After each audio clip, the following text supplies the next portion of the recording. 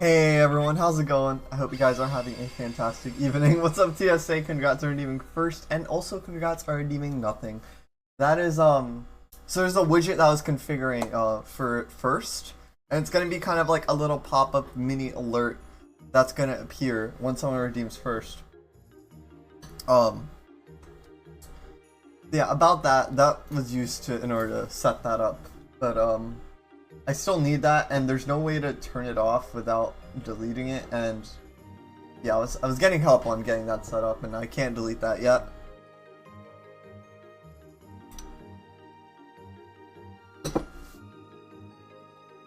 What's up, Sky?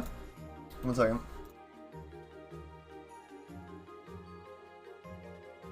Wait.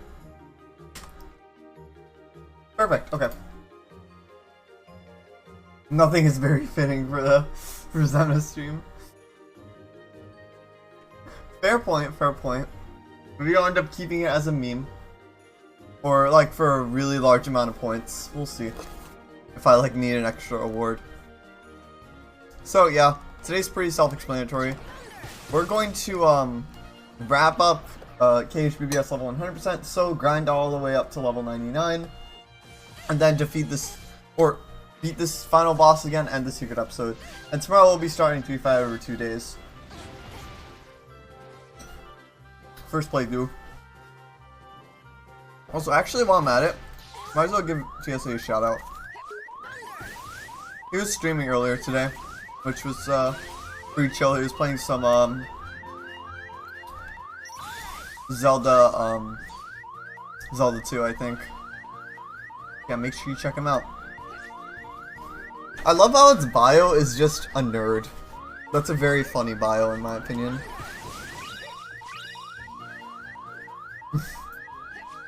Yeah, I ended up fixing it. Thanks for, yeah, I fixed it. Faulty, port on my, motherboard for my PC. But, it's fine. I just switched the ports.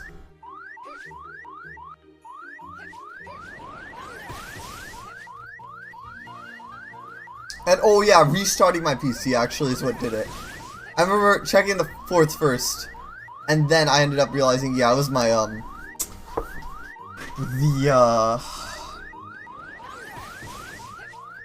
just had to restart my PC.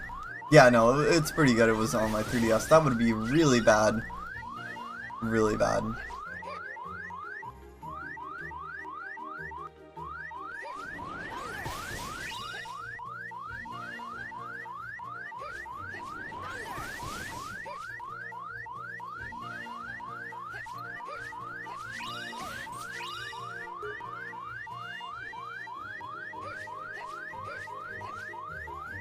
Ryan told me there was some weird lag and skipping in your stream. There was? I mean, I was kind of just hanging out on the side. But yeah. Also, Twitch reintroduced the export feature. Like, you can now export your data again. Like, it works for me now. So I'm curious on what, like, the files will end up being. Obviously, I'm not sharing it with you guys, but I'm curious for myself what, I end up getting. I got that working this morning. This was my first stream with OBS Studio and he messed up with bitrate settings. Ah, I see. Yeah, it's probably the bitrate. Honestly, there is a test, like, some test features in OBS, so maybe I want to try those out.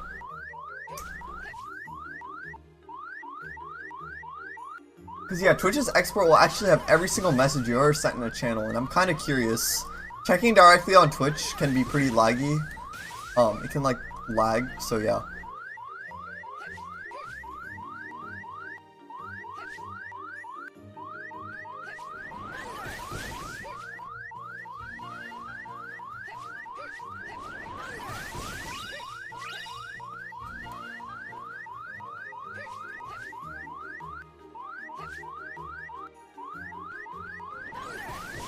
And modlogs, like, the way that Twitch has them, takes forever to go through as well.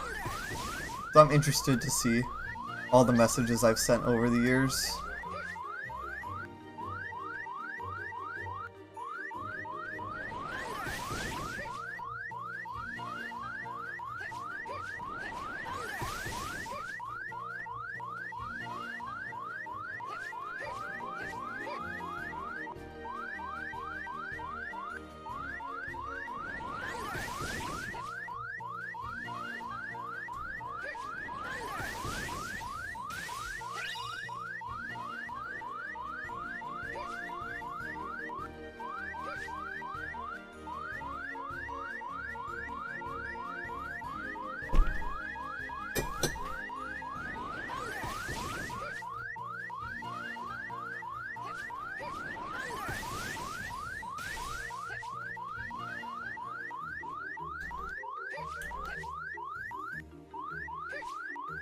Yeah, this is gonna be rinse and repeat for like the next 3 hours or so. Chat.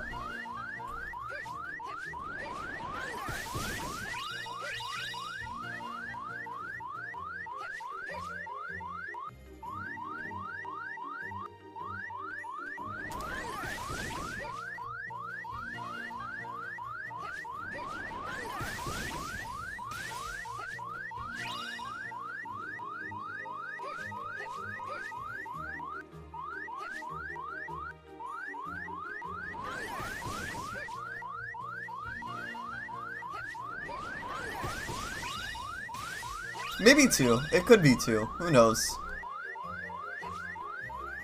If every level takes like 5 minutes, then maybe it could be like around 2 hours, but who knows?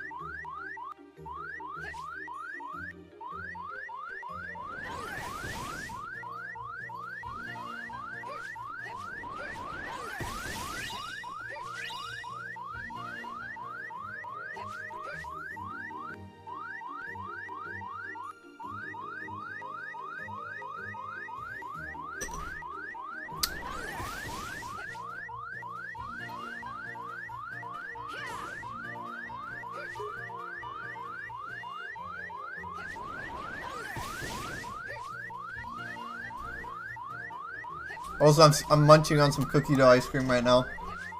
At the moment. Rewarding myself for getting through the grind.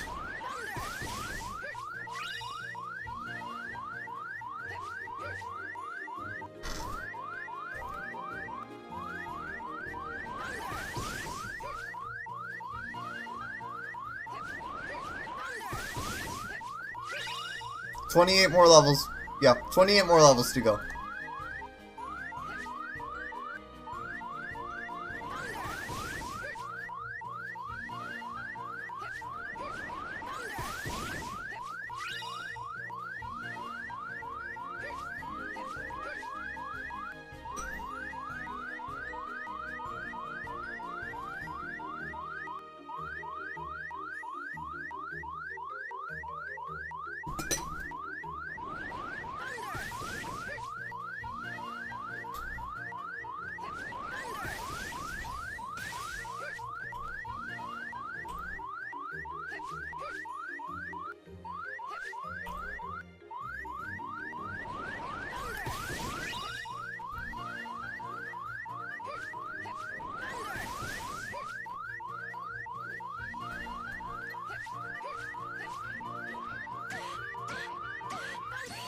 Damn, I tried to actually get away with that.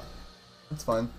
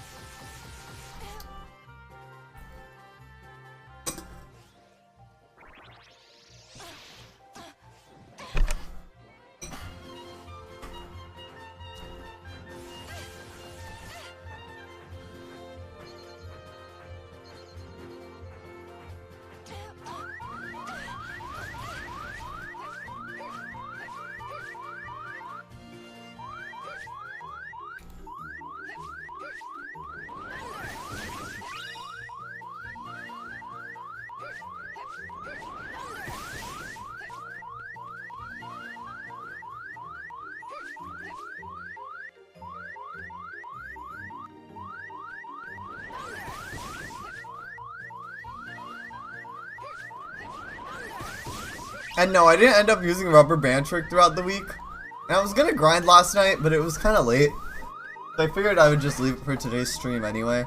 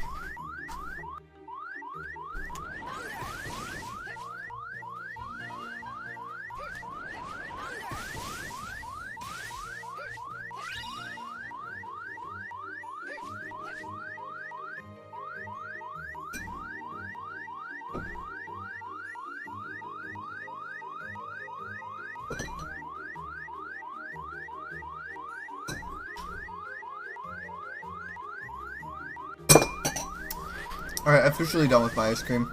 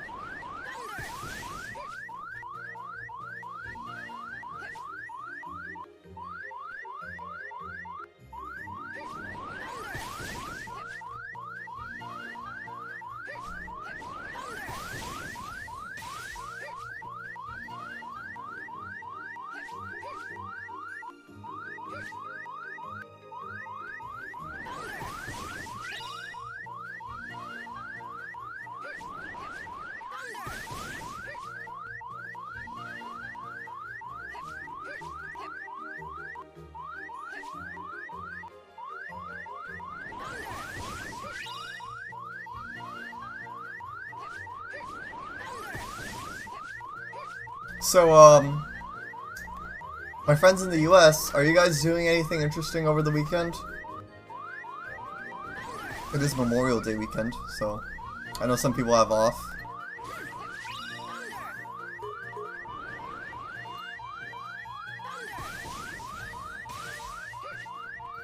I'm probably gonna just end up spending time with some friends. Possibly, we'll see.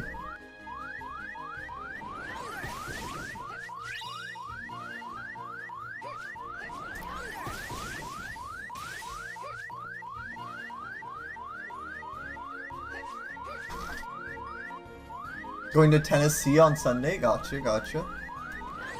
Hope you have fun.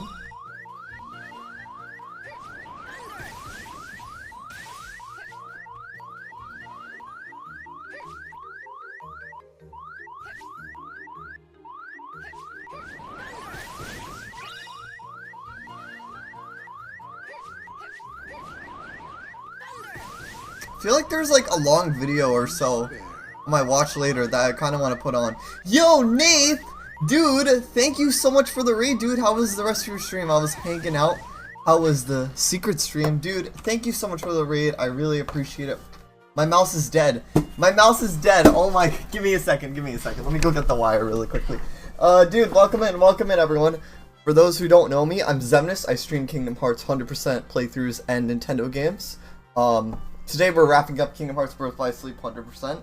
But welcome on in, everyone. You have 71k, 71.5k. I think I have around 90k, 100k. Nothing. Oh god. The nothing award is because I'm trying to set up the So if you guys don't know, sorry, give me a second. I'm kind of wait. I have my stream deck. I can throw my trailer in chat. But yeah, make sure you check out my trailer. While you guys are at it. I love nothing. Yeah, so the nothing award. So basically, Nath has a really cool, also, what's up, Tekken? Sorry. Welcome to the stream. But yeah, for those who don't know, basically, Nath has this really cool widget on his stream, for first redemptions, and I was getting that set up at the moment. So yeah, that award is still there. I thought I changed it though, so that only, maybe I changed it so only one person, so that only like. Okay, 1 second. There. Redemptions per stream is still 1. Did my stream like crash or something? No, it didn't. Okay.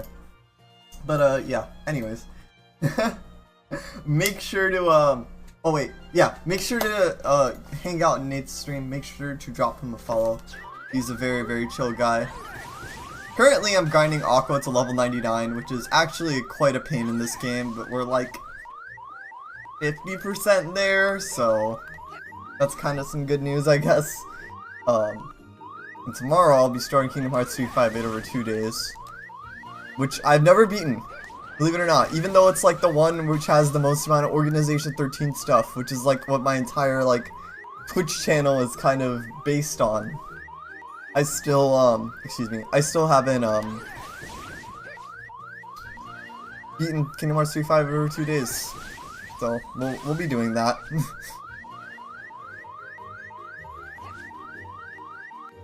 But yeah, Nath, what were you up to today? How was the stream? I love how my dashboard is counting me as a raider from your stream because I was hanging out. So it's highlighting my messages because I have that like feature turned on. It's a relatively new feature, which will highlight the raiders. Just kind of getting back into streaming. No worries, I gotcha. But yeah, make sure you wish Nate a happy belated birthday, by the way. It was, I think, the day before yesterday. Happy belated, once again, Nate. Enjoy the gifted sub to my channel. Oh yeah, I never did that. Welcome back to the organization. Enjoy your founder badge and your 14 Xemnas themed emotes. Thanks for being here. 23rd, okay. Close, sorry. I've been busy this week.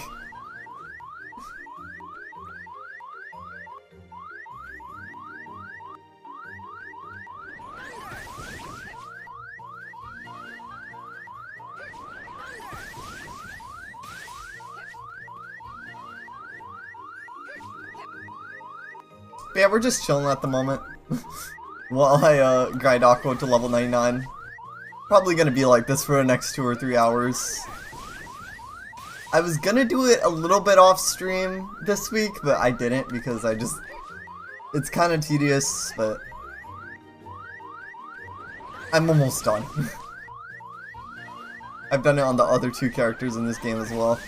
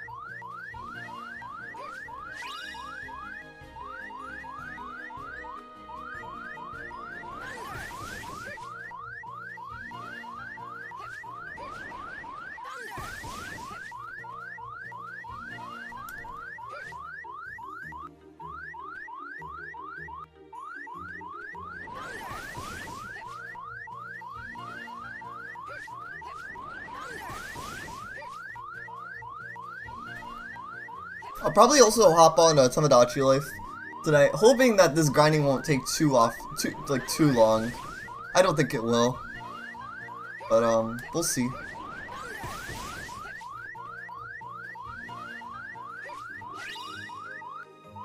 I'm still thinking about whether my Islanders will fall in love. They should start at this point, like I've been playing for quite a bit.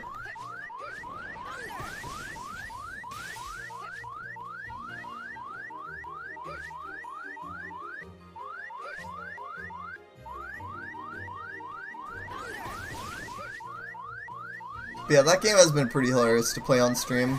I ended up becoming best friends with Xemnas. I think Nath and Nito are actually pretty good friends on there as well. Really? Yours fell in love? I don't know why. It's always been harder for me to have my Miis fall in love in that game. Like, I don't know why. I wonder who my Mii would end up falling in love with. I don't know. Like, it's hard to...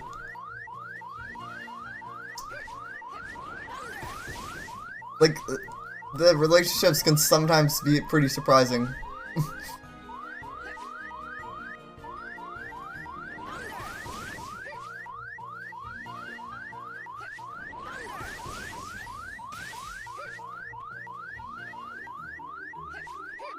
Pretty crazy that they still haven't really remade that game on the Switch.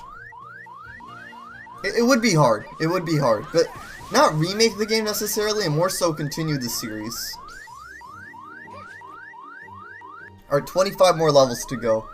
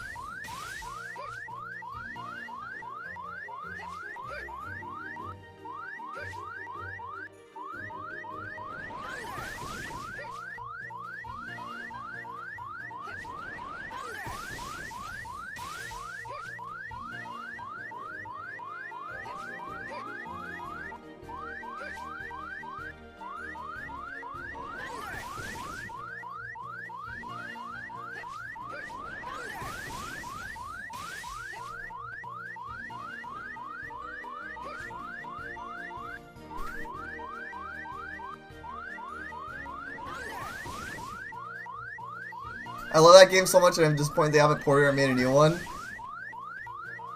Because if they can do it with Miitopia, they can't. True, true. Fair point to a certain degree. Sky.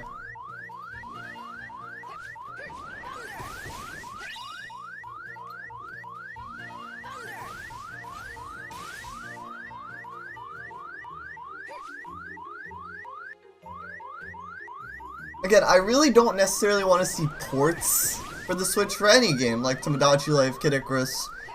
I don't want to see ports, I want to see fresh games, you know? Kid Icarus Uprising has plenty of content, and I played through a decent amount of it. I want fresh content, you know? Same thing kind of goes for Tamagotchi Life.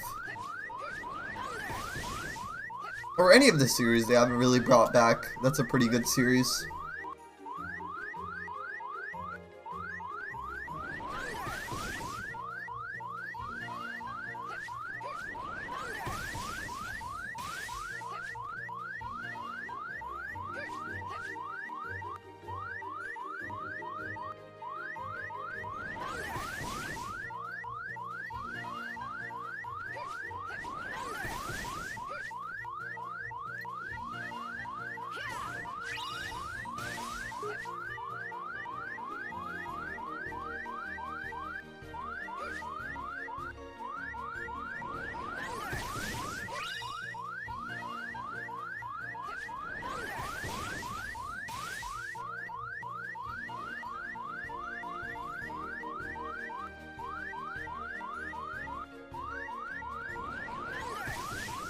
Yeah, there are some Wii U games they still haven't ported. You know, Wii Party U being one of them, Nintendo Land.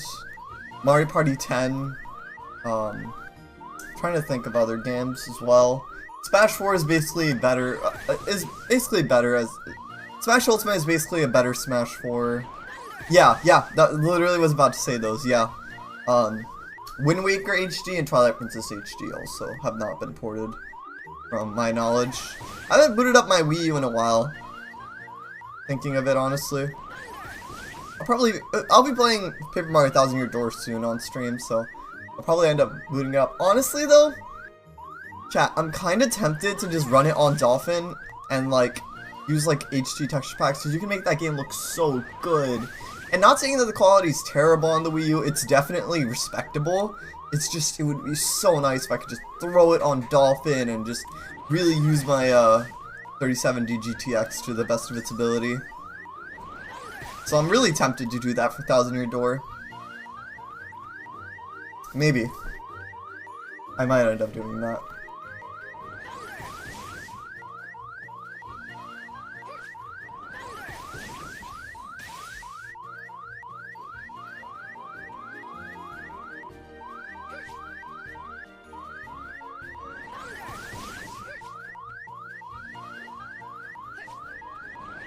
Like, I'm not really one for emulators. I actually like playing on native hardware, but like 1000 Year Door and even some other, like even Super Paper Mario look really good. Yeah, GameCube one.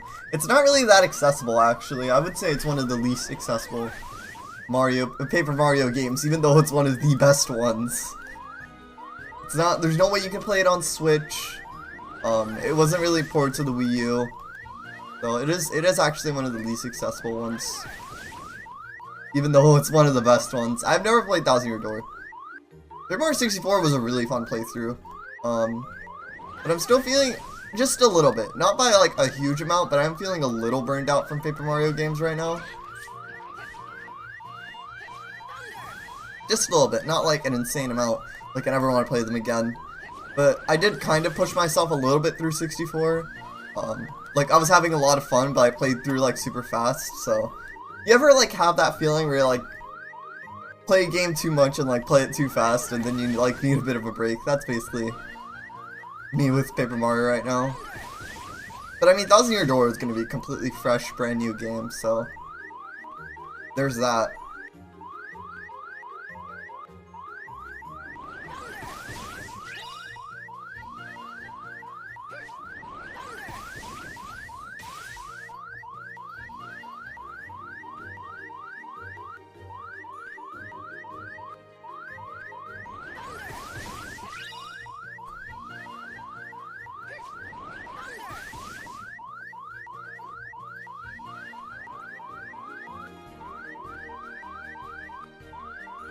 Yeah, there's Paper Mario 64 on the N64, Golden Game,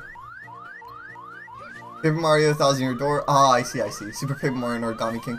I think Super Paper Mario is a decent game. It's a bit different, but it's not terrible.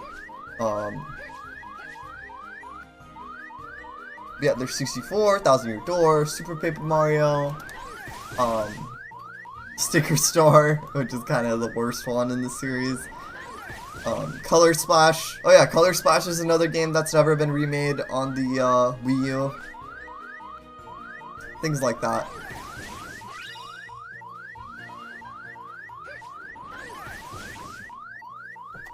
And Origami King, which is better. It's like a step in the right direction. You got it with Galaxy for a bundle for 25 bucks. Gotcha, yeah. Was it like a dual boot disc, or was it like just a specific like sale or deal in the store? Because I've never heard of a dual boot disc. Because I know there's a Wii Sports Resort and Wii Sports dual boot disc, but that's like kind of different.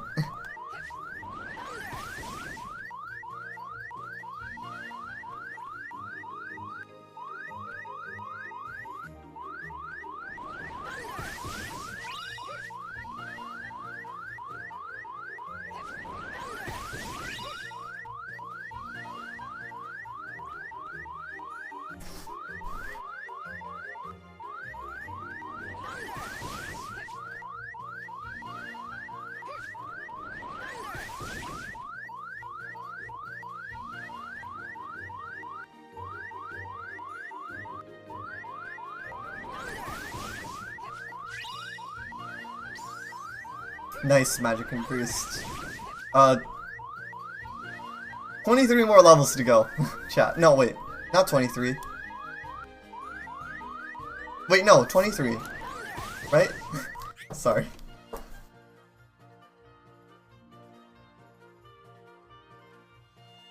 Wait, okay, so 99 minus 66.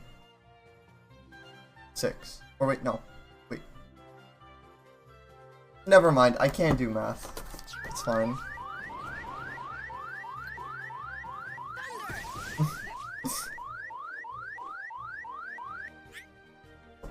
It's 33, not 23. God, I literally cannot do math. But yeah, I got you. It was other games, so that makes sense, yeah. Cause yeah, I think that's like the only dual boot game I've ever seen is Wii Sports Resort and Wii Sports.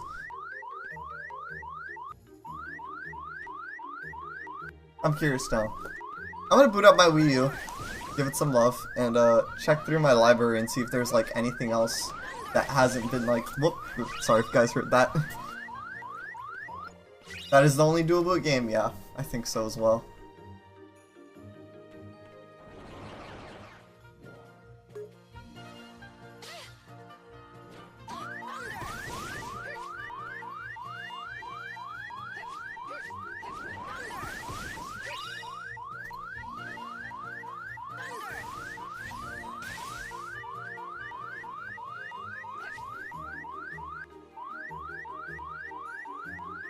Yeah, let's see here. I don't know if Lego City Undercover was released on the Switch. That's a pretty good one. Pikmin 3, Tropical Freeze has been re-released. Pushwell World I don't think has been re-released. Mario vs. Donkey Kong Champion Stars hasn't been released. Game & Wario I don't think got re-released. Dr. Luigi I don't think got re-released. I think Minecraft did get re-released on the Switch. Splatoon 3 obviously exists on Splatoon 2. Nintendo Land didn't get it end up getting re-released. Captain Toad did. Super Mario Bros. U did, but it's better on the Wii U. Super Mario 3D World did. Mario Kart 8 did. Breath of the Wild did. Twilight Princess HD and Wind Waker didn't. Wii Sports Club didn't. Smash 4 didn't, but Smash Ultimate's just better. And Mario Party 10 didn't. And also Art Academy, I don't think, there's no way they can really do that on the Switch unless you take it out of the dock, which, I mean, most people I know don't really take theirs out of the dock, but yeah. I just read it off a few titles there.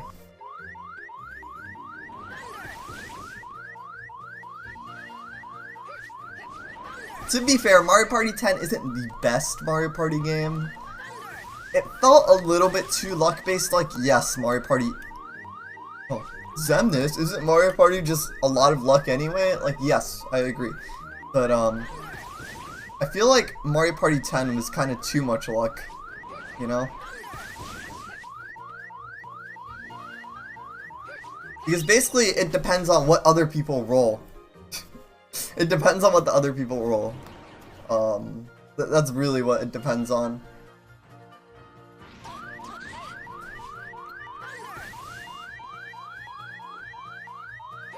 I think they did improve that, Star Rush was pretty good. I enjoyed Star Rush.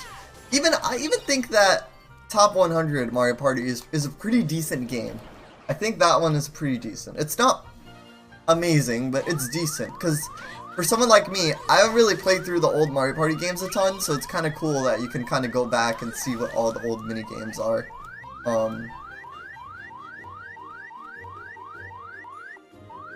So yeah, Top 100 isn't terrible. I know some people hate it. More power to them. It's just like, I'm cool with it.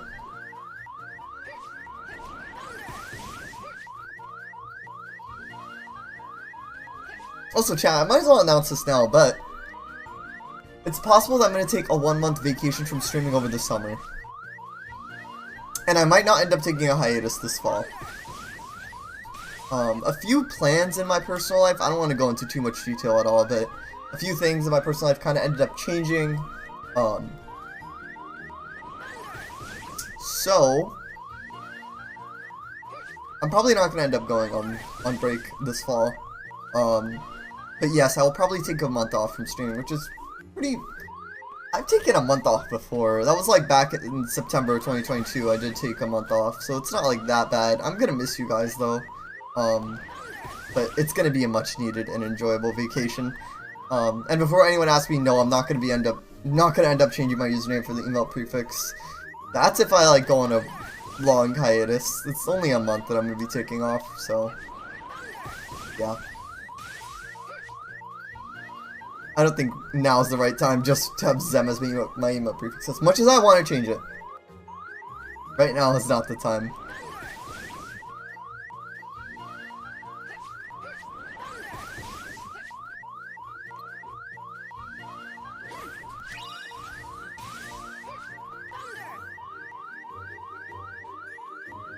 So yeah, those are a few kind of things upcoming. Of course, I'll announce them on Discord and stuff, but I kind of want to bring them to your attention. I just try to be careful with Discord announcements because I don't want to, especially with @everyone. I don't like using @everyone a lot.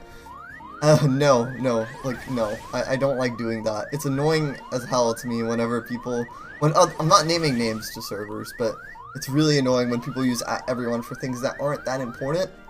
So yeah. Also, yeah, it's been 3 years of streaming at this point. Which is awesome. I didn't announce that at the beginning of the stream, but really, if I do it, I can actually do this in chat right now. I don't have it on my stream deck, but I think, yeah, it's been three years and 2 days since I started streaming. So, yeah, it's pretty awesome. To hit that milestone. My actual affiliate anniversary officially through Twitch is going to be on July 1st. Which I probably won't end up missing. Hopefully not. I would hate to miss that. If I do though, I can try to... I can still change that on my account, I think. Yeah. I don't think I'm going to end up missing it for my vacation this summer. Don't worry. I kind of realized, but no. I'm not going to end up missing that. Don't worry.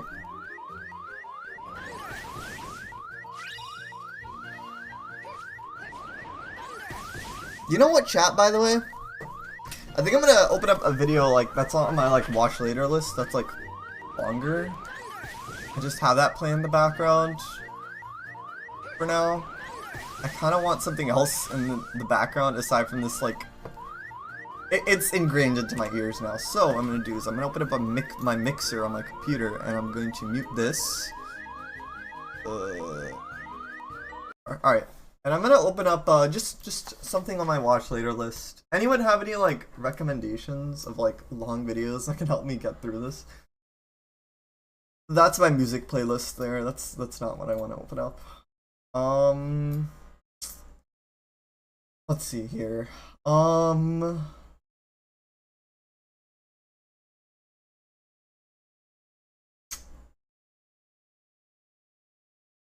Beta64 made a video on the 3DS in history. I don't think I ended up watching this. I think I just left it here. Alright, one second. Let me mute this. I'm gonna mute the desktop audio, make sure I haven't watched it before. And make sure, I'm sure it's appropriate. Not get my channel banned and nuked. But, it's my responsibility. I have to be just on top of it.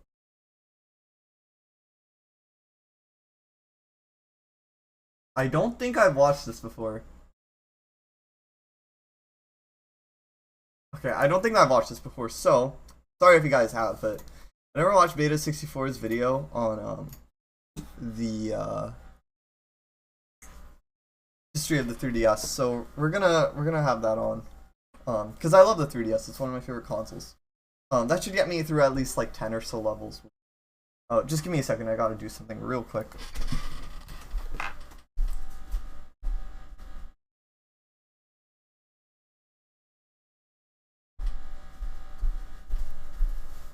Alright, I'm back. Let's oh god, that level sound can really get into your...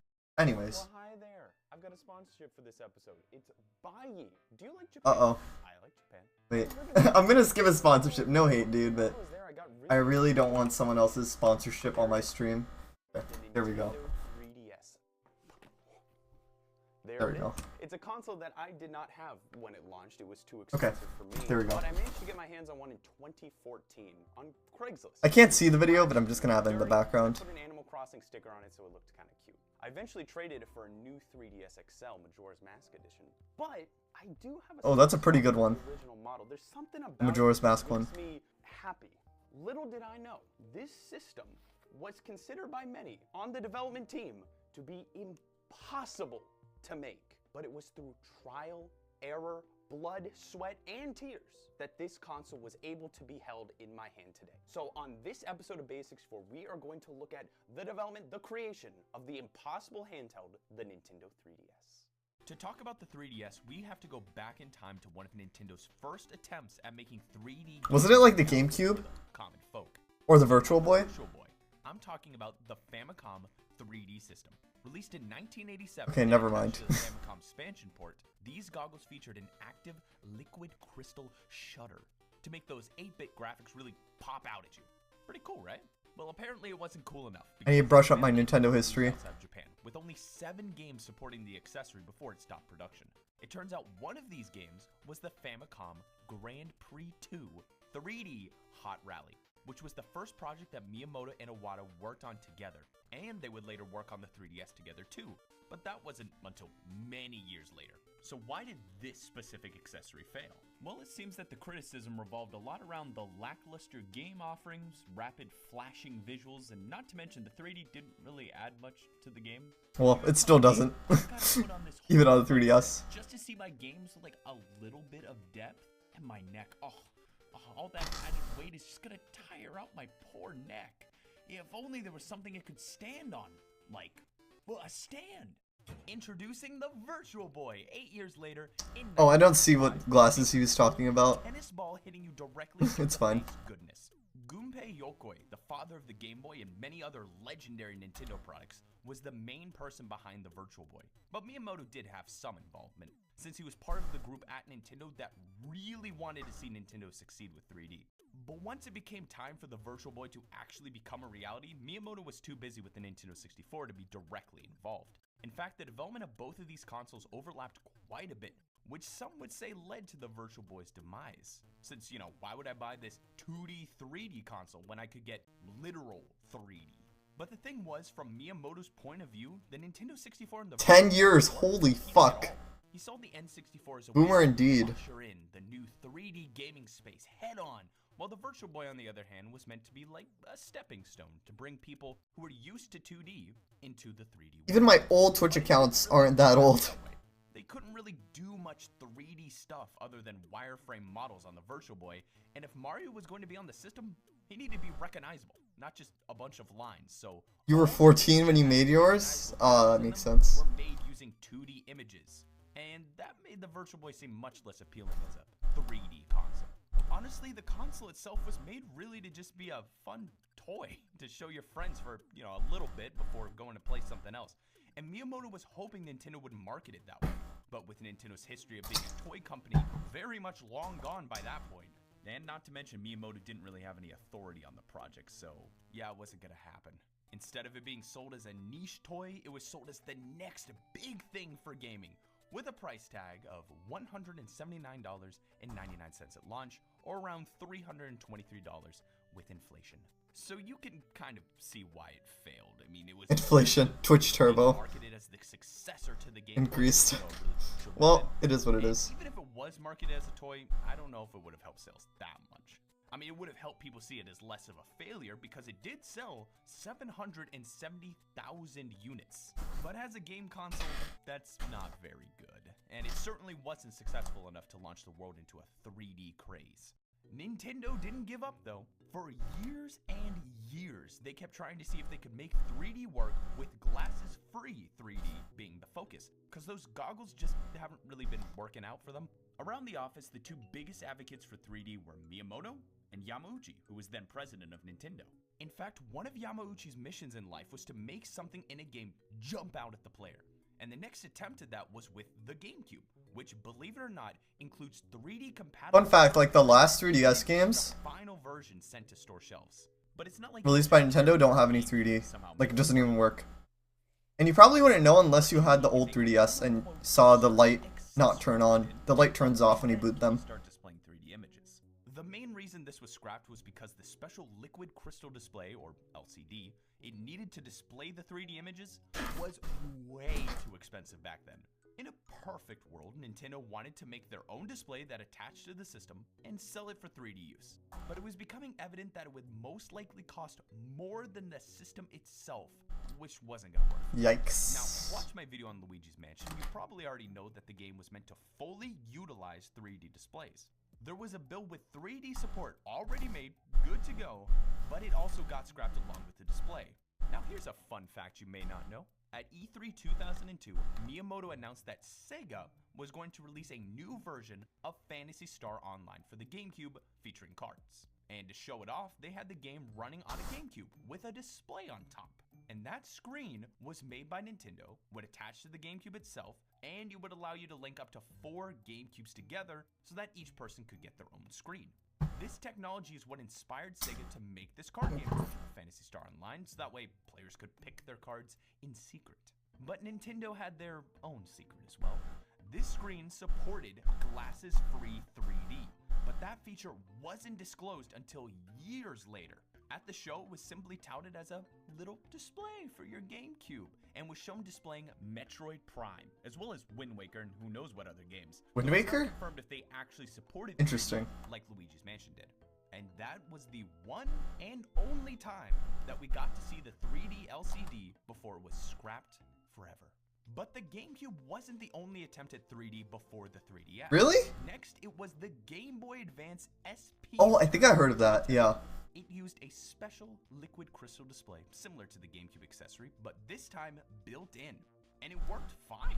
But Nintendo ended up scrapping this just like the rest of them, only because the resolution of the LCD was so low that even though it worked, it didn't look very good. After all, an image for the left eye and the right one had to be displayed on the same screen. So you've got to make it high enough resolution or the effect is just going to look lackluster at best. But it wasn't over yet. Interesting. Nintendo just needed a break for a little bit. During the DS and Wii era, there really wasn't any attempt to bring 3D to gaming. But on the side, Miyamoto and Yamauchi tried to bring 3D visuals to an exhibition they headed, which covered the Ogura Anthology of 100 poems by 100 poets. But that wasn't 3D in gaming. Sure, you used a DS to guide you through the exhibition, but any and all attempts to make something jump out at the visitors was done in the real world, not on any screen. And now we've reached 2004. The release of the Nintendo DS is here, and while the developers at Nintendo were hard at work making new games for the system, Umezu from Nintendo Research and Engineering Department had already made a complete SoC design for their next handheld console, which it eventually would morph into the 3DS. In case you don't know, SoC stands for System on a Chip, which is a single integrated circuit that includes all or most of the components Like a dev console? the system would need. By the time the DS was released, the System on a Chip for the 3DS, which it wasn't called the 3DS at the time, had already reached 69, nice. where it could be considered a working design. You could find 3DS dev consoles, they're just incredibly expensive for what they are. They hadn't even And you can even get some of the applications, at the time. I think, All Umezu knew was that it had to be more powerful than on a non-dev console, but why would you? more on par Modders have created like the same, or even better applications, while making sure battery life would be awful. like God Mode 9 and 3DS Ident. Up and the DS having released, Umezu got to work on other aspects of the 3DS outside the SoC, like how many screens it would have. The DS had dual screens, obviously, but Umezu wasn't entirely sure that the public would even like it. I mean, the DS had barely been... Oh, theme shop music, complete bomb. He even made a prototype of the 3DS with only one screen. But after seeing people enjoying the dual screens of the DS, he decided just to go for dual screens, at least for now. And by the latter half of 2007, an early incarnation of the 3DS's SoC had been made with a focus on high-performance graphics, with a little wiggle room, so that way once developers started thinking about what they wanted in the new handheld, there would be enough room to add their ideas. And as it turns out, that was the right call, because 3D on the 3DS means that you're rendering 3 screens at once. one for the touchscreen, and then one for each of the eyes on the main screen. Plus, Honestly though, the 3DS resolution is like pretty good. That halves the LCD backlight, meaning that the brightness would have to be doubled. And by the end of development, all of that would be completely used up to keep Why is that? But we're getting a bit ahead of ourselves, aren't we? Let's focus on the That command's broken, or timer's broken. I'll try to fix it later. 3D. That's As weird. that feature Nintendo had tried so hard to include with other consoles had been more or less forgotten by the majority of the development team. And speaking of the development team, Twitch did change their API recently, which you probably wouldn't even know unless you hang out on the Twitch dev portal, but yeah, that's weird. Okay, I'll probably ask the Streamlabs support Discord then. As the producer of Mario Kart Wii, director of Luigi's Mansion, and the director of Ice Hockey, all the way back on the end. Ice hockey? Oh, yeah, NES. No wonder I didn't know about it. Wii, and while he was still working on the Nintendo DSi sound. And even though he was still kind of catching his breath from his previous products, he agreed to take on the role, surprised he was even considered at all, and began talking with Umezu about the new console.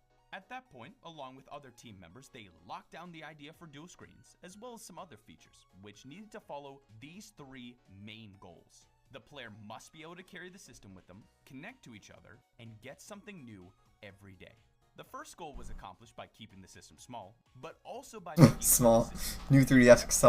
other such features that actually made people want to take the system with them. To connect with others, there was the addition of the Friends List, as well as Street. Friends List existed within some DS games, like Animal Crossing, and I think even Mario Kart DS. Specifically, Kono's brainchild, and you can find its origins in another game that he produced, Nintendogs, though in that game you had to keep the game running in sleep mode to make it work. This was referred to in the game Bark mode and was later evolved into Tag mode. Yeah, Tag mode. Included in Animal Crossing Wild World and Dragon Quest. Recoded. The latter of which became Recoded also had Tag mode. People don't know about that. So much so that Kono-san used it way more than he used the Nintendog feature his dad created. But now that Kono was producing the console itself, he wanted revenge, so to speak. He wanted to create something his son would use more than Dragon Quest. He wanted a new tag mode that was bigger and better than before. And they accomplished that by adding the feature into the system itself, so that way it would work whether the game was running or not. Now, for the final goal of getting something new every day, Spot Pass was created, which sent you demos and videos to explore without having to search it out. Though in order to make this possible, they would have to change the user's perspective on how to handle handhelds. Usually when you're done with the game, you'll turn off the system itself, at least back then. But for Spot Pass to work effectively, they needed you to have the system on all the time in sleep mode. So to make that more appealing, they included that's not how it works. with the system, which also had the added benefit of making sure the system was always charged and ready to go in the morning. And at that point, that was the plan for the 3DS. Without 3D as a feature, it was Is that how Spot Pass works? more powerful. Really? I had no clue that you had to have your 3DS closed for it to work. I thought it just worked. Like, as you used it or whatever. 3D and without any cameras. This was referred to as the minimum model, which is what the team believed would be the I wish I could see the pictures of the video, but I don't have a third monitor because I'm poor. I have one, I just don't have the desk for the third monitor actually. Where the idea of 3D displays was finally brought up. Level 70, alright, 29 more to go. What about trying 3D, they said, not having experienced the pain that many others in the room had felt from the failures of earlier attempts. But the more the room thought about it, the more they thought, you know, this could work. I mean, LCD displays were getting cheaper at higher resolutions, the hardware specs looked like it could support the feature, and they were working off the previously established DS, so they really had time to focus on getting it right. Plus, they were already kind of worried that the 3DS was just gonna be a DS again. After all, Nintendo loves to make their stuff special. True. True. Every console has some sort of gimmick. Not gimmick, but every single console has some sort of uniqueness to it. You know, the Wii has uniqueness, the Switch has uniqueness, the Wii U has uniqueness to it. Kind of semi-agreed that it was the time for this. It sure seemed like it was, but for some people, 3D was a touchy subject. It wasn't so much that they were opposed to it, it was more like they were very concerned, and rightfully so. Even Iwata, president of Nintendo at the time, This is the price, I'm assuming? a bad move. Was it actually going to be possible to make 3D succeed in gaming? Or would people think it's cool and then get bored of it very quickly? That's kind of real concerns that needed to be answered. it's how it turned out though. Like 3D is cool. Like I turn it on every now and then if I'm playing on my 3DS, but you know, it's just like a simple ball demo bouncing around to show, hey, you know, 3D works, it's cool. I mean, they did have a small visual demo to show Mario and Luigi in wait. 3D, but Does Tomodachi Life have 3D? I have to check now. Sorry, I just thought about this. Running on a Wii Tomodachi with Life. a 3D display connected to the I think the main game board has with a 3D. 3D slider hot glued to a nunchuck. Now that Hot 3D glued to a slider, nunchuck. according to Miyamoto, was My essential soldering skills in a nutshell. to make sure that the player would be able to control just as much 3D. I think Tomodachi Life does. I don't know why this just came into my head. Everyone's eyes are different, and to make sure it was easy to change on the fly, a slider was added to the system's hardware itself instead of it being done in software. Miyamoto was very adamant that it had to be a slider. It made it so that even if people found the 3D effect to be Yo, what's up, they could Lucid? easily turn it off and keep Okay, yeah, Tomodachi Life does have 3D. Why the fuck did I think it didn't have 3D for a second? I don't know why. Maybe because of the newer games. much more distaste for the Hoggers indeed. allowing people to fine-tune that effect this precisely was a small addition, but a brilliant one. But Mario Kart Wii wasn't the only 3D Wii build shown off. There was also a special build. Fun fact, they also built some and being able 3DS to games draw off the and Wii's action engines, was like Kid Icarus very Uprising, for fun. example. In fact, it was really good, and thusly, it was decided the 3DS had to have 3D. Now, what about the controls on this new system? Oh yeah, of course, of course. Thanks for being here and hanging out, I really appreciate it. I think it was worked on. Yeah, I always have so many YouTube comments to get to, but Sure whether a glad I D-pad could help you would out. be necessary if they added in an analog circle pad, but eventually they decided to use a circle pad and a D-pad, both on the left side of the console. Though it was still split down the middle whether or not the circle pad should be above the D-pad or the other way around. So Oh, they made yeah. another prototype, this time using a DS Lite console. I prefer it being Physical up there blocks because I that you use could use to swap more. the controls around in order to try out different configurations while running a special build of Mario 64 DS. But while both the D-pad and the circle pad made it into the final version, there were plans to add a second circle pad that never came about. Now, they did end up releasing a Circle Pad Pro accessory to add in the second pad anyway, and later the C-Stick replaced this. Yeah, one on the C-Stick's 3DS. pretty cool. But for this video, we're gonna stay focused on that regular launch 3DS. And that launch 3DS includes something Nintendo thought was just the coolest thing, a 3D camera. Now you'd think adding a second Yeah. camera for 3D photos I remember using that camera. It wasn't actually that like bad. expensive cameras capable of super high resolution photos, so adding two in should be easy, right? Well, no. The problem lied with the lenses, which needed their optical axis to be perfectly aligned with each other in order to make sure that the 3D effect of these photos worked well. There needed to be some incredible precision here, which made it quite a challenge for mass production. Really? Not to mention they had to make sure that if you dropped it, the lens wouldn't go out of alignment. I But see, adding I see. Much reinforcement would also cut the internal wires, not to mention all three cameras needed their wires to pass through the hinge. And Oh, at fuck. this point in Yeah. development, they weren't even sure if that was possible to do. The hinge is such a... I have broken so many wires. Or not wires, sorry. Ribbon cables trying to feed them through the hinge. Not so many. I've broken like 2 screens trying to do that, because, you know, it's really tricky. You have to be extremely careful. Going to market this handheld. It really wasn't enough to say, Ripping the "Oh, it's 3D, it's the cables cool, is super easy. radical, oh, it's fun too." What makes people go, "Wow, this is actually kind of cool," is trying it in person. So, you know what was coming up at this point? E3. And to really set the stage for the 3DS's success, Iwata told the team that it was imperative. Really? The one on my first 3DS broke, units you gotta say. at E3 2010 for attendees to try. Maybe. Prove that the 3D function was, you know, functional. Well, it didn't break completely, but it has like huge crack on it. And on my first 3DS XL that I had, the hinge broke completely.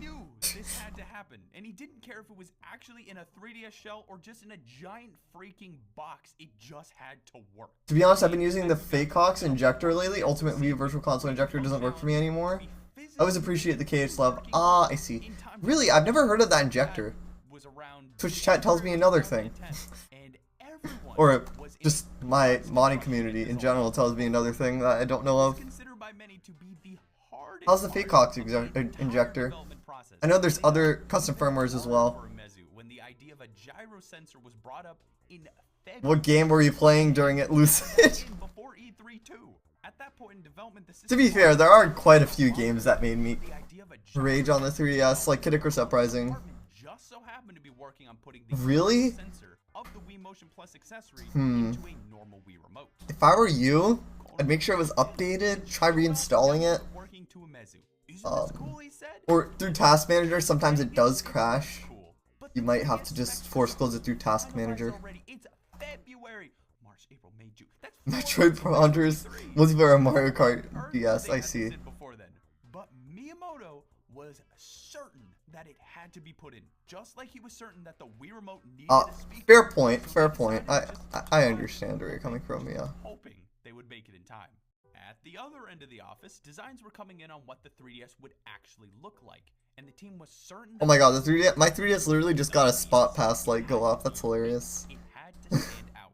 I wonder what it's for. Probably Tomodachi Life. Presentation for how the system would look and feel, Iwata rejected all 6 proposals for feeling way too much like a DS. People needed to be able to tell this was a brand new system from the get-go, not just another console revision like the DS Lite or the DSi. So the team got back to work, and now happened to be behind schedule. Fast forward 1 month. Might make a folder where you dump all your Wii U games. Fair? Fair. I see. Yeah, I have a folder where I have all my backups and stuff, or an entire hard drive with my Nintendo modding projects. And the DSi. While creating the 3DS's look and feel, he wanted to try and break free from his past And with the DS, backups he and all that attempted fun to achieve stuff. that by making the system look like it had 3 layers of different colors to show depth, much like the 3D effect. Oh yeah, that is kind of cool. It I'll was say. designed to give the system a different look depending on how you hold it, thanks to a clear layer with IML or in-mold labeling being used on places like The build quality for the original 3DS is kind of but with a kind of they did improve it. Like, Now that the new 3DS, all of them, all the new 3DS models are cracking, really well built. crinkling, but it's fine. The team will be able to figure out how to keep it from happening before release, hopefully.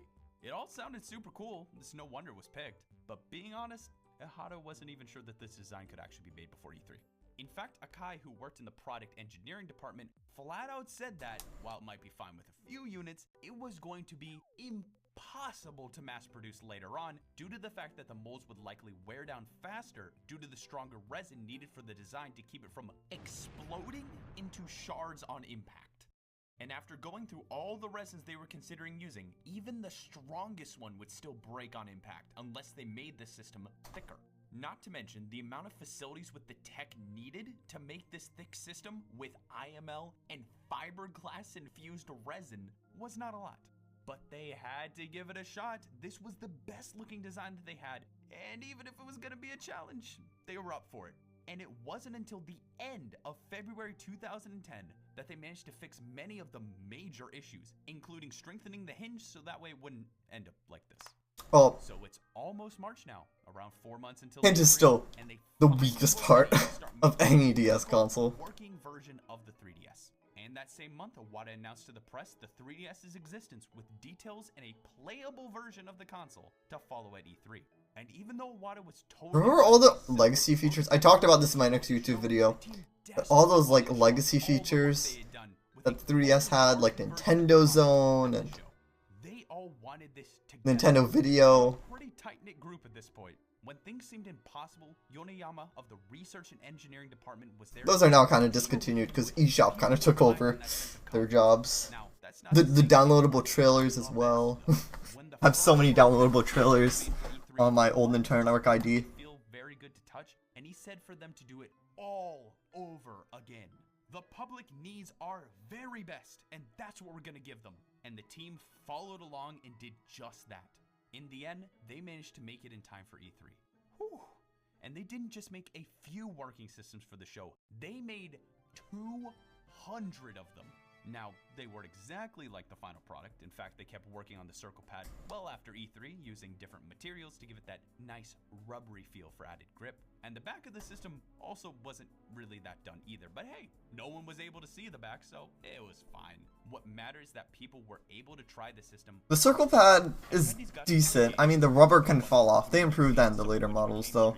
Puzzles later. And they even got And it's pretty easy, honestly. It's a pretty easy thing to replace.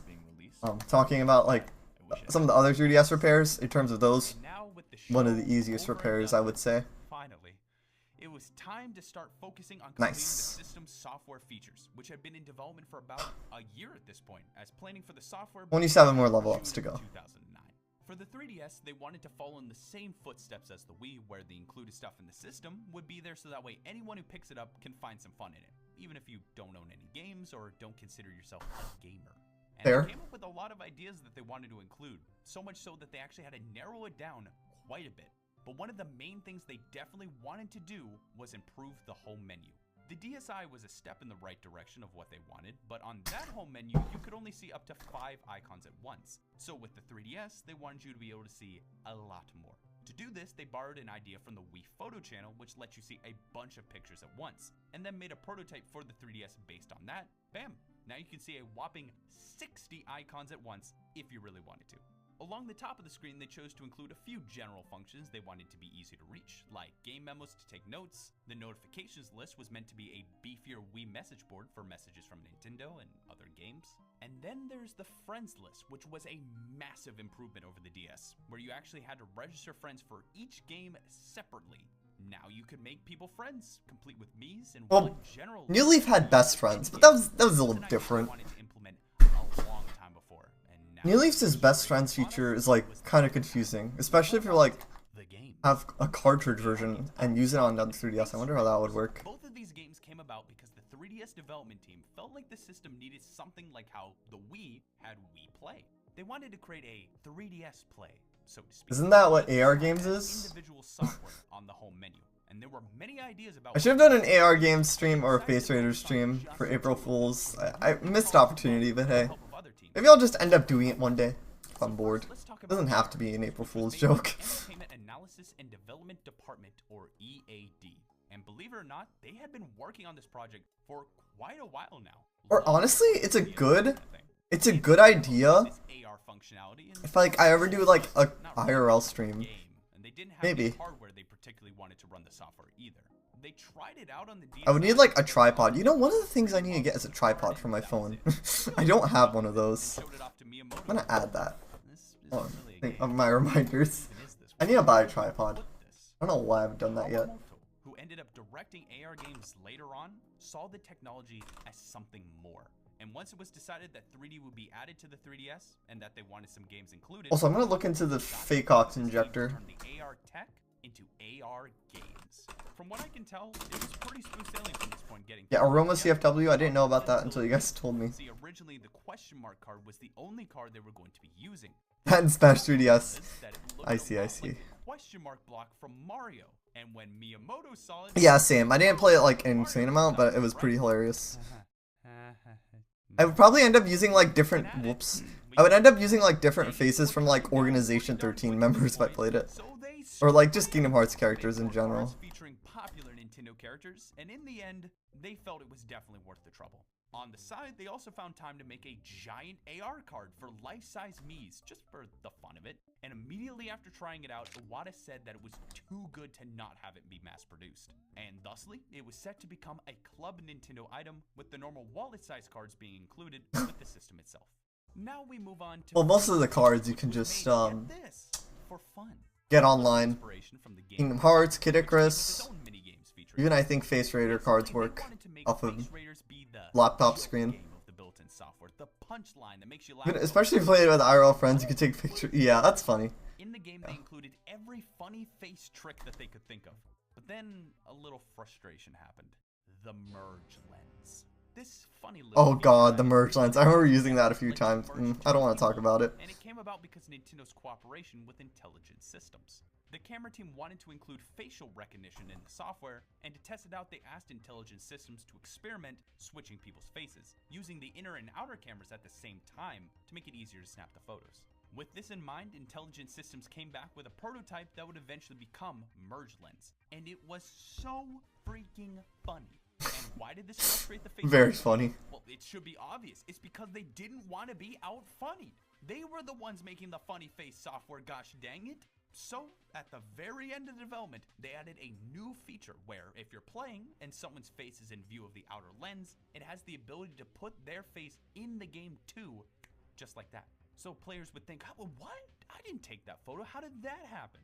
Not to mention they could also use the funniest of the merge lens by having it abruptly put merge faces into the games too. That's double the funny. This sort of friendly rivalry wasn't too uncommon around the office, since a lot of the team ended up working on the same floor, walking around the office, checking out what other people had done, showing off what they'd done. It created a real camaraderie amongst the team, and they also just genuinely enjoyed working together too. Now, even though those two built-in games got quite a bit of focus put into them, there was one piece of built-in software that received the most attention: Mii Maker. Health and safety. In 2009, Nintendo attempted to bring Miis over to the DS with the Japanese exclusive game Tomodachi Collection, whose sequel you probably recognize as Tomodachi Life. On the DS though, you didn't have any Mii Maker software built in, so you would have to make all of your Miis from scratch in the game, or go through the transferring process through the Wii. But for the 3DS, Nintendo wanted to have Miis take a more central role, so they wanted a Mii Maker put directly in the system, so that way games from the console could pull from a pool of Miis that you made on your system. And that is exactly what they did, with the addition of some new features, like the ability to stretch different parts of the face, along with new facial features entirely, to allow more variations than what were available on the Wii and DS. That way you had a better chance of making a Mii that looked closer to the way you look in real life. Or you could just use the new tools to make an even more cursed Mii. It's up to you. I will say though, the main point of the software was to make Miis of yourself and your friends, which is why they added in the Photo to Mii feature. At first, this feature was just supposed to allow users. Oh yeah, that also works. That's like one of the only uses of the gamepad's camera on the Wii U. Once they showed it to Miyamoto, he said, you know, it'd be nice if it automatically made the Miis from the photos. But I don't know how that would work. And they didn't know how that would work either, but sure as heck we're gonna try anyway. And they were not getting very far with it. Dang. But then, out of the blue, a company came in to show off to Nintendo a system that they had made, which automatically creates portraits based on photos of people's faces. The timing was impeccable, and they added in that feature into the 3DS. But there was a bit of a snag with it. It took roughly half a minute for it to actually generate the Mii, and that was the best that they could do. So in order to I'm getting that thing to work being kind of tricky though. little animation to help pass the time. Now the results of this wait can be a bit iffy, but they figured this is more about giving people a starting point that they could work from. It was their goal to make it as quick as possible to get a Mii that looked kind of similar to you, instead of having someone stare at the tool being overwhelmed and like, nah, I'm just gonna go for the default Mii. And going hand in hand with this big focus on the Mii Maker, there was also a big focus on the Street Pass Mii Plaza. From very early on, as I've said, Pog there was a application, plan for so it to goated. go to the next level in the system by making it where software wouldn't need to be inserted to use this feature since it was built into the system itself. But what about people who didn't have any software that used it? Then they can't use this feature that we've worked so hard on. Well, why don't we have it where the Miis that we worked hard on were part of Street Pass? Like having a Mii Plaza full of actual people you happen to walk by. That sounds like a great original idea. Well, it turns out it wasn't an original idea. This was actually in development for the DSi as a separate game called Traveling Mii, allowing you to play. Really? I never heard of that. Collect via tag mode. But because of the limitations at the time, which would be around 2007, you'd have to keep the game on at all times to collect the Miis from people you pass, and it just didn't sound like that good of an idea then, especially as a full retail game. So the idea was shelved. Then there was also Mii Parade on the Wii, which was another inspiration for. Oh yeah, I remember that.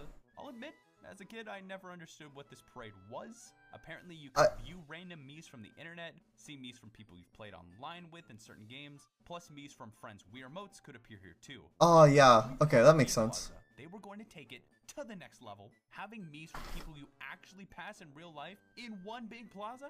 Sounds cool, right? And it is, but is that it?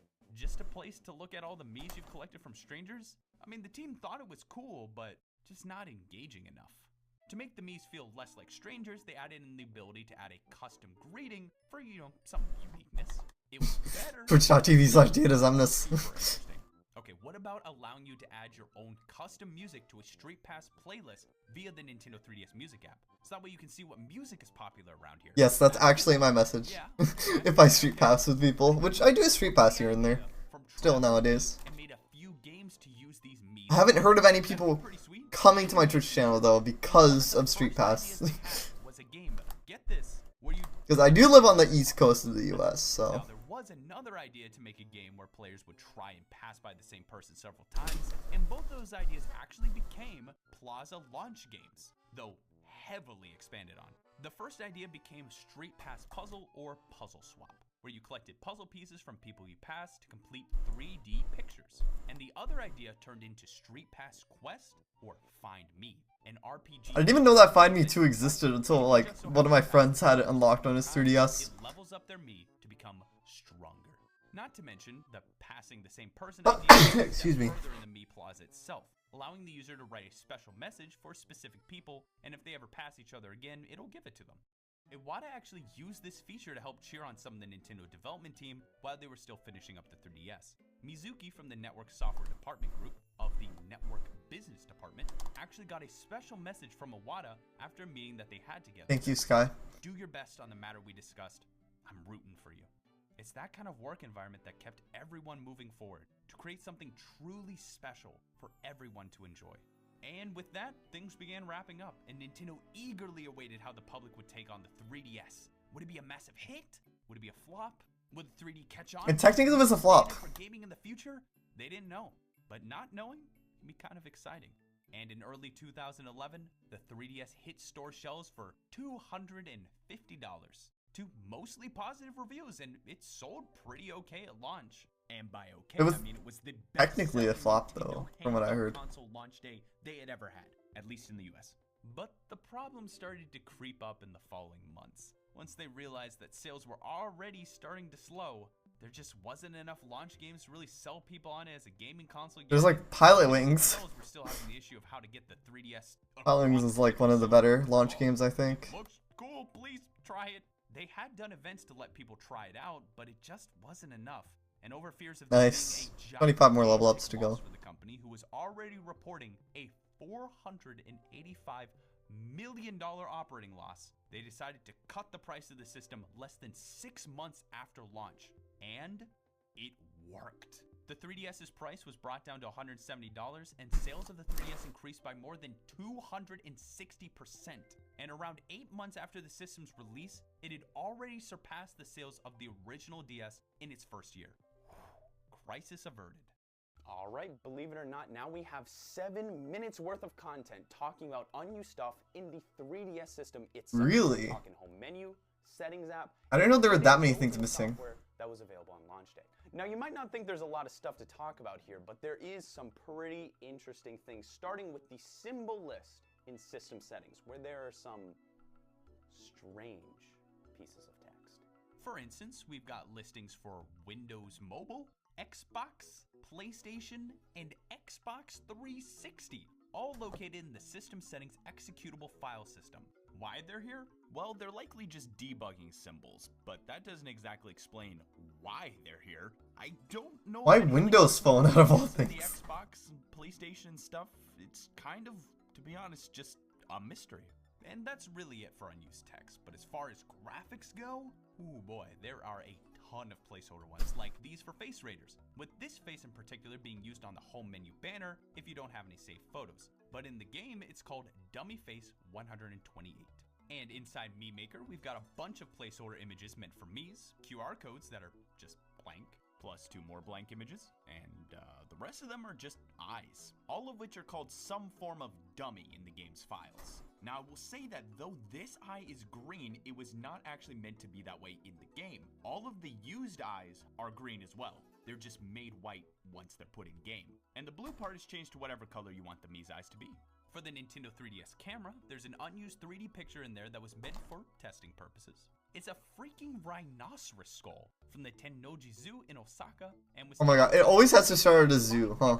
real 3D YouTube started at a zoo. on March 29th, 2009, and then edited in GIMP on August 12th, 2010, likely to begin using it to test the 3DS software. With Street Pass Me Plaza, once again, only looking at games that were there at launch, we've got quite a few unused stuffs. Like for Puzzle Swap, which has an interesting unused feature that allowed a puzzle to contain 540 Monka S. The pieces are so small, in fact, that if you try to do it in-game, it will only show a question mark on the puzzle select screen. But once you select it, you can see all the puzzle pieces you need to collect to finish it. And if collecting 540 pieces wasn't hard enough, they're all pink. Oh God. To get those pieces by No. randomly when the puzzle is No. or by passing by someone or Just receiving no. someone from Spot Pass who already has the piece. Basically, this would take forever to complete. Yeah, no, And fuck speaking no. of pink puzzle pieces, here are some unused layouts for them that actually seem possible to complete.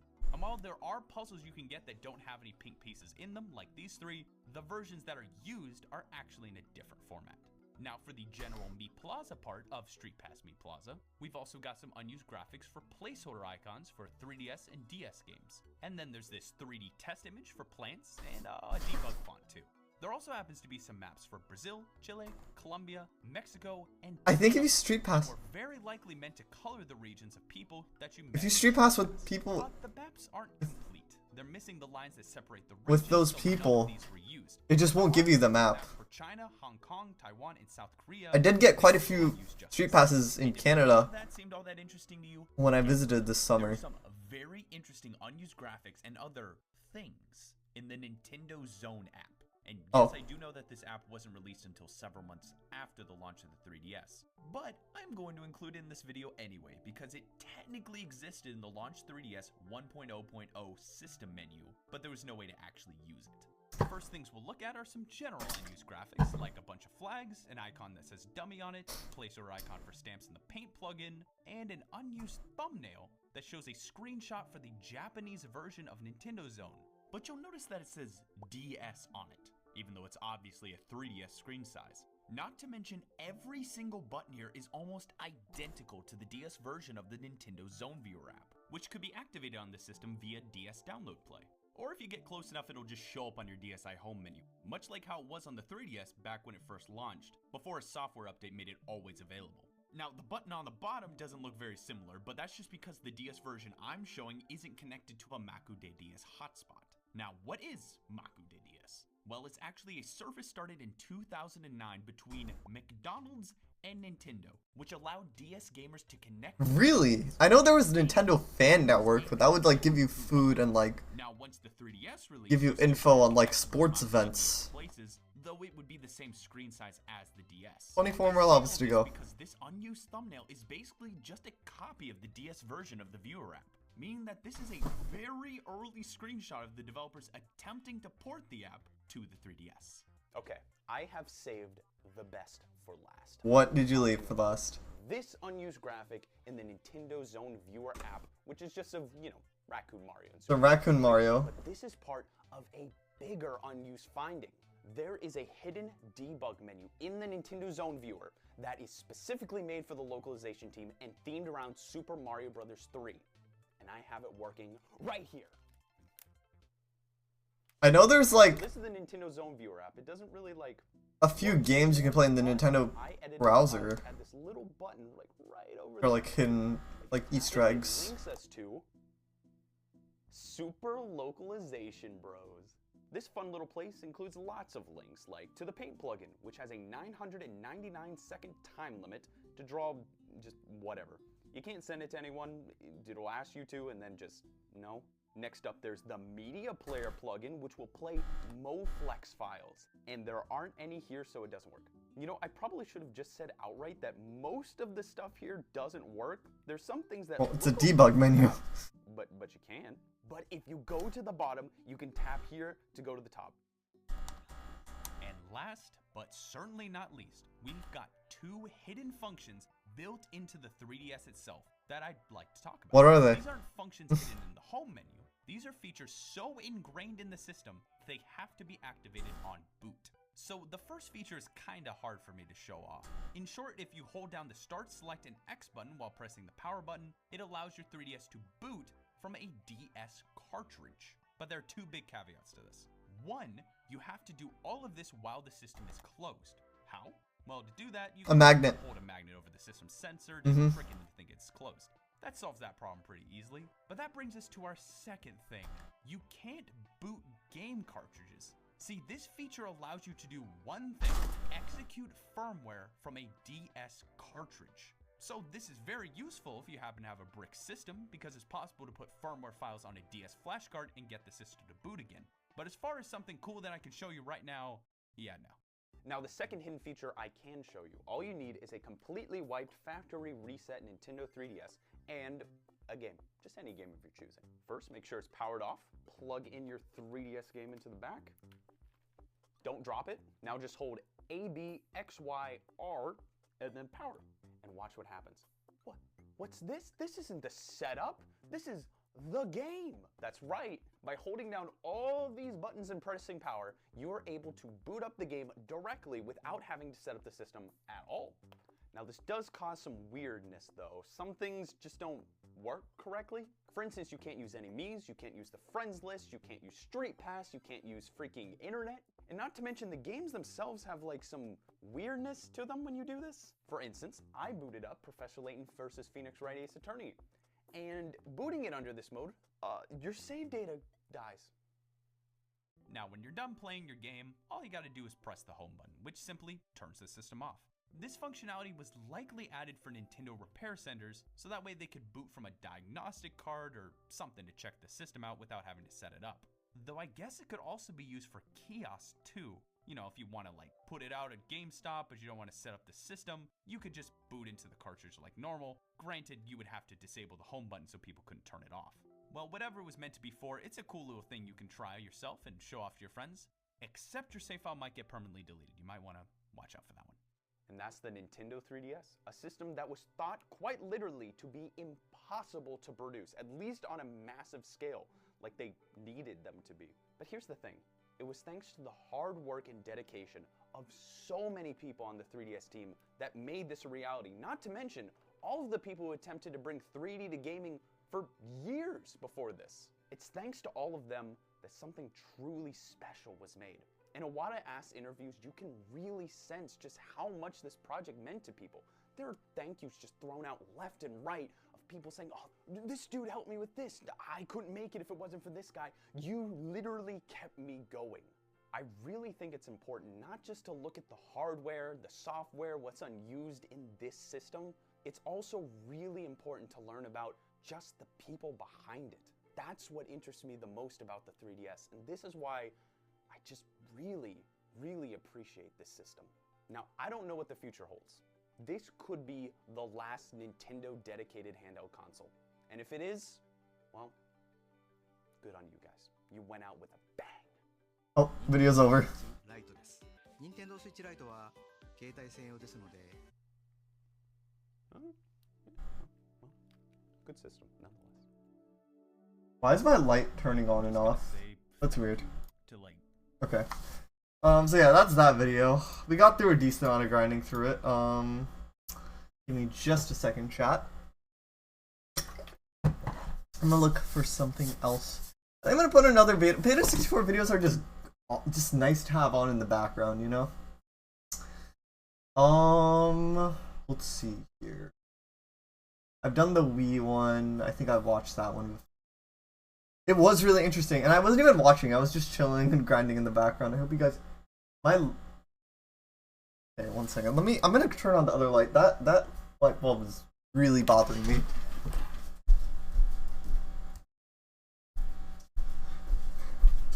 It's like turning on and off, and yeah, I think it's the light bulb's fused. I'll fix that. I'll replace it at some point. I replaced it like a few months ago though. Like, why did it break? Oh well. Let's see here. I'm trying to look for another video in the background.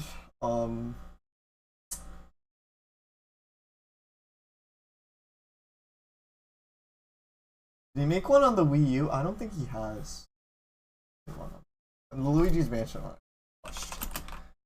And Super Mario 64 already watched as well. What? The studio one I already watched. Galaxy has one. Ultimate has one.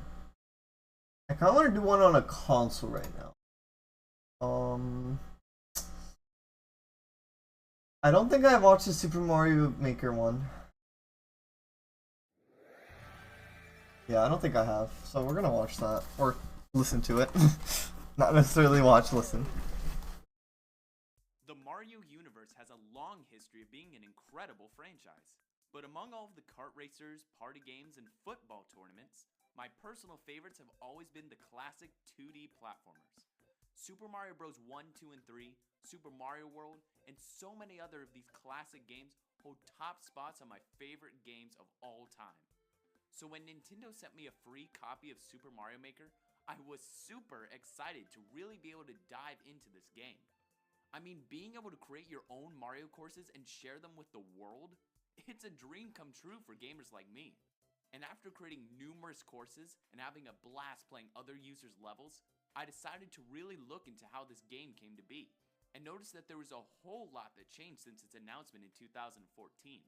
And the more I researched, the more I found, which led to the creation of this video. So on this episode of Beta 64, I'm going to talk about the development of Super Mario Maker. This video I saw earlier why Mario Kart should say Mario Kart. Super Mario Maker began as an idea long before the game's announcement. Interesting. In fact, Shigeru Miyamoto mentioned That title just makes sense in general. I'm like 76, okay. Since 2009, 23 more levels to go. considered the idea much earlier than that. Custom Mario courses have actually been around for many years, likely starting with Auto Mario in 2007. Wasn't it like Mario Paint? But an official Super Mario Bros. Course designer had yet to have been made by Nintendo. As you can likely tell, Super Mario Maker has a lot of similarities with Mario Paint, released on the SNES. And there's some cool people Feel did with And with the release of the Wii U newer and its new gamepad, Super Mario Bros. Wii, I think. Tezuka thought it would be a perfect console to run a follow-up of Mario Paint. At the same time as this, Nintendo was also developing an internal tool for the Mario development team to make it easier to actually create Mario levels. And after a while, they noticed the incredible potential this tool could hold as a full game. So they pitched it to Tezuka, who I start off at level 60, right? more marketable than a drawing tool. And So inspired by the idea of a Mario Paint follow-up, he decided to combine the aesthetic style of Mario Paint with the course designing tool that the team had made. And so it's basically been Nintendo revealed 16 levels as Mario Maker. The E3 2004 in video announcement for Mario Maker 1 hour 30 minutes. many differences from the final game. First off, the logo for Mario Maker resembles the Mario Paint logo more than the final does. And once That you makes jump into sense. the game, you'll notice that the art style in this version is much more of a recreation of the original Mario Bros. Than it is a direct port. Notice that almost all of the blocks have gradient colors, and the background has a blocky look to it. The coins emit sparkles when they're collected, and are also gradients, and the trampoline looks completely different than what they used for the final game. The hills in this theme are also more saturated as well. Also, when destroying an enemy after reaching the goalpost, the enemy actually explodes in the demo instead of just popping away. None of this is in the original Super Mario Bros. Game for the NES, and neither is it in the final Super Mario Maker. Instead, they chose to make it more of a direct port in the final version, keeping with the original art style of the NES. Another thing, when the level is completed in the video, it shows an interesting ending. Congratulations! Instead of the final version's simple course clear screen. While this ending is playing, the timer also doesn't stop to give the player points for the time remaining, like in the final game. And speaking of time, though the text time shown in the demo is accurate with the original NES game, the final version of Super Mario Maker actually uses a clock icon instead of the actual word. Now let's move on to the Course Maker area, or at least one of them. There are actually at least 2 different versions of the Course Maker in the E3 2014 announcement video. So let's start with this one, which I call the Eye Maker, because this version has an eye icon in place of the Mario button, which is used to see the player's position during a playthrough. There's also a lot more differences when compared to the final version. First, there's a hand tool and an eraser tool in the E3 demo. In the final game, there is only an eraser icon that takes you into eraser mode. You don't have to select the hand to leave eraser mode in the final game. Instead, you just tap the eraser icon again. Another thing, the hand. In the final game, though the hand does make an appearance, the one in the E3 demo is a lot more pixelated. In fact, most icons in this E3 build are more pixelated than what's shown in the final game, especially the undo dog. Starting from the bottom, there's a trash can icon used instead of a spaceship, which erases an entire level in the final game. Also, the clapperboard looks a bit different, and the scroller on the bottom uses a castle icon instead of a G to symbolize the end of the course. There is also no S showing the start of the level. The slider is blue instead of gray as well. Also, assuming that this is the start of the level, there is no arrow sign that is automatically put at the start of the course, like in the final game. Now let's move our gaze to the top of the screen. The first thing you'll notice is the object selector slots. They look completely different from the final game, though the icons in it are more or less the same with the gradient style included, except for the trampoline, which we saw before went through a complete overhaul before the final release. The ground blocks are also in blocks of 4 instead of by itself, and has an outline around it when placing the object. There's a new block Alden. as well, which carries Sorry about that. So instead of placing an object into a question mark block, it looks like there would have been a specific block for each item. You'll also notice that there's no save bot or menu to go to different modes. This is because Thank they you, haven't Sky. added it in yet, not because they weren't planning to. There's also no selector to pick another tray of objects either, and there's no way to set the level scroll speed or time limit. And speaking of time limit, every level in this video has a time limit set to 999, which is impossible in the final game, as it only goes up to 500 there. There's also no option to select the stage type or place a sound effect. The icons used for showing the direction of a moving platform are different too, as it's a yellow circle instead of a square. The last thing I'll mention is the theme selector, which uses a blind string instead of a drop-down menu. During this time of the development, the demo only had the Super Mario Bros. And New Super Mario Bros. U themes.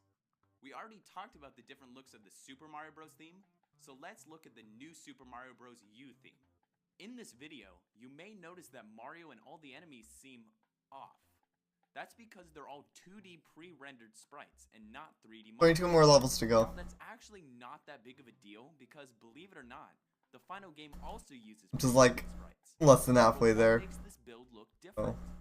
Well, first off, there's no transitions between animations, which is actually very My guess is this will end at It also seems that the frame rate of these animations is lacking compared 4 hours if I'm lucky. But luckily, before release, the development team cleaned everything up, and thank goodness because Want to buy a Wii U kiosk? Wait, is that like the dev console? really bad. Also, one last small thing is this. Or is like, are those like the ones that were pink in the E3 version instead of white in the in final like game. places like GameStop and Walmart? Walmart? We were going to view Yeah, the Walmart. second version and compare it to the first one we saw. This version here has the same object. Yeah, okay, that makes sense, yeah. As well as What's the special about them, undo Sky? trash can.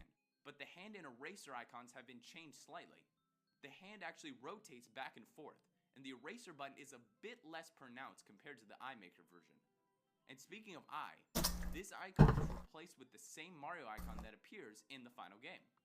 Also, this second Maker version still has the castle icon for the end of the level, but it now has an S for the start, and the line connecting them now has tick marks in it. In fact, it actually has a lot more tick marks than the final version has. There are also some differences that both versions of the E3 course makers share. One is that when you choose the size of the pipe, they're completely outlined in the E3 demo, but not in the final game. Also, when placing or selecting an object in the demo, a voice says what the object is. Because from what I remember, like at GameStop, they would have just a regular 3DS. Voice only says what the object is when it's Or placed. just like sick as hell. I see, I see. Now, Yeah, that's what I remember at least. but actually, But maybe it just varied per store, honestly. mentioned yet. First, in the demo, Like when they were demoing the 3DS XL Goombas are darker. at GameStop, Trees, they did it with Donkey Kong Country Returns. is And completely different because yeah, it was just a regular 3DS. You could literally go through and like change anything. not only that, the movie Like I don't know if you guys have ever been to an Apple store and you can like mess around with it a lot. is completely different too. Also, Fair point, fair point. non-placeable objects I are need to look in that up and see how it looks. The demo actually uses an extra sign to show that the object can't be placed until some other course objects are removed. There are a few smaller changes too, like Mario, who is actually Oh yeah, that is pretty sick. demo Not gonna lie. compared to the final game. Very slight. See how many are for sale on eBay. Let's open up Canada's eBay. Him and the Dark Line in the demo, but not in the final game. But if that's not enough evidence for you, check out his feet. The final game covers the entire bright spot on the top of the block. There's one on In Pick each demo, Click. His feet only reach halfway. So not only is he roughly a pixel or two shorter on the top, he's also a few pixels shorter on the bottom. Also, moving platforms are placed in the center of a block on the grid, while in the final game, they are placed on the edge. This is why it's impossible to place a Goomba in the middle of a platform in the final game, like it's shown in the E3 demo. It also seems that the shadows in the final version are actually more pronounced. Ah, I than see, in I the see. demo, They're but cheap. The final shadows are less opaque, and thusly more see-through than the shadows in the demo. It also seems like it's possible in the demo to make a split in the ground, an impossible task in the final game, as the ground automatically merges together. At this point in the video, the theme flips to the new Super Mario Bros. U side, so let's compare the differences again. First off, the animation when flipping a theme is different. In the demo, the objects actually flip, and the background just switches over, while the final game does this cool little blocky peel-away animation, and tells you what the theme is on the top left. The new Super Mario Bros. U theme also doesn't have any flowers or bushes added in. Some new changes in this version include brighter coins and blocks, bigger and brighter moving platforms, smaller and darker Goombas, as well as different looking breakable blocks. Some icons in the object selector are They're $100 The icons physically? from Koopa That's Troopa crazy. and Hammer Bros, as well as Piranha Plants, are all noticeably different. While the sprites for moving platforms, question blocks, and trampolines were changed slightly in one way or another. The last difference I saw was of Mario. His starting pose was definitely changed between E3 and the final game. The last difference that's shown in the E3 2014 announcement video is the weird mushroom, which actually has an interesting story of its own. The idea for this item came from a weird glitch that happened during development. Takashi Tezuka said in an interview that there was a bug in the game that caused Super Mario to become skinny. While this glitch was fixed, the team thought it would be a cool idea to add this into the game, and thusly, the weird mushroom was born. But it did change. In the final game, the mushroom causes Mario to look completely different and have the abilities of Luigi, but the E3 demo would instead cause Super Mario to become skinny, like the original bug it was based off of. Between E3 2014 and 15, a trailer for Mario Maker was shown at the 2014 Game Awards. Most of the changes in this build are seen in the Course Maker, so let's check out the differences, and I'll try to be brief. First, on the top screen, the object selector is now split into 3 slots of 4, and there's an arrow pointing down, so now there are more objects to choose from. There is also some sort of an X thing on the side that's replaced with the number in the final game. And the object selector's color is red, which is an impossible color to choose in the final game. The icons for semi-solid platforms and mushrooms are also slightly different. In this build, there's an option to switch between the final 4 themes and types of courses now, though the selector is different compared to the final game. The time changer now also makes an appearance in this build, though its font is definitely thinner. The hand and other editor icons look more cartoony than pixelated in this build too, which brings the Undo Dogs icon to its final look. The slider on the bottom now uses the letters S and G, like the final game. It has a much harsher shadow and also no ticks. The clapperboard is still a bit different from the final version too. There's also a grabber icon at the start of the level, used to raise the platform, but the final game uses a simple dot to accomplish the same thing. In this trailer, we also get our first glimpse of the Super Mario 21 more levels to go. Some changes here are a different starting arrow sign, different ground icon, different colored fire flower, and a slightly brighter Koopa and trampoline. Next is the Super Mario World theme, which has a changed ground icon as well as a slightly thicker semi-solid platform icon. The sign is also missing board lines that are visible in the final game. In New Super Mario Bros. U, the arrow sign is a bit different too, and these icons are a little more zoomed in than they should be. Whew, that's a lot of changes. But now let's move on to E3 2015, which we actually attended and got to play this build of Super Mario Maker. Sadly, there aren't nearly as many things to discuss in this last build of the game. In fact, the only place that we really saw a bit of change, besides the missing course spot, was the course world. First, the buttons are stretched more in the final game compared to the E3 2015 build. Also, the text in the buttons are all capitalized in the final. The most interesting difference has to be Mario's nose, which looks completely different between the two versions. Also, when going into courses, the E3 2015 build has only one arrow with a box around it, instead of 2 arrows to go back in the final game. The spaceships are in a different order too. The button to download a level in this build says save instead of download like in the final game. And the background is different too. One last thing is the icons next to the categories, or rather, the lack of them.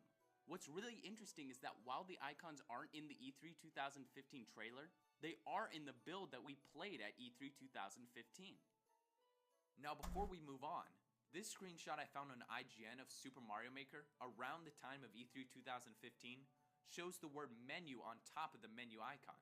This is not in the final game or the E3 2015 trailer, so it must be from a different build of the game. Bet you didn't think there'd be that many changes in Super Mario Maker, but we haven't even talked about unused stuff yet. Most of these happen to be unused graphics, except for a line of text that refers to the game under the codename block. Alright, let's get started with these 2 placeholder images for courses, which would have likely been used like this for testing purposes. There's also an image entitled image.jpg, which shows Nikki, who originated with SwapNote. Nikki is actually an unlockable costume for Mario in Super Mario Maker, but that's really the only connection she has with this game. Because of its generic file name, it was likely just used as a test image during development. These next few sprites were originally to be used when the player grabs a big mushroom, thanks to the 30th anniversary Mario amiibo. This first sprite is of an early underground Goomba that's been changed to look like Mario. Not only does it have a different mustache, but it's also not wearing a hat like the final version. Plus, Goombas aren't even recolored when underground anyways. So apparently not only does this show us an early Mario Goomba, but it also tells us that Goombas would have originally been recolored if underground. The next sprite is of an unused Luigi Cannonball. You can see what the final version looks like in this footage here. This version is not only facing a different direction, but is also in a completely different pose. These 2 sprites for Bowser and Bowser Jr. are carrying Peach and Luigi on their backs. While the final Mario versions of these sprites do carry Peach and Luigi, the Bowsers also wear a hat and a mustache too, which is missing in these sprites. The last unused big mushroom altered sprite is of the clown car, which actually gives it a completely different Mario look. This unused sprite is actually a lot more impressive than the final version, which simply adds a mustache. Near these unused clown car sprites is a completely unused object called a Big Steely, which was first seen in the original Super Mario World for the SNES, but later appeared in other games like Super Mario 64. Also right next to the sprite is a teardrop. I don't know what it was meant for or why it's right next to this sprite, but it is, so I thought I'd mention it. Some other cut things in Super Mario Maker include the Angry Sun from Super Mario Bros. 3, which was discovered by NW Player 123. NW also found that you could originally place bullet bills without a launcher, and even use Kodibo's shoes in New Super Mario Bros. U. The strangest unused graphics in Super Mario Maker have to be these mountains of unused Splatoon icons. Why these icons are in Super Mario Maker is unknown, but it seems that perhaps they run on similar builds. These icons include tons of early weapons, and even more early gear. Many of these look quite different from the final version of Splatoon, but here are just a few comparisons.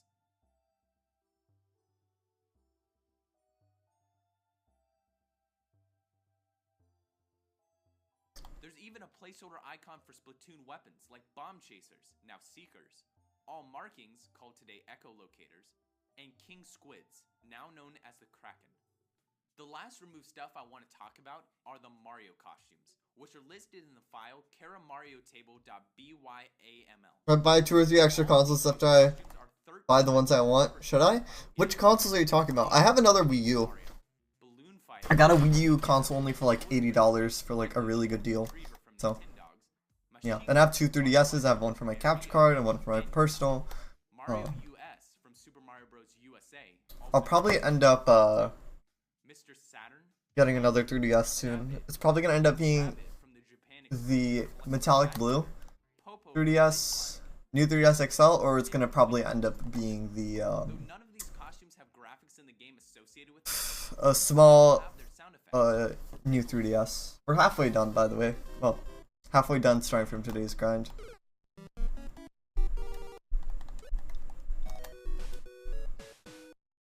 More Wii U's and more 3DS's? Go for it, go for it. Nothing wrong with that.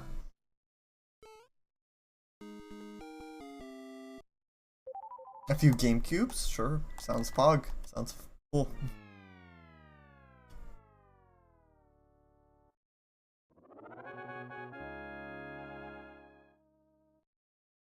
That sounds like... Some of these sound effects are interesting.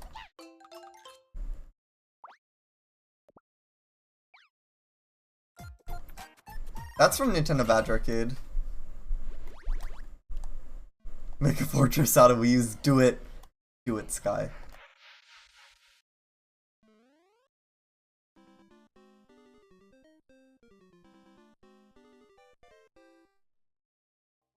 This list was removed from the game after the 1.01 update, so it's unknown if we'll ever see these costumes again, even as DLC. So that's the beta of Super Mario Maker. Though many of these changes that we saw were cosmetic, the amount of differences in this game is truly staggering. These changes though were really for the best, and in the end, Super Mario Maker has become an incredibly polished game that is loads of fun to play. So this has been Beta 64 with the beta of Super Mario Maker. Thanks for watching. I'm gonna look for something else in the background. Maybe another Beta 64 video might be a little... I don't know. Let's see here. Luigi's Mansion I've done already.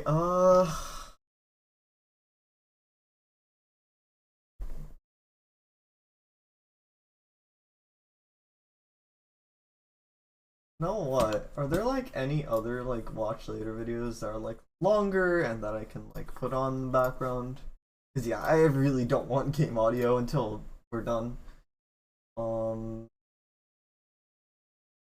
There's this Paper Mario retrospective 3DS. There's What's on My Personal 3DS by Scott Stash, which kind of took over what, like, he didn't copy mine at all, but it was similar to it was similar to my idea of the video as well.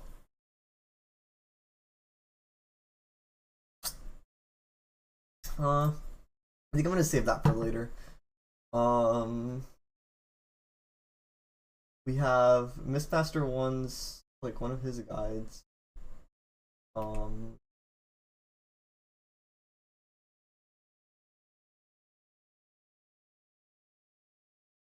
know what? Nate's video, his poll video, I never ended up watching completely. But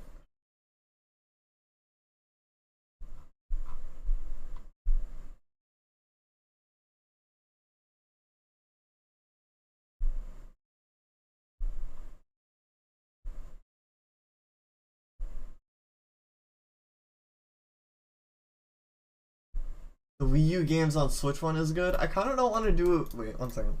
Like, yeah. I don't want to put on a video right now of like recommendations for 3DS games. Like, even though I have some of those, or like 3DS menu tours right now. But Scott was another cool creator who makes like info related videos on like Nintendo history. Wii U games on Switch. That's probably not one of like those tour videos or recommendation videos. Let's see here.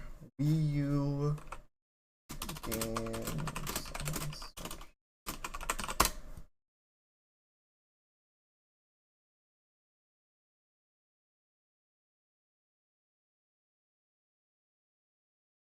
You know what? I don't think I ever watched the console pack-ins video. Let's just watch that. Hey or y'all, listen to it. Scott here. Spoiler alert! I always feared being spoiled on what's inside the PlayStation Vita box, but now I'm finally willing to show it off to everyone while keeping my experiences pure. I don't want to see it. Don't meet your heroes. Alright, looks like we have... I think I want to do another level up comparison. Oh my I'm slightly curious, but I think this is the best method. Game console?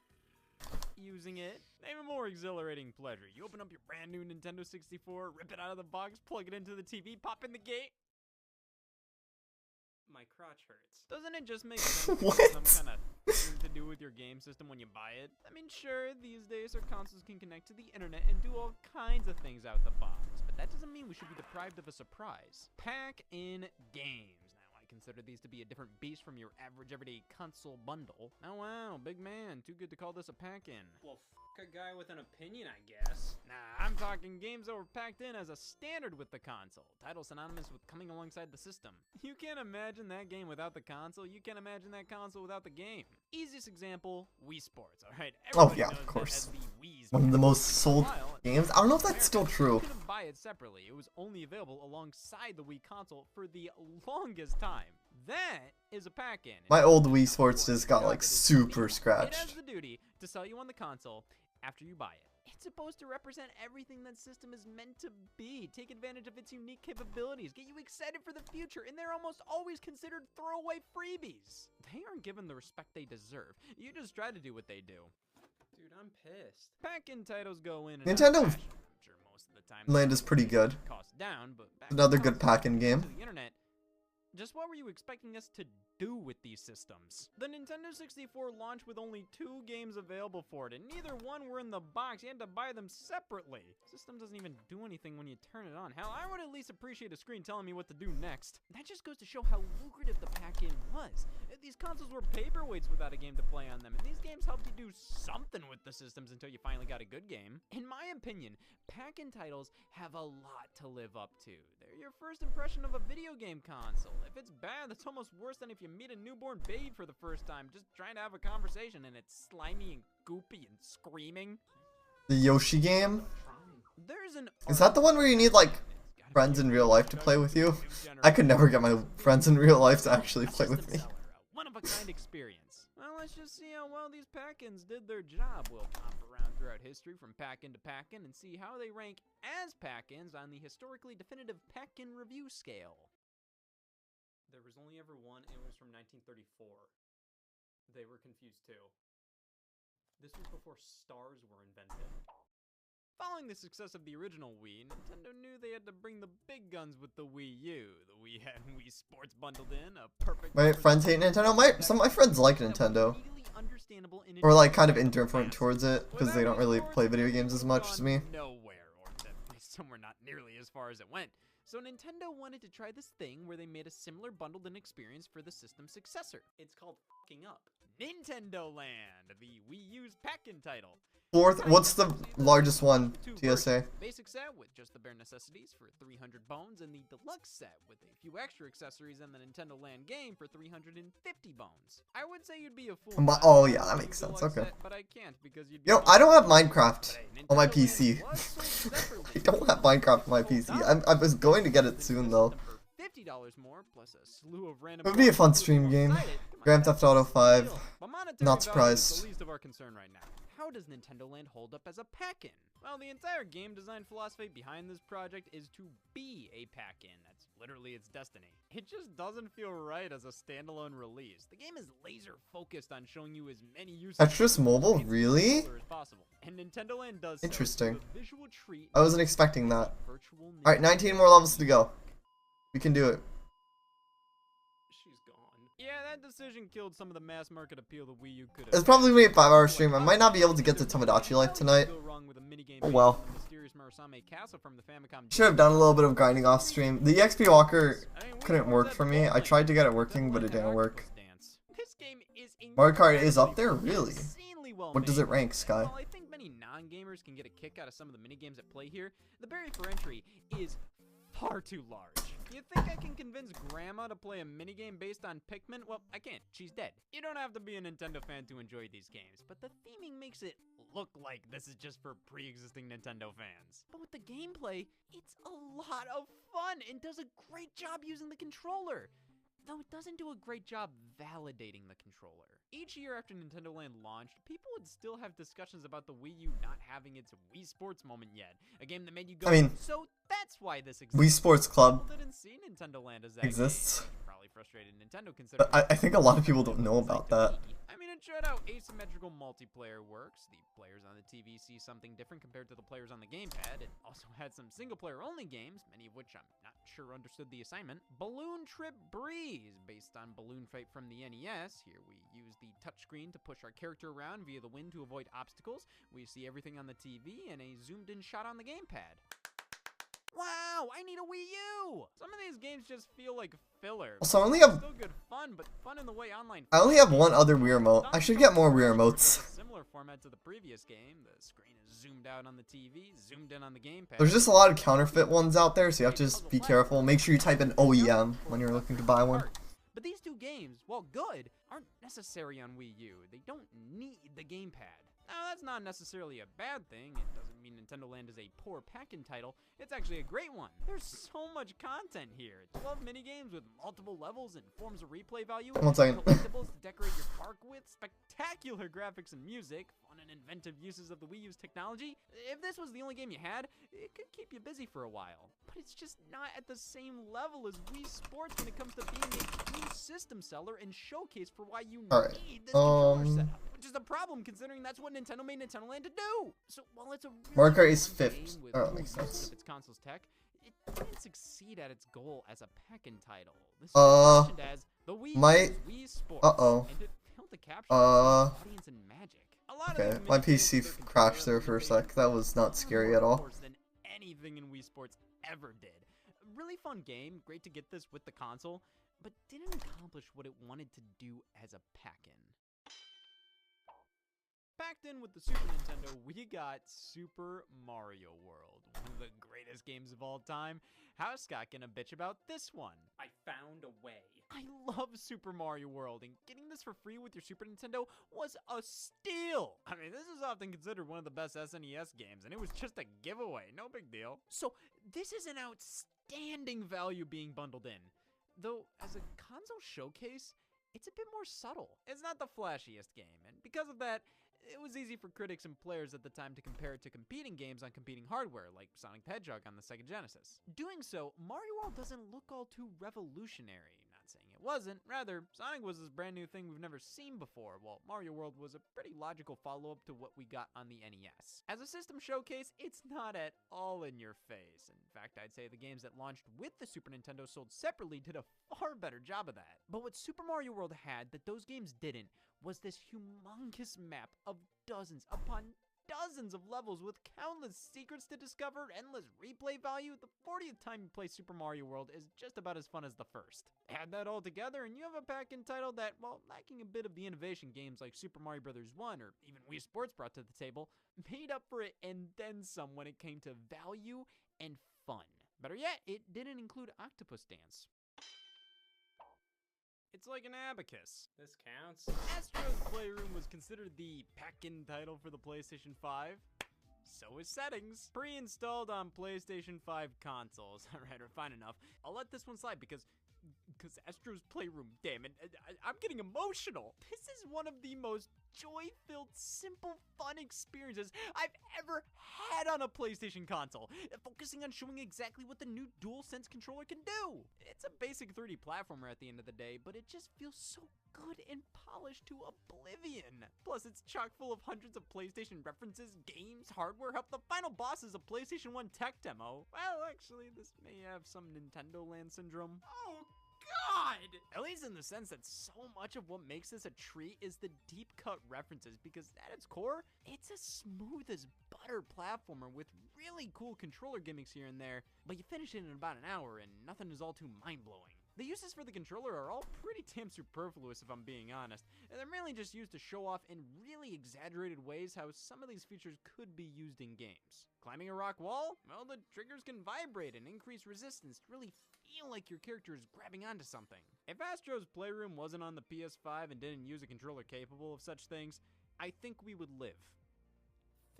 PlayStation consoles historically haven't had pack-ins all too often, so I think it's impossible to complain about that. Unless you get a special bundle. You know what? I'll say it. I think being a pack-in made this game worse. Because it had to be free, included with the system, it's obviously quite short, and while I think it's not fair to call it just a tech demo, it's not a full-fledged game either, though if you want to collect every single thing in the game, that could keep you busy for a bit. But after I beat it, I just wanted more and thought to myself, what if this wasn't a pack-in? What if it could have just been its own game? Imagine the possibilities! Instead, it's just a really fun freebie on the PlayStation 5 that, while doing a good job showing off the controller's tech, is more concerned with being a solid little 3D platformer. Oh, I don't have a PS5. I likely never will. Because the only real reason I got a PlayStation was for Kingdom Hearts. High level. And everything else can just be played better on PC Everybody nowadays. was befuddled when it was sold separately instead. Where the fuck is it? But that would be in a perfect world, and we live in reality. 1-2 Switch was Alright. often suggested to work better as a pack-in title for Nintendo Switch. It was 18 only more levels to go, I can do separately this. freebie in some Mario Tennis Aces bundle. I want to talk about this one, not as a pack-in game because it wasn't one, rather everybody's opinion that it should have been a pack-in game. You want this forced onto you? 1-2 Switch was an attempt by Nintendo at a new type of casual game, utilizing the Nintendo Switch hardware at launch. 2 players facing off against each other across the 28 included mini-games. Most of them have very little happening on the screen. Instead, you want to focus on the other person, listen for audio or feedback from the Joy-Con controllers. It's an incredibly creative idea. Nintendo Land may have been a great game, but it felt like Nintendo developed it with the intention of it being Wii Sports for the Wii U. 1-2 Switch feels more like some developers had a unique idea and wanted to create an experimental multiplayer game, which I can get behind. With a gun! 28 mini-games. Yeah, sounds great. Did I mention 28 of those mini-games are worthless? 1-2 Switch fails as both a video game and a console showcase. These mini-games are over within a minute, and none of them have even a modicum of depth. I guess the replay value comes from the wacky fun you'll have in real life. The game will put you and your friends in such interesting scenarios. I don't need this game to act like a gorilla. As a console showcase, like, the only things people ever mention is the eating contest minigame, where you use the IR camera on the Joy-Con to gorge, and the ball count minigame, moving the Joy-Con around and feeling the HD rumble replicate the feel of balls rolling around in there. That's it. That's all 1-2 Switch does to show something the Switch can do. Those games feel somewhat out of place in the package. Like, if more of them were like that, I think it would have fit better as a pack-in. I will admit the game can be fun when played with the right people, and nobody in the group has ever played it before. And it's right when the Switch launched, so everybody's more excited for the console. And dumb, everybody's fucking dumb. But after the first time playing, there's nothing. So, yes, retailing for $50 by itself, that's a dick move. Being your first Nintendo Switch experience coming bundled in with the system, is that much better? Would you rather be shot for free or for $50? This being a pack-in would have given me such a bad taste for the console that I think while it was grossly overpriced, Nintendo made the right call selling it separately. The original Super Mario Bros. And Duck Hunt combination cartridge. The most iconic pack-in title Sorry, of all. I just got a whisper from Everybody someone. knows what they get with an NES. Oh, okay. Yeah, Super Mario This is easy. Bros. It's wasn't quick to originally check. a pack-in for the Nintendo Entertainment System. No. The original SKU contained 2 separate cartridges for Duck Hunt and Gyromite. Yeah, Gyromite. It uses the Rob the Robot accessory that originally came with the NES. Because something had to. Yeah, Rob was included alongside the Zapper gun to make the NES seem more like the ultimate toy rather than a video game system during a time in which retailers didn't trust that video games could sell. So the original pack-in games for the NES weren't even games you just sat down and played a controller with. They were both games that relied heavily on or required accessories. Well, how is this gonna prepare me for the rest of the console? A pack-in game is supposed to give me an idea of how this generation is gonna go, and how many of the 700 plus NES games released require the Zapper? Well, at least we have Rob included. God damn it. Shortly into the NES's life, Nintendo introduced the new standard pack-in title, Super Mario Bros., while also keeping Duck Hunt in some bundles, with the combo cartridge being the one everybody had. This was the pack-in during the most popular era of the console. Considering how Super Mario Bros. Changed the video game industry and is still played endlessly to this day, shows how this was the pack-in. I'm not sure if anything will ever top it. Not only did it revolutionize gaming, it was the perfect teaching tool for customers to learn this system. What do these buttons do? How do most games work? What you can expect from this console. And if you were lucky, you got Duck Hunt too, and thank God, because I needed a healthier coping mechanism. I think Duck Hunt was a great inclusion because it's something anybody can understand, and it demos great. Look, I'm shooting the ducks! However, it's a very short and simple experience, whereas Super Mario Bros. Has secrets, power-ups, 32 levels. It was an unbelievably deep game for 1985, and paired excellently with the more gimmicky and shallow Duck Hunt.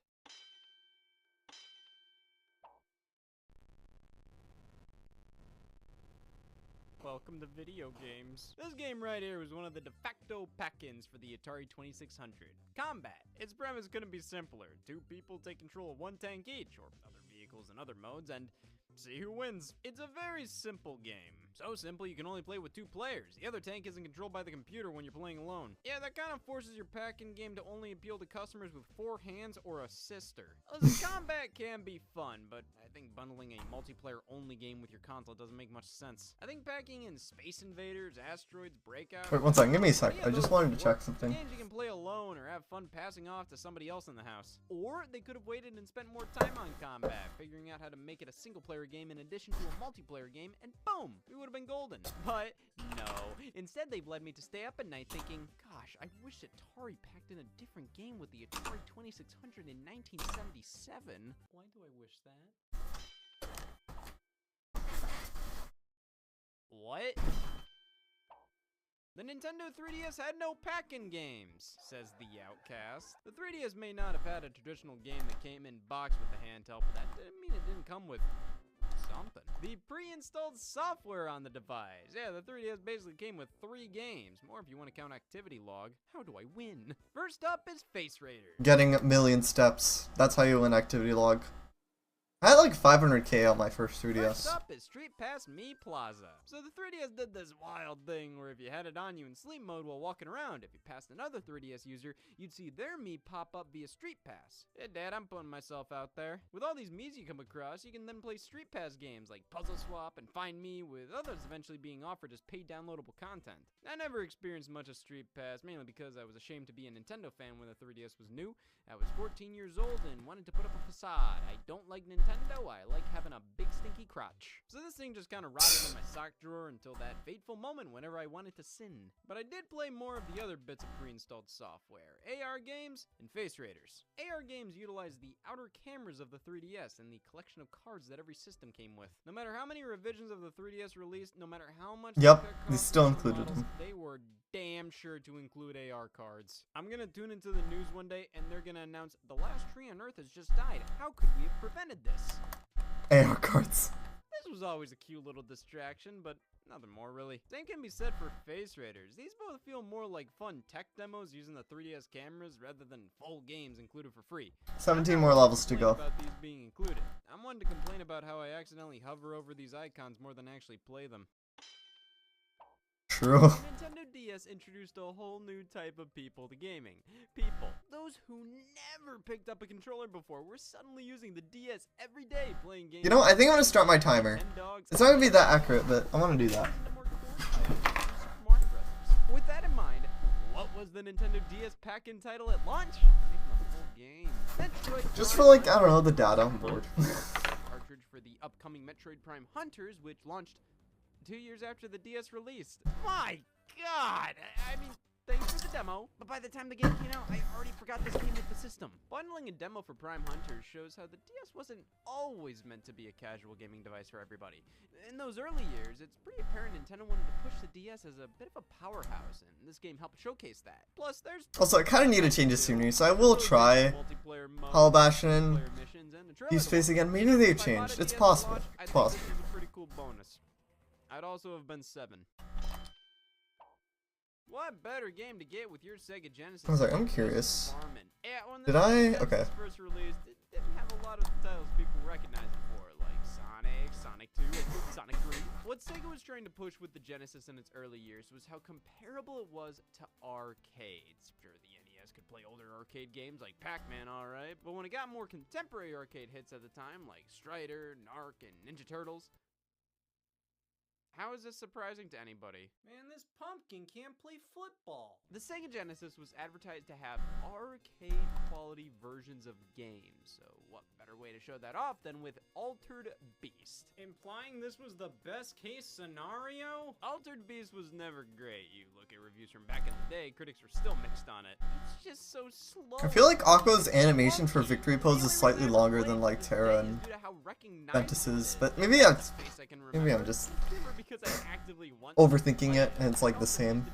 Incredibly mediocre. And the only reason it was bundled in with the Genesis was because it was an arcade game on the system. It was made by Sega, which means they didn't need to do any licensing deals. And I mean, it was badass. I don't want to play Nintendo. I'm grown up now. I want to play I hope that's his leg. But Altered Beast didn't last as the Genesis pack-in for long, eventually being replaced by Sonic the Hedgehog. Now this is more like it. Sonic 1 showcased the Genesis' power and capabilities of arcade-quality visuals without being an arcade game. This was made just for the Sega Genesis, while also far more mass appeal than Altered Beast, being a platformer featuring one of the greatest character designs of all time. But this is gonna be the longest level 99 grind ever, like any game in the series. Even longer than colorful and cute, but had attitude and was yeah, cool as the hell. longest. It's gonna be the longest. Coupled with the So speed of the game, it's been around like first level, 10, 15. It's gonna end up being like 10, 15 hours of overall. Hardware and immediately point out the differences. I would say actually around 12. Gun to your head. Yeah, 12 hours of grinding. If you want to kill me, just do it. Not that far off from Recon, but Duh. Let's be fair, looking at it critically as a game, Wii Sports is nothing more than a tech demo with some garnish. There's not a ton here, but what is here couldn't be utilized any smarter. You got 5 sports included, and the ones they picked were ingenious. They're all sports we know. Who needs a refresher on the rules? Baseball, tennis, bowling, golf, and boxing were the ideal choices, as everybody knows them and knows how to mimic them. That's key here, as the Wii was all about the motion controls of the Wii remote. How do you showcase the possibilities? Create a collection of 5 sports everybody knows and control them by lying to yourself. Oh yeah, I'm playing baseball. Wii Sports was very simple. No single player, online multiplayer, or leaderboards. It has painfully basic graphics, but all of these things that seem to be negatives helped it succeed at the end of the day. These sports are timeless in real life, and they're so well executed in this game. No tutorial necessary, you just hop right in and play. Excuse me. Countless other things around them would just complicate the experience. Sure, a single player campaign would be nice, but Wii Sports doesn't need it. Golf and bowling will be popular in real life until the end of time, and they're represented so well. Thank you, Sky. Honestly, the same applies to them here. Wii Sports will always be pure and casual fun. It does a perfect job validating the Wii, and the Wii does a great job validating it. Because let's be honest, if this was a pack-in for the Xbox 360, well, I'd feel better about my physicality. I'd do anything in Wii Sports, I'm pulling a muscle. This is what sold the Wii, and it may have done it a little too well. So many people were eating up Wii Sports, they forgot other games released for the Wii. Yeah. First games. Honestly, Wii Sports may have set the precedent for Wii software going forward, which was both good and bad. This software library is chock full of low effort, low quality garbage, and it's one of those things where you feel that some people looked at Wii Sports and didn't think it went much deeper than that. Oh, people want motion control games with bad graphics and no content. And it's like, yeah, Wii Sports wasn't a looker, but it felt more like a stylistic choice rather than due to incompetency or laziness. Though that's easier to say now compared to in 2000. I will say I'm going less insane because I have something on in the background. Bundle in with the system. If it wasn't, then Hopefully I don't get like this game. Copyright. There's no way I can get copyrighted. Tetris, You know, because I have my own twist on the content, and I'm talking, and I'm talking over them sometimes, and also adding my own commentary. Personal computers, the handheld format of the Game Boy, alongside its affordable price point and everlasting battery, And giving them a shout out. Shout outs to Scott the Wasp and Beta 64 for the videos. I appreciate it. The good things to kind of play in the background. I don't think they would. I really don't think any of them would mind. Tetris was the game to pop in. Sure, Super Mario Land would have been a solid pack-in choice, but Tetris ended up having so much more wide appeal. Like if I just had to be like, hey, I don't want to stream, I'm just gonna put up Scott the Wasp's videos, then it would be different. Like, but I think it's a little, the circumstances are a bit different. Alright, 16 more levels to go. Listen, Connect Adventures isn't abhorrent, it's just Oh, yeah, okay, 6 minutes. That's how long that took. I'm gonna mess around and, so 6 minutes and like 10 seconds, like, kind of was, yeah. This is a game that was designed from the start to be free, not a game you willingly buy if it wasn't included in the box. With that being said, there are some fun little mini games in the package that work alright, but it's just not enough, man. I don't think anybody really bought it. I'm gonna try Radiant Garden again. I think it might take 10 minutes, honestly, to get that level up. Motion controller peripheral But for PlayStation 3, the PlayStation PlayStation Move and decided they needed to include a pack-in as well, them being sports champions. Wow, table tennis, volleyball, gladiator duel, disc golf, bocce, and archery. This says to me, let's do a sports compilation, but make damn sure we don't do any sports from Wii Sports. Because in a world where Wii Sports doesn't exist, there is no way in hell they'd include bocce ball. Sports Champions doesn't do anything that a million other Wii games haven't already done by this point. The controls work well, but they also did in Wii Sports Resort, so who the hell cares? Well, have you ever played Gladiator Duel? This is genuinely one of the best things the PlayStation Move has ever been received. Again, more so out of curiosity. I think it's gonna be the same. Holding the shield, the other But weapon, and you have sometimes you need to change the scenery. motion-controlled multiplayer combat games ever created. It is Also, I'll probably end up good. taking a break Yes, soon. sports are a fine Because, you know, distraction. I emptied my entire water bottle and Overall, just want a little snack. when the Wii Mini launched, Cutting straight to the punchline on that one. for only 100 bones here in the US during the holiday of 2013, I thought that would have been it. You get a Wii system, remote, nunchuck, and all the necessary cables for a clean 100. Makes sense? But they just had to include Mario Kart Wii, which sold for $40 by itself for free. What a deal! How could you be pissed off at this thing? Yeah, it is kind of a deal, honestly. Cables are included. Regardless, Mario Kart Wii is such a powerful pack. To be fair, So much content. the Wii Mini Range one. I mean, does give you a brand new Wii remote, it was such a large part of the identity and alongside the online multiplayer, and it's the Mario Kart Wii. system that just includes a Actually a good, well, was a good deal back then. Now not really, At but least they scrubbed the Wii wheel out of the box art on the pack. back then that made sense. Also, timer, yeah. Though still, I feel like maybe New Super Mario Bros. Wii would have made more sense here. No online works well with the red aesthetic. Plus, the Wii Mini feels oddly retro with how it's designed, which fits New Super Mario Bros. Classic formula more than Mario Kart Wii. So much value here, though. It's hard to complain about this as the pack-in for the I have to Wii enter Mini. in like I 50 just times to think get a it's level up, though. It's ridiculous. The PlayStation Vita's pack-in game is technically Little Deviants, as it was included in the first edition bundle, the launch version. Remember when Sony was dogging on Nintendo with the 3DS, spouting out no self-respecting adult would play that in public? They say as they pack in Little Deviants. This is just a minigame collection utilizing... Yo, Star! Dude, thank you so much for the 26-month resub, dude. Thank you so much for that use of the Prime for the last 26 months. Welcome back into the organization. Enjoy your founder badge and enjoy your 14 Xemnas themed emotes. Thank you so much for that continued support. Also, I hope you enjoyed the new emote, Xemnas Shades. I figured I should add that in instead of this, because a lot of people weren't using this, which is fine. I just added this as a tier 2 emote, but I hope you enjoy the emote, dude. Thank you so, or emotes, 14 emotes, 15 actually for you, because you cheered 1,000 in my channel, which I really appreciate. But yeah, dude, what's up? We're just grinding Aqua up to level 99. I've already done Terra and Ven. Terra was easy, but Ven was a bit rough, and Aqua's been just as bad. And we're just listening to some Scott the Wasp videos and Beta 64 videos in the background to keep my sanity. So, yeah. Glad you like it, dude. Glad you like it. I hope you enjoy the emote. There's an art to the pack-in game, and hopefully you were able to see that through all the examples given. It has to be a great game. On a trip? Nice, nice. I'm assuming for the long weekend for some people. I gotta be honest, guys, Just chilling. I don't think Little Deviants is graded either. Is that? That was an interesting sound. I was reading that Aqua's is slower. Yes and no. Because for Ven, he has his battle level glitch, and that didn't end up working for me. So Ven actually took longer because I was just unlucky. Oh well. Alright, so that was an interesting video. Uh-oh. I'm gonna pause my timer.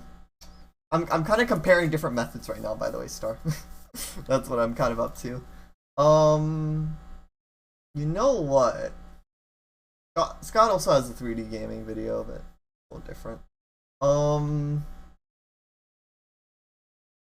Digital only consoles. I want something just a little bit like chunkier in terms of I don't know if I've watched console bundles. Y'all, Scott here. See, this is fine, but what it could use. I don't think I have. Right, a game included. But why stop there? Yeah, Aqua and Ven have been equally as slow for me. Maybe even a case, and everybody needs some WD-40 at some Because I just got unlucky. So, while you're at Oh well. it, you should include a sign. But then, of course, you're gonna need, you know, a self-defense mechanism, you know, some cancel. And same thing is, I am leveling up from level 1 to level 99, so it is... That also adds in a pretty chunk, like a huge chunk of time. Nothing! You gotta have a game with it, or a stack of games. Really, anything to take your mind off the divorce. And while most game consoles come packed with nothing off the bat, some always have games bundled in with pack-in titles. Super Mario Brothers and Duck Hunt with the NES, Wii Sports with the Wii, but I'm not talking about those. No, I'm talking console bundles created after launch. Yeah, I just watched a video on those. Sort of seasonal things where during November, bam, Peggle 2 Xbox. Well, I already have one, but sure. What living being waited to jump in on the Xbox 360 until Peggle 2 was included? I say living because I know they're all dead. What better way to get more people interested in your system during the holidays, or anytime really, than to pack in a hot game or two? Well, you could threaten them. Console bundles are great, though. Don't you hate it when you want to buy a console and the only one you can find is a bundle with a game you don't care about? I looked like the biggest Minecraft buying my Xbox One. Like, I mean, if it was just a footnote or something saying Minecraft included, but no. To anybody seeing me with the box in my shopping cart, they must have thought, wow, that guy must have hobbies. No. But hey, something you don't want for free, it's still free. And also something you don't want. Oh, come on. It's always nice to get bonuses thrown at you here and there. I remember when I wanted to get into hardcore gaming in the 7th generation, buying all the un-Wii consoles. I wanted this specific PlayStation 3 bundle. The Crystal White PS3. 500 gigabytes with an instant game collection. Now, what's that? The bane of my existence! Digital codes for games. That's just unfortunate. I mean, come on. What if the kids are watching? I feel like when you include digital codes, you might as well just include a gift card at that point so the customer can buy whatever they want. That's fair. I'm trying to clear inventory of all the unsold Ratchet and Clank all-for-one codes. I prefer digital games personally. That many letters. Oh, come on. Instant game collection? Yeah, I'm a bit of a collector.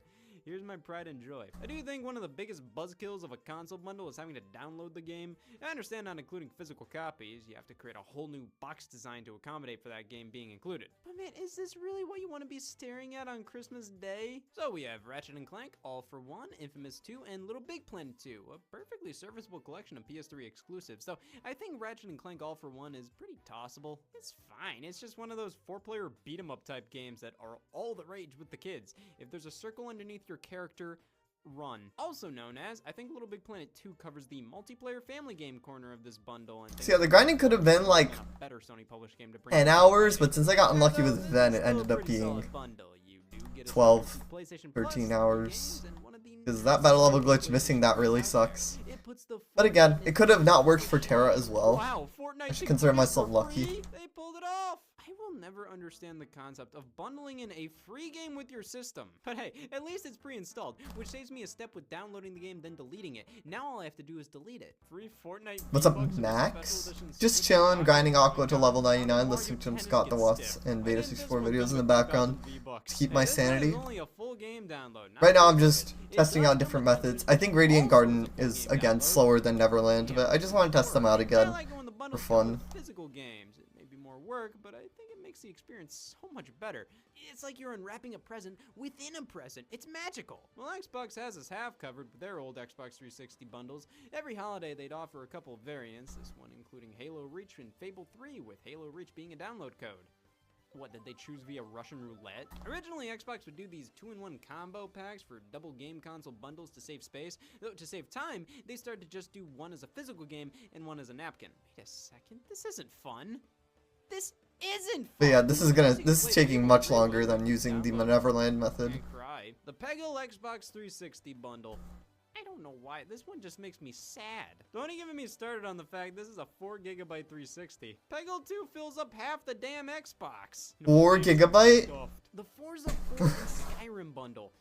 This one's a bit out there. And I thought Nintendo Switch was bad with its 32 gigabytes. Bundling an E-rated game with an M-rated game just doesn't work out. A kid can't buy this if they wanted to because they need to show an ID, so why not bundle Forza with another E-rated game and Skyrim with another M-rated one? Microsoft used to have dignity with their Xbox 360 bundles, like when they were trying to appeal to families. That's one way to do it. Bundling Kung Fu Panda and Lego Indiana Jones together with an Xbox 360. I feel like Microsoft had to dig hard to find a game without blood and gore to market the Xbox 360 to kids, and when they found it, There better not be a damn gun inside that panda. But hey, I gotta hand it to the 360. There was truly a bundle for everybody. No matter who you were, there was a SKU of an Xbox calling your name. I don't want to meet this person. The download codes can still be a bit much sometimes. Like, Nintendo, you're willing to make room for a damn carrying case in your bundles, but not room for an actual game case? Ooh, look at me, I'm Nintendo. I'm saving the environment by only using digital codes. This bundle also includes free ethanol. You know, one of their strangest bundles to me was when they decided to include SNES and Game Boy games in certain Nintendo 3DS systems. The Pokemon ones made sense. You get unique Pokemon faceplates in the original games as downloads to commemorate the franchise's anniversary in 2016. But then you have green... This is gonna take like 9 minutes, and Neverland took like 6 minutes, so yeah, the timing is pretty different. Again, this method isn't really good at all for Aqua, but again, just wanted to test out again. Have the game included with your brand new game system be an $8 downloadable Super Nintendo game. Hey, but I got this one back in 2016, the Super Mario 3D Land New 3DS bundle, and the game is pre-installed, so there's no running away. And this was a situation where I sort of wish this was a download code. I had already played through and beaten 3D Land numerous times at this point, so having the option to get the hell away from it would have been acceptable. Mario Kart 7 was a constant pick by Nintendo to be included preloaded on 3DS systems. Nearly every Nintendo Max, 3DS thanks for the hydrate. came with the game. Eventually, Mario Kart 8 was sort of the de facto bundle on Wii U, and then the same can be said for the Nintendo Switch, where it was the Nice, so that took around 9 minutes, 8 minutes and 50 seconds. You know, they did a few bundles on the Wii with Mario Kart Wii.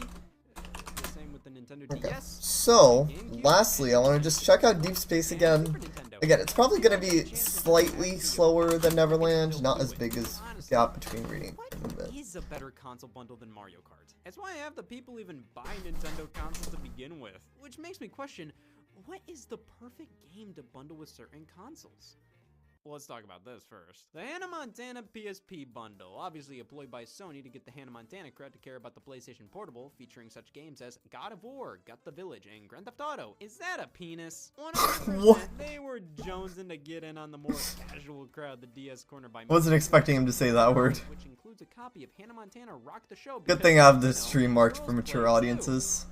But can they spell? That's one way to broaden your demographics. Insult them. You know, Sony was just trying to make the PSP a device for the whole family, but that's like the original Xbox getting bundled with the Bible game. No Christian in the world is gonna fall for that. You ever even turn on an Xbox? Oh, if it isn't the Demon King himself. This is still a fun moment in PSP history. Outside the fact that We're gonna test this out again. case for the game is included. Just some dinky ass cardboard sleeve, which a lot of these bundles decided to do. Most notably, the Wii console bundles.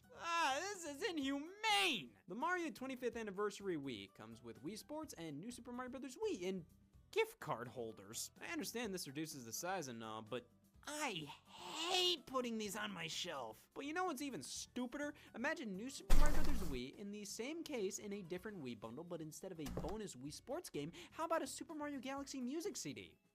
This isn't Mario Galaxy, this isn't a special edition release, this would make much more sense than the 25th anniversary bundle, the Wii can't play music CDs. Again, it's hard to complain about free stuff, but that means if I do complain about it, I have talent. This bundle came out near the system's demise, which is when some of the craziest bundles are launched. For example, all the ones for kids. The Disney Infinity 2.0 PlayStation 3. I feel bad for the guy who just wanted a damn PS3. Skylanders Giants Wii, Skylanders Swap Force Wii U. Of course, this came out a year after the But the system's launch, which was Skylanders Wii U, I'm assuming didn't have any special like prints on the console. This is an included game. That's basically what they did for Wii U. They got kind of lazy. Can you hurt me, by the way? Lord, it's taking forever for you to do that. Only Skylanders Swap Force, but Nintendo Land as well, both in full game cases, and an exclusive variant of one of these whatever the fucks. Or the Mario Maker Wii U bundle, including an exclusive amiibo. Dude, that was okay, a thank lovely you. test by Nintendo to see if amiibo collectors would consider buying an entire Wii U just for one. Well, they bought it, they would just return the system with a random common amiibo in its place. How about this new Super Mario Bros. 2? Imagine doing that though. That includes all the That'd be DLC funny. and a preloaded version of the game that was only available via this bundle. New Super Mario Bros. 2 Gold Edition. Like, why would you care unless you're already into this kind of stuff? Bundles work best when they come with the game you were already gonna buy with the console. I bought my PlayStation 4 in January of 2015, and there was a promotion where they gave you a copy of The Last of Us Remastered alongside it. They gave it via a download code printed on the receipt. I did not know this until I was already ripping up the house trying to find the download code. But this was the perfect game to introduce me to the world of PlayStation 4. Scott has a pretty good sense of humor, though, not gonna lie. Amazing experience and got me hooked on PlayStation exclusives for a while there. It's a shame it wasn't really much of an official bundle, more so a GameStop promotion, but hey, you can't really complain. Picking a game bundle is important, which is why this confuses the hell out of me. Everybody remembers their first time. Though I do appreciate multiple games packed in, you ever feel like if it's 3 or more, it's a little overwhelming? Jesus, where do you start out? I feel that way about the Peggle Xbox. It's when you bundle so much in that it's just this feeling of, this is no longer a starter pack, this is a death sentence. Damn, Mario Kart DS and Photo Clock? You see these third-party bundles on Amazon that just try to offload as much of their unsold inventory as possible to you alongside a video game system? Like, believe me, if I wanted a protractor, I'd buy one myself. That's the dark side of bundles. Companies trying to get rid of junk by passing it off to the consumer as a deal. The Game Boy Advance e-reader bundle. Might as well rename it to Pay Me for Meningitis. Man, like who didn't have a Game Boy Advance that wanted an e-reader? That's what I'm saying with these console bundles, including collectors. Okay, the experience at the end is good, but like it takes so long to get there. That's my problem with this method. See, the bundle Also, the enemies that don't die to Mega Flare is annoying. You can't get rid of, or a gift you got that you don't actually want. That's how these things operate. They're these companies re-gifting stuff to you. It's one of the slimiest ways they can sell hot systems. You try to buy a PlayStation 5 and get bombarded with bundles containing a backpack and a game nobody wants for $700 more than just a PS5. Well, you gotta spend money to make money. I'll buy that bundle, add a pack of cigarettes, and all of a sudden, I'm selling a PS5 for $2 grand. Let me ask you, when you hear the phrase blast from the past, is the first thing you think of Kingdom Hearts 3? I'm so nostalgic for sleeping. I did that yesterday. GameStop has consistently done these used console bundles, ones where they take one of their pre-owned systems and bundle it together with other titles, but for some ungodly reason, they name these bundles Blast from the Past. Because the phrase, I don't know what the we're doing was copyrighted. So here's the deal with these. I think they did these with the Wii, Xbox 360, PS3. You know, systems you could make the argument are from the past. 15 years is nothing. They called them Blast from the Past, and that might have done well, so they applied it to newer and newer consoles until we're at this point where, I'm sorry, Spider-Man PS4 isn't a blast from the past. It's from the past, but to be a blast, you have to invoke feelings of said past. Here's Spider-Man, and here's a modern video game. Take me back. However, the biggest offender of the console bundle is the console bundle that isn't one. Special edition systems that don't come with the game included. Thanks. Just seems kind of weird. That is mean. That's dumb. Where the only Nintendo Switch I see on the shelf is the Animal Crossing one. If you've never played Animal Crossing before and wanted a Switch, wouldn't this terrify you? Well, for systems that need better console bundles, I'll help out here by circling back to the question, what is the perfect console bundle game? To me, the best console bundles not only do a great job showcasing... Right now I'm at 84. Okay, that's not bad. What? It's 15 levels left. That's actually something I can somewhat stomach at this point, like... last you a long time. Something that, honest to God, you would never need to buy another game ever again. Which is why 1-2 Switch being a bundle is fucking fun. I should save soon, just in case though. Because I feel like my game almost crashed when I was disconnecting my rechargeable mouse. Microsoft bundles Minecraft. I don't want to take my chances.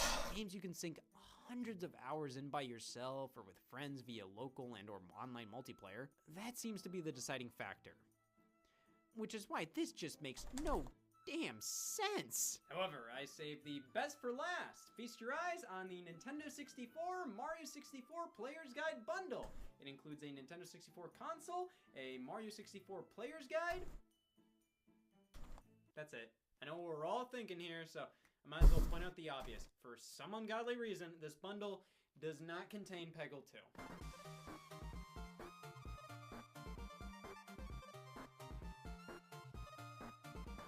Well, let me look for another video.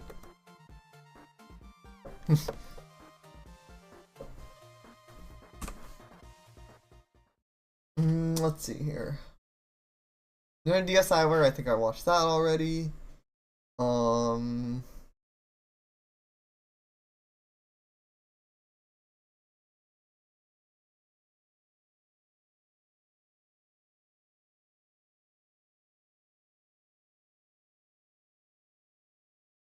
Wii chess.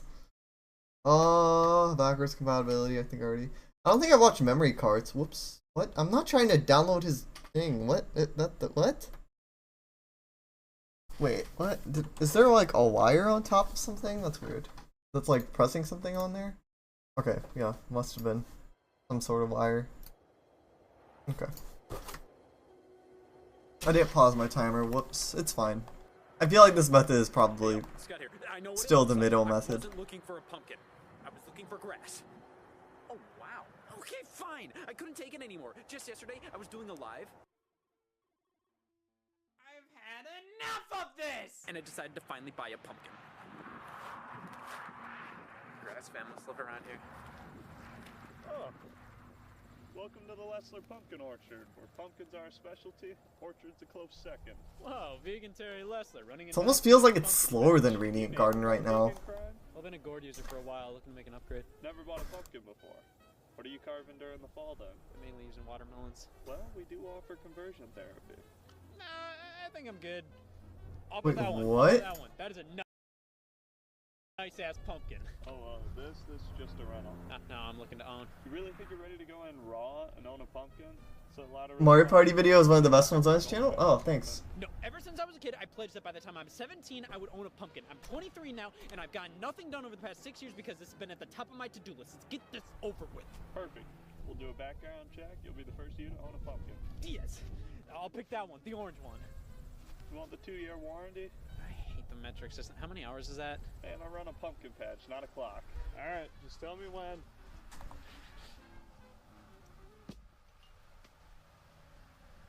That's good. Alrighty, so here's gonna be your paperwork. Can I have my ID back? And your passport, mugshot, and watch, and... How did I die there? Good stuff. You are currently looking at a registered pumpkin owner. Sure, I've dabbled in owning foam decoratory pumpkins in the past, but those I would just throw out after the season was over. These ones, completely different. Honestly, if I just wanted to do anything in post-game in general, this would be like a fine level. 85 would be fine. I think I'm gonna go take out Mysterious Figure again. Or, yeah, or Venice Remnant. I mean, I can do Venice Remnant after this next level up. I hope that isn't slang. Terry should be happy to see how this pumpkin's doing, and plus 4 years from now, I'll be throwing my first... I remember playing Mario Party 2 a little bit on Wii U VC. I'm finally ready to present myself in front of the pumpkin demographic. Damn it. Okay, maybe I should make this more of a half pumpkin, half Halloween party. I don't want to make an ass out of myself in front of the pumpkin fandom, so I'll distract them by making it more of a Halloween party. All I have to do is come up with a scary costume. I have had this list for over 4 hours and have never acted upon it. See, I could go with somebody who's owned a pumpkin before. My cover will be blown. I could go with somebody who ate a fucking Wii. Maybe next year. Oh, wow, that's the scariest one. Of course, I could also go as Memory Card Talker, but I go as that year-round. Alright, I'm just gonna need some materials for this costume. Okay, customers also bought memory cards. I can go as 2 things, f*** it. Happy Halloween. What do you do when you're playing a video game but yeah, no, this is taking forever. Oh, this is worse than, and the level difference, with Xemnas there's a level difference, yes there is. But it shouldn't be that bad. Your game gets reset, and you have to restart everything from the very beginning. I can't think of anything worse. Anything. You have to be protected in case something like this occurs. So bring in the memory cards, the gaming contraceptive. Saving your progress in a game is something we all take for granted nowadays. Remember when games didn't save at all? The only way to beat them was to play them all in one go. From start to finish, you had to experience what it's like to be depressed. Some games started using passwords. Get to a certain point in the game, write down the password it gave you, enter that. Yeah, no, this is taking forever. I'm not even gonna finish this one using this method. They went, oh man, they're gonna make Metroid, aren't they? Oh, zeros, capital. Again, I just wanted to test it out, see if maybe my numbers were off at the beginning. No, they weren't off at all. This method is the slowest. I just think it's too cumbersome. Because you have to do victory pose, and you have to like change your like I didn't Attack know is just too spaces much. Existed. Sometimes you'd get passwords with icons to use. That immediately makes things a problem for the artistically challenged out there. What are you talking about? That's a squiggle, not a sigma. So to pick up where you left off in games, you either had to keep the game console running indefinitely, or something you have to explain to your parents. I don't want them thinking I play Mega Man 4. What is this? Coordinates for a bomb. Plus, what kind of passwords are these? Like, you try to get into a club and they ask, what's the password?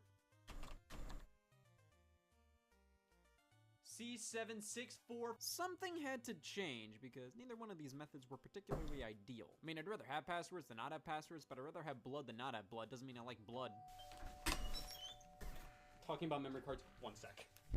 So in came The Legend of Zelda for the Nintendo Entertainment System, featuring a battery built into the cartridge which allowed it to save your data, which became a luxury for many games. If your NES game came with the ability to save like this, you knew the company cared so hard about you. The following generation, saving this way became more of a standard across the board. Most of Nintendo's Super Nintendo titles had battery saves built in. Many third-party games still used passwords. Sega took a while to catch up on the Genesis, but by the end of this generation, being able to save your game was the hip thing to do. But here's the issue. There's a reason not all games adopted the battery to save data to the cartridge. It cost money to do that, and some people can't stomach supporting Duracell. Each game would need Yeah, no. battery Oh, backup. this feels so much better to do again. After a couple Yeah, I decades, feel a little refreshed from this environment, but Mario World, the night of some murder. And I have a soft spot for alibis. Plus, with the industry quickly shifting from using cartridges to CDs, you couldn't really feasibly save data to this. I mean, battery, CD, something had to change. Well, what if you could save the data to something else? Oh, I thought you were another door. Am I the first to arrive? Yes. Yeah, so I brought some pumpkins for discussing. Got this one that's orange, and this one's really orange. You know, I was thinking we could make this a half pumpkin party, half actual Halloween party. What the hell's Halloween? Well, just step outside, change it to a scary Nice. pumpkin, it'll be fine. 14 more level ups to go. Just like, Are you a meat eater? A person. Oh yeah, I can tell by the hat. Well, feel free to not say anything until the others arrive. Oh, what the hell? 70 more, like an hour. Well under a year. Basically, it should take like an hour more, or an hour and 10 minutes more. For the GameCube. Here, let me explain. But you know what, guys? I think I'm actually going to head on break, just stretch for a bit, and grab a snack for myself. And other than that, I will, you guys in just a bit. So yeah, enjoy the clips, and I'll be back soon. Just give me a second to get set up here for break.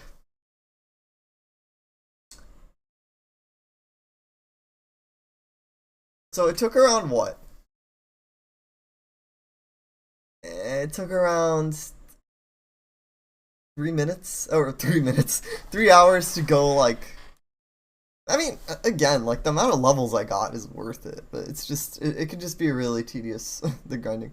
But yeah, thank you guys for your support so far, I really, really appreciate it, and, I'll be back soon.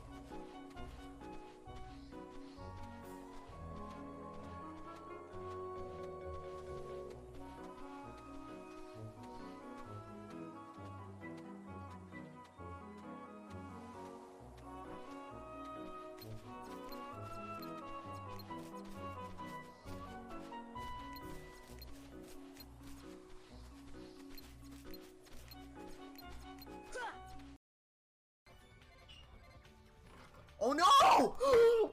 Oh no! Oh no! Oh no! Oh, don't, oh no! No!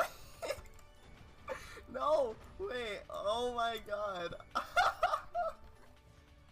No!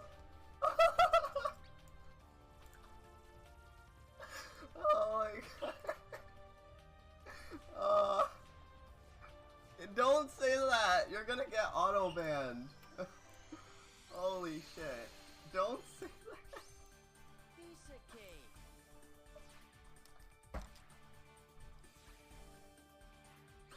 Holy shit.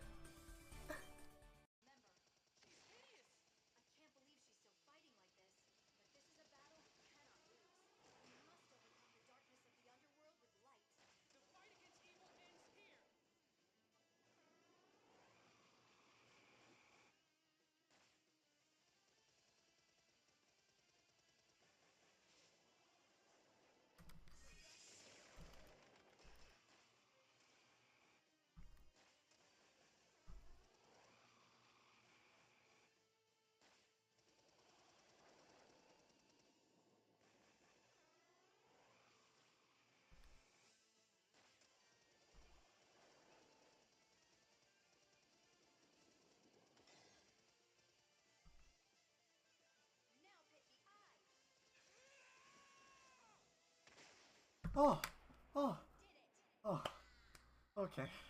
I was like, oh no, I'm gonna die towards the end.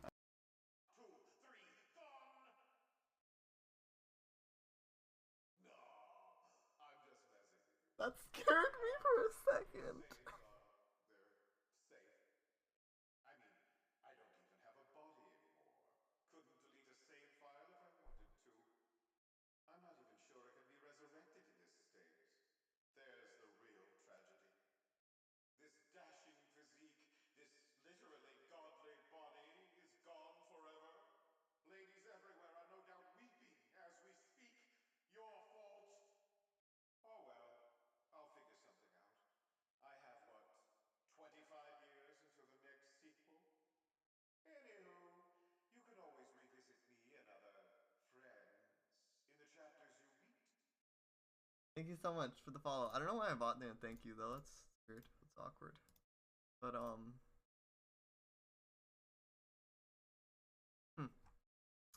thank you so much. Thank you so much for the follow. Thank you for the congrats, Cinnabar. I really appreciate it. Violent cheer. Thank you guys so much for 500 followers. I really appreciate it. That's awesome. That's awesome. Thank you guys so much. That's 500 people. Yay. Hopefully no one unfollows and immediately ruins that.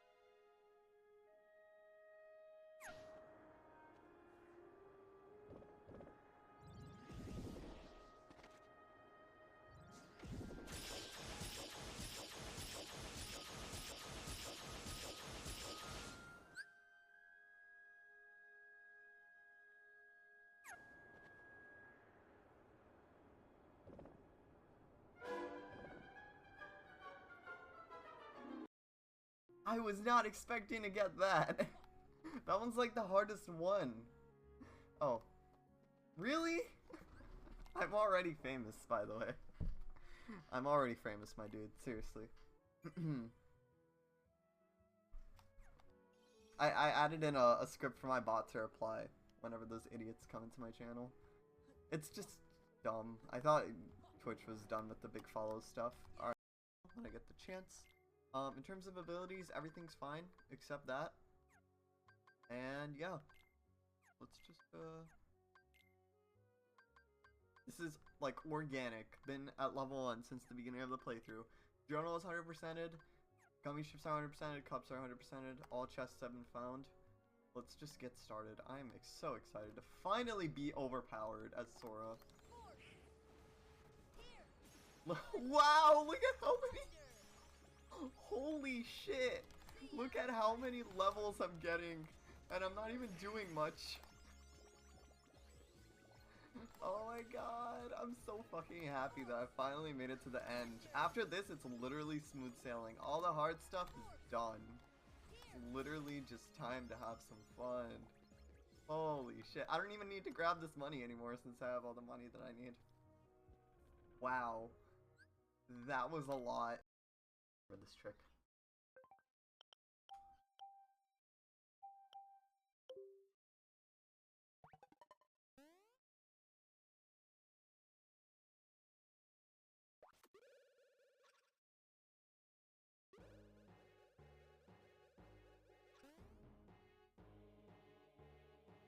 I did it!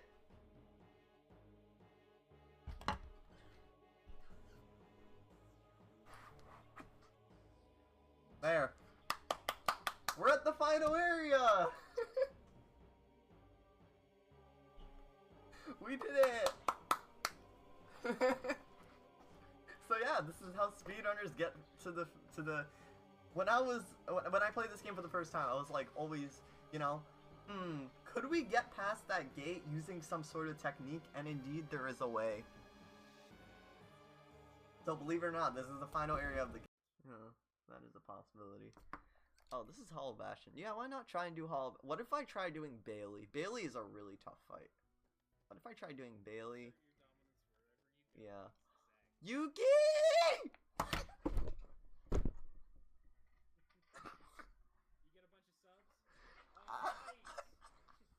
There's that next emote slot. That's... Anyways. Alright, game level, crit. Completion of Jiminy's Journal, 98%.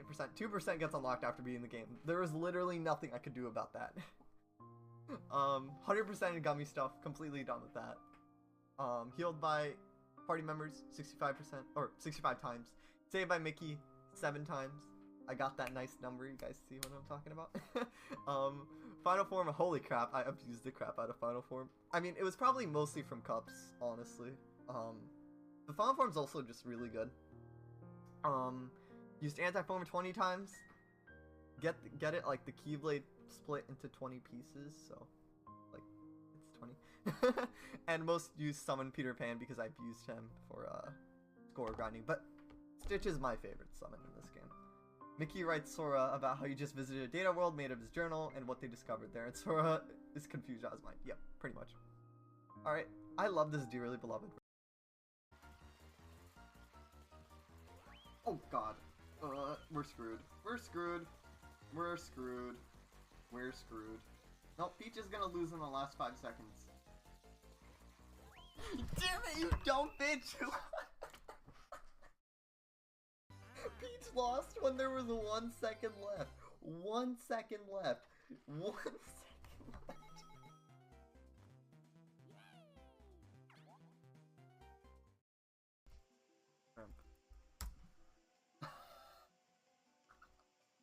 Oh!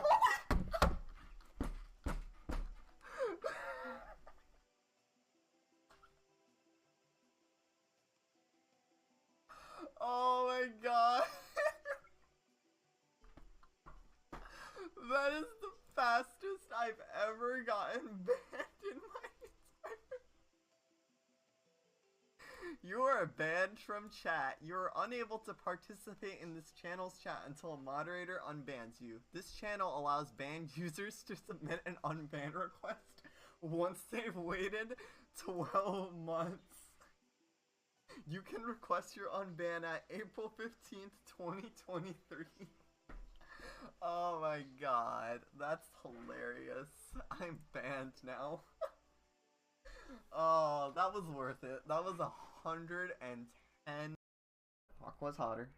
Aqua has a nice ass. Aqua's boobs are nice. How's this for you? No way! No way! Holy shit! Holy shit! I did it! I did it! I don't even know what to say. Like, holy fuck. did it, guys!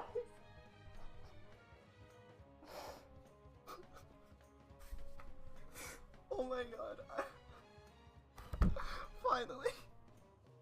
After I don't even know how many attempts. How many attempts? I don't even know. I don't want to know. Holy shit. I actually did it. I did it. There we go! Olympus Coliseum! We did it! Holy shit! I can't believe.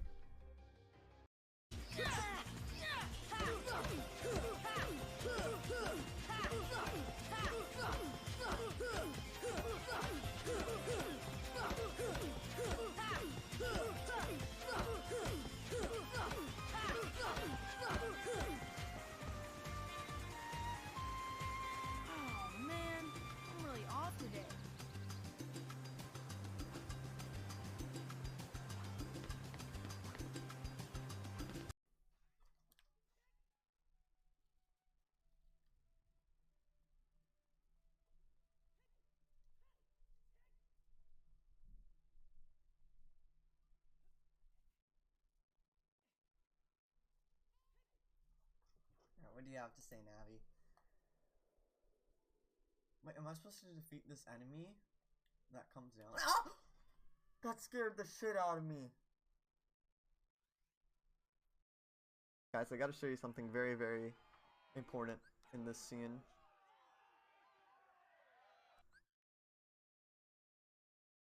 Oh, okay. I'm sure they weren't pausing the cutscenes, but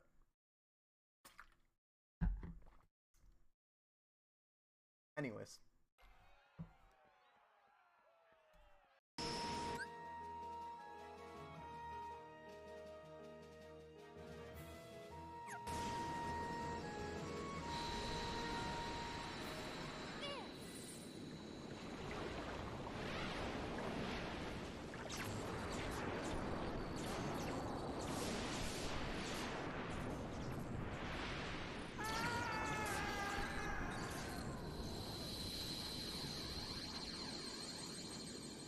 Guys, I gotta show you something very, very important in this scene.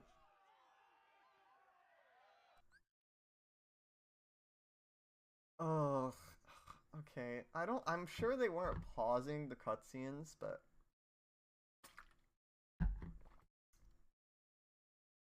anyways.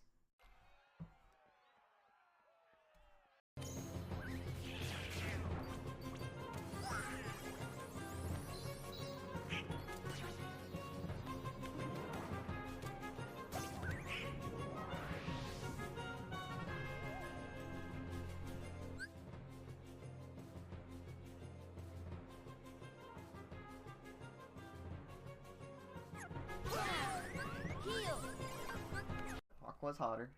Aqua has a nice ass. Aqua's boobs are nice. 2, 3, gone! No, I'm just messing with you. That scared me for a second. They're safe. I mean, I don't even have a body anymore.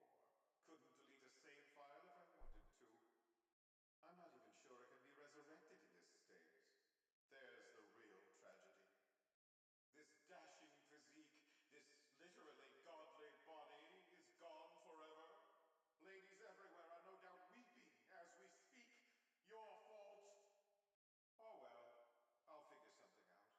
I have, what, 25 years until the next sequel? Anywho, you can always revisit me and other friends in the chapters you beat. When I get the chance. In terms of abilities, everything's fine except that. And yeah, let's just this is like organic. Been at level 1 since the beginning of the playthrough. Journal is 100%ed. Gummy ships are 100%ed. Cups are 100%ed. All chests have been found. Let's just get started. I'm so excited to finally be overpowered as Sora. Wow, look at how many. Holy shit. Look at how many levels I'm getting. And I'm not even doing much. Oh my god. I'm so fucking happy that I finally made it to the end. After this, it's literally smooth sailing. All the hard stuff is done. It's literally just time to have some fun. Hi everyone. Hello, it's me, I'm back. I'm back, sorry. Dinner was kind of spicy. I'm sorry if I took like, I took around what? 10 minutes? That's not bad. I just needed a break from the insanity. Or, yeah. I just needed a break from that. Hopefully. It'll only take around like an hour or so to finish up. But we'll see. And yeah. Let's get this. Get back to, let's get the grind back. Unless you didn't own a memory card. I think we've all been in that situation. You own a console for a bit, but you don't have a memory card, so you just kind of play the game you have, but you can't save, so hey, let's just keep playing from the beginning. Now, of course, that's how most NES games were, but I owned a GameCube. Oh, yeah. I have to get damaged. Once in, I am an expert on watching the opening to Battle for Bikini Bottom, but once you actually got a card, oh my god, my options skyrocketed. I can save. You know, memory cards actually first appeared on the Neo Geo AES. And level 85 is like really carrying me here. Arcade cabinet, plug it in, pick up where you left off, which is a killer plus to using memory cards. You can bring them anywhere. Your saved data can always be with you. Make a necklace out of it. There's a lot of memories you can dig up on one of these, especially if they were never owned by you. Look at all these game saves, preserved for us all to point and laugh at. I mean, the term memory card can mean two different things. It saves game files, sure, but it also saves memories. This was my childhood GameCube memory card. Yeah, I got the Mad Cat 16. Whoops. Official Nintendo produced one. Although the enemy killed me after I killed it. So much better. Oh man, I wish each P had a sock. Owning a Mad Cat's memory card should have put me on track to buy a Thrasher shirt, but here we are. This is what my mom bought after I sort of begged for a memory card, so then I didn't have to watch that damn opening cutscene for the 67th time. And I think we really hit it out of the park first try. 16X, what does that mean? It has it, and a lot of it. There was more than enough space on this one to store any and all save data I could ever dream of. I can't believe I didn't get stuck with the 1X. 59 blocks of storage. I would be disgusted if I knew how much that was. Yeah, some game consoles refer to storage as blocks. I think they were trying to simplify Wii. things, but honest to God, it made even And more 3DS. sense. Just use typical memory storage terms. Just say megabytes. No mom hears blocks compared to The Wii U megabytes. does use it. And the Switch now. Oh, I have this many blocks remaining. What does that mean? I could say you were better off buying the official memory cards made by the console manufacturers themselves, but why would I? These aren't like third-party controllers where like, yeah, if they're cheaper you can really feel it. Ah, this one's made of gum. Memory cards you cram in the console and never think of again. Oh, but this one looks blue and smells funny. You can get by with any type of memory card. That's the beautiful thing. These brands are all of equal value. Sometimes memory cards would come with games, like with Animal Crossing. You got a GameCube memory card free of charge. Makes sense considering Animal Crossing required a ton of space to save, so you pretty much needed a memory card just for it. But hey, it's an Animal Crossing themed memory card, just like how I have an Animal Crossing themed thigh. It's a sticker.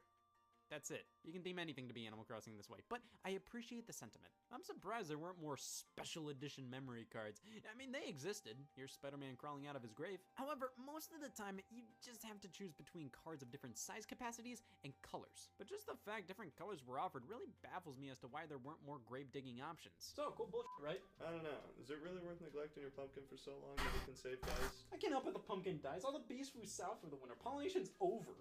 Wait, this isn't the right pumpkin. Oh yeah, it's over there.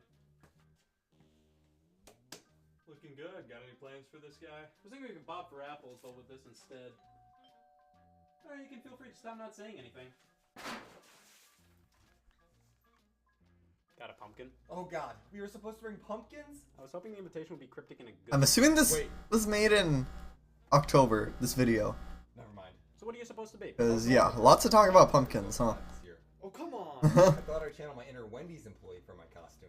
You are a Wendy's employee. Is it really that convincing? I have not heard the word pumpkin since 67 words ago. I could definitely swing with saying pumpkin. 67 words ago. The boom on these things, many companies had some kind of revelation, like They needed to innovate every possible thing. Like, you know how some shoes have software updates now? For the second Dreamcast, the memory cards for this system were dubbed VMUs, Visual Memory Units. They were memory cards, sure, but they had a screen and buttons and were their own mini game console. Of course, with that screen, that meant in multiplayer games, you could see things that were exclusive to you, so Sega could tell me where the antidote was. And then you could unplug the VMU, take it on the go, and play little mini games. It's amazing this idea wasn't ever fully replicated. It's pretty cool, but it's pretty worthless, so that's pretty much why. Like, is this really necessary? This is just another battery you have to worry about. And what's the point when you look over at the PlayStation 2 and that used a fucking saltine for its memory card and everybody in the world owned 2 of them? The closest the console got to replicating this idea of your own personal screen had Mario Tennis on it, I'll give it that. Whoa, I didn't know pumpkins could save game data. They're truly God's favorite. What are you, a doorway pirate? No, I'm Gex. I thought he was depressed. Whoa there, I'm gonna need to see some fruit.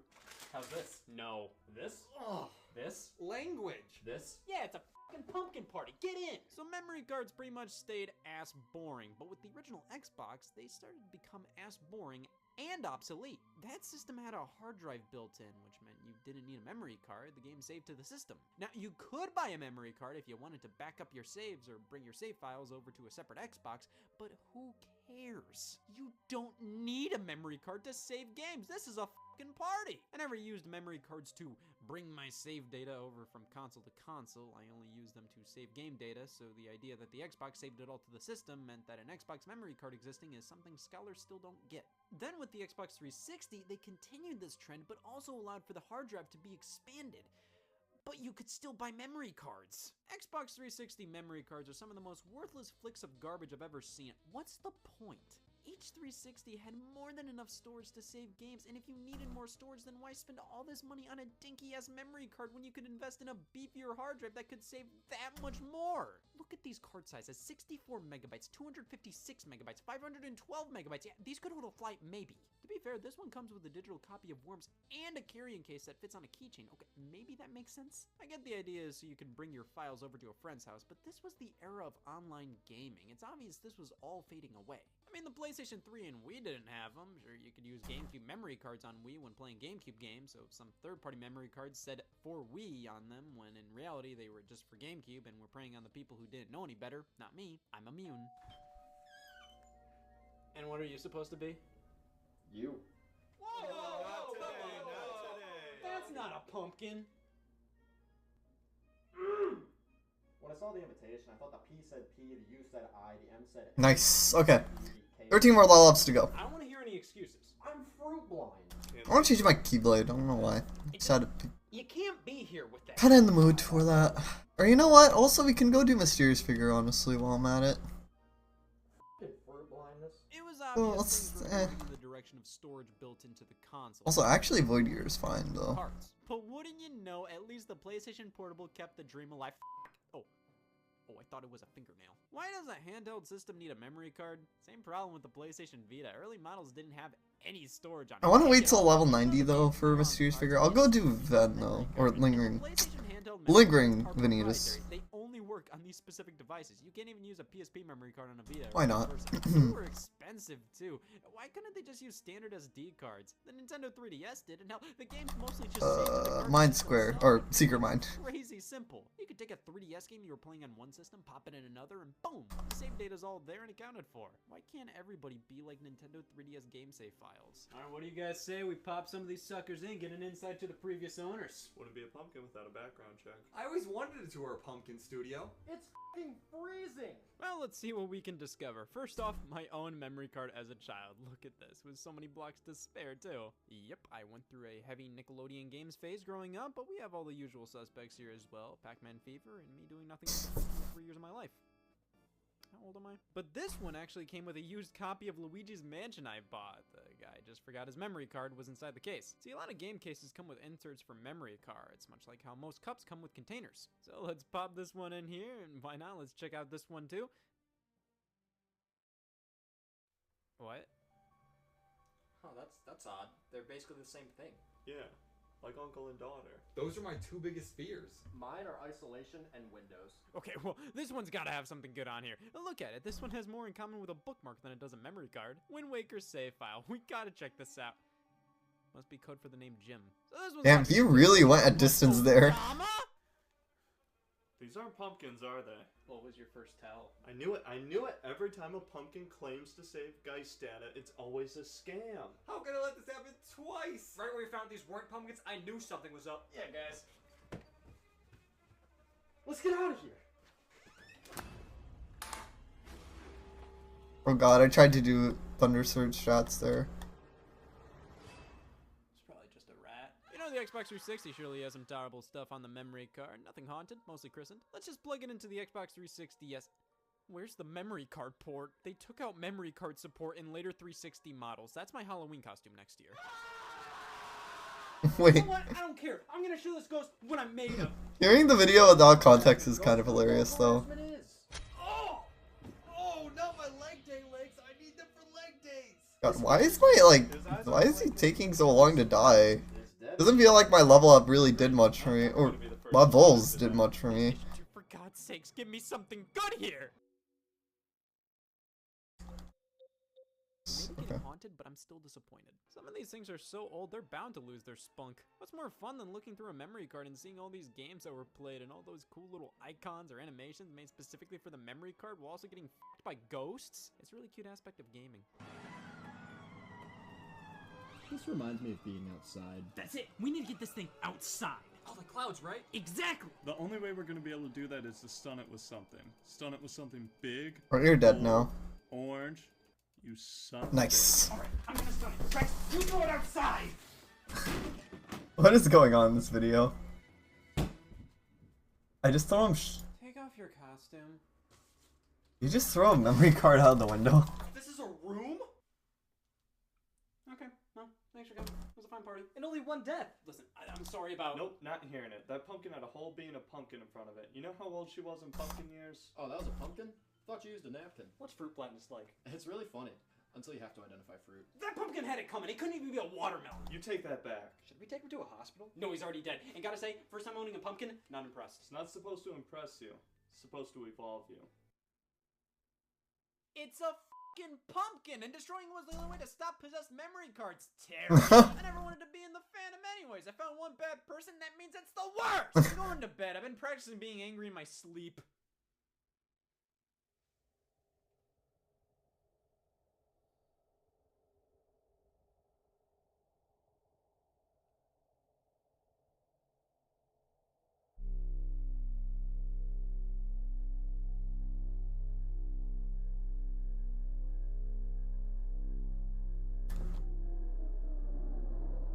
Was it Sophist? Maybe. Maybe. I'm just listening to Scott Vlott's videos in the background at the moment while I grind. But yeah, I think it was. It might have been.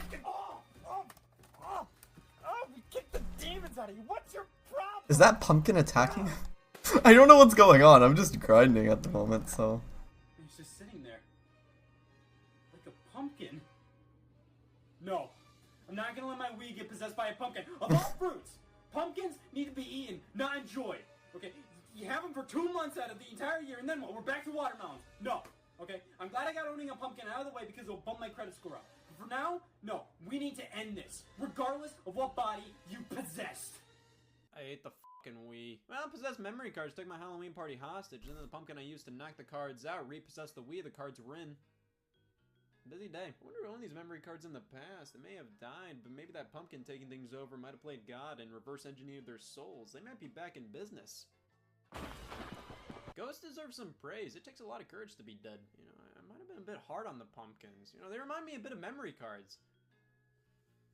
This one's orange too. What a pumpkin means to those guys, memory cards mean to me. They're just such fun little experiences to have, with or without possession. And that's how you know you truly care about something. You don't need possession to enjoy it. Cool. Let's see, what else have we got from Scott the Watt?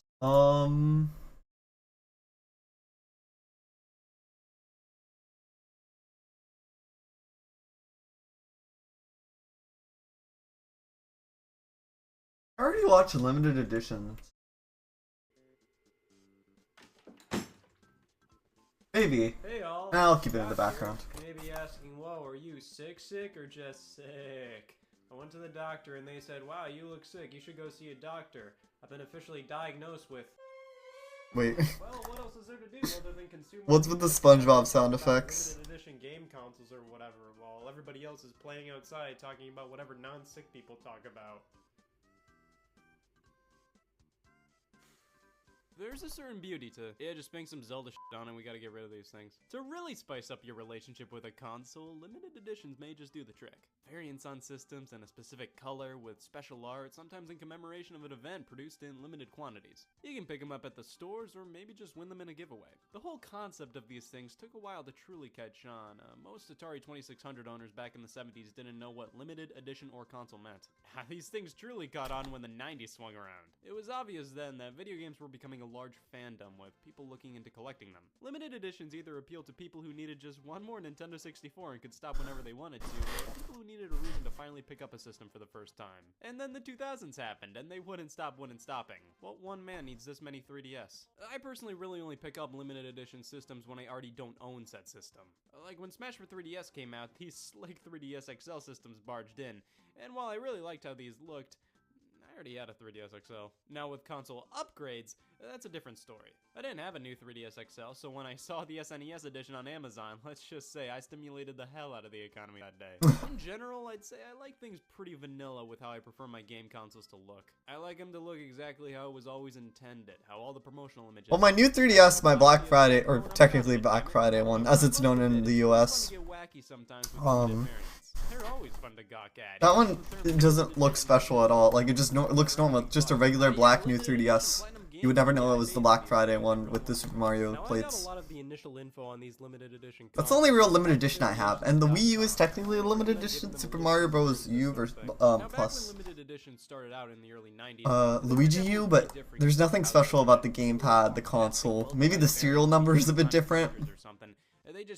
Even that's like... Looking back at the majority of the Game Boy limited releases, many just had logos plastered on them, one of my favorites being the Cat Edition. Now there were specific game-themed editions. This Wario version was given out as a prize. Not that big of a deal. In the UK. Weirdly enough, all it says is limited edition on the box, but when you take it out, it's literally just a black Game Boy with Wario on it. I don't know what I was expecting, but it wasn't this. A good chunk of the limited Game Boys were just that, prize giveaways, like the Ford one, V-Drink one, this Pink Heart one. There was the Play Loud series, but that was primarily just different colored Game Boys, with some being rarer than others. Manchester, Milka, Planet Hollywood, EB Games, some silver one. The Game Boy had a ton of crazy limited models, but barely any are legitimately interesting. Most just have a logo of some company on them and that's it. You see, that's one thing the Game Boy and the Atari Lynx have in common. The only limited edition of the Lynx was exactly this, but I prefer it to all the Game Boy editions because this one is the Marlboro edition. You ever ask anybody how they got hooked on cigarettes? Yeah, the Lynx. The Game Boy Pocket was an improvement compared to the original in the limited release department. We got some of the same simple logo on the front, but we also got this marble design only in Japan, a gold edition, this Japanese atomic purple one that looks exactly like the Game Boy Color. Game Boy Light. Well, this is already more interesting than the original. A Pokemon Center Store exclusive, which consistently happened with future Nintendo handhelds. Astro Boy, Jesus f***. The Nintendo 64 definitely took some cues from the handhelds and did a ton of limited editions. There was the Fantastic series that was more or less the 64's equivalent to the Play It Loud series on the Game Boy. But this time with translucent plastic. Yeah, the N64 has no shame, it had nothing to hide, and while the Fantastic series wasn't necessarily always advertised as limited edition, some definitely became some of the rarest Nintendo 64 systems you can buy today. The gold version was a Toys R Us exclusive. I always thought this was a cool one. Most gold Nintendo systems feel the need to plaster the Zelda logo on them, and while that's fine, they're definitely some of my favorite limited variants. I think just pure gold can look awesome, and this N64 is no exception. Yeah, Star Wars Episode 1 Racer Limited 12 more levels to go. It's just a regular N64, isn't it? I think I'm gonna do... Or something on the console to make you know what? Sweet Stack. I have barely showed off Sweet Stack this entire time. Why not show that off? Also, critical hits all the time. That's the I guess, gimmick of this Keyblade, which technically is the most amount of damage. Technically, I guess. That was longer to compensate for a giant Pikachu on the top. How resourceful. His cheeks light up when the system's on. The His power critical button, hits, ball like, reset but who button, uses well, physical we have combos it in any this other game? way. This blue one was When commands are so global, broken. but the orange one was exclusive to Japan. Of course, if you're not This a does Japan have an player, ability. you This got to this play and Pokemon Stadium. Real Radiance have Man, I can't even abilities. be bothered to yawn. Game Boy Color. Now, this was really where Nintendo realized, well, we like this. I can't tell you how many mornings I woke up thinking Delca Game Boy Color. It was a shoe brand in Austria, and it was won in a contest. That's fun. More Pokemon editions this time around, that's for sure. There were the Just Go editions with Mario on them. The Lunchables edition is the last thing I think of when I hear Lunchables.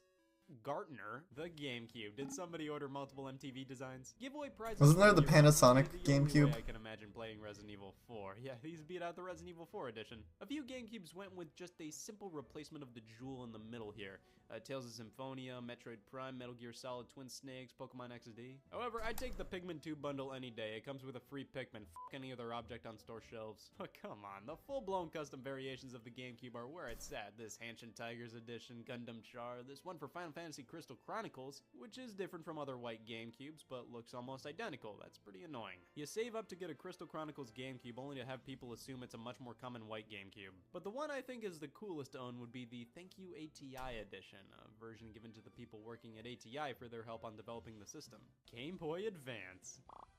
Yeah, we're only gonna be able to do some highlights here. The NES edition of the GBA-SP. It was awesome because they put so much love and attention into this one. Even the texture of the design was similar to the original NES controller. That's great. The Game Boy Micro had a similar NES throwback, this time for its Japanese equivalent, the Famicom. Weirdly enough, they released this in North America in addition to Japan. It's meant to look like the Famicom's Player 1 controller, and God, this thing is beautiful. My only problem with it is that I'm worried I'm gonna get it all scratched up if I'm not careful. Now in Japan, there was a Famicom variant of the GBA-SP as well, alongside a Mother 3 Game Boy Micro exclusive to the territory. Again, absolutely gorgeous. But hey, we got the Disney Channel edition over here, so it's okay. The Dual Onyx edition of the GBA-SP always weirded me out. Like, yeah, it looks cool, but it more so looks like a fan mod, something you get by unscrewing two differently colored GBAs and jamming them together. Nowadays, it's absolutely ridiculous to have a Nintendo handheld without a Zelda edition released at some point, and the GBA obviously had this beaut. The Rockstar Games themed one was a European exclusive, I love it, but not as much as the Tribal Tattoo variant. This is the only way to tell people not to fuck with you. There was a real 24 karat gold version of the SP made for a contest, but this advertisement, to my knowledge, is the only time it's ever been seen.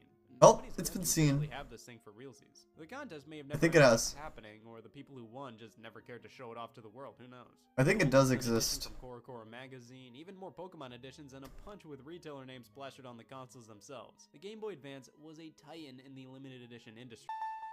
Okay, I'll say this now. This is the beginning of a bit much. But it's fine. I'll always take time out of my day to talk about the 50-cent DS, not to be overshadowed by the Hot Summer Donkey release. So many systems released to coincide with games, anniversaries, events, the Seattle Mariners, a baseball team Nintendo used to own. Even more effing Pokemon.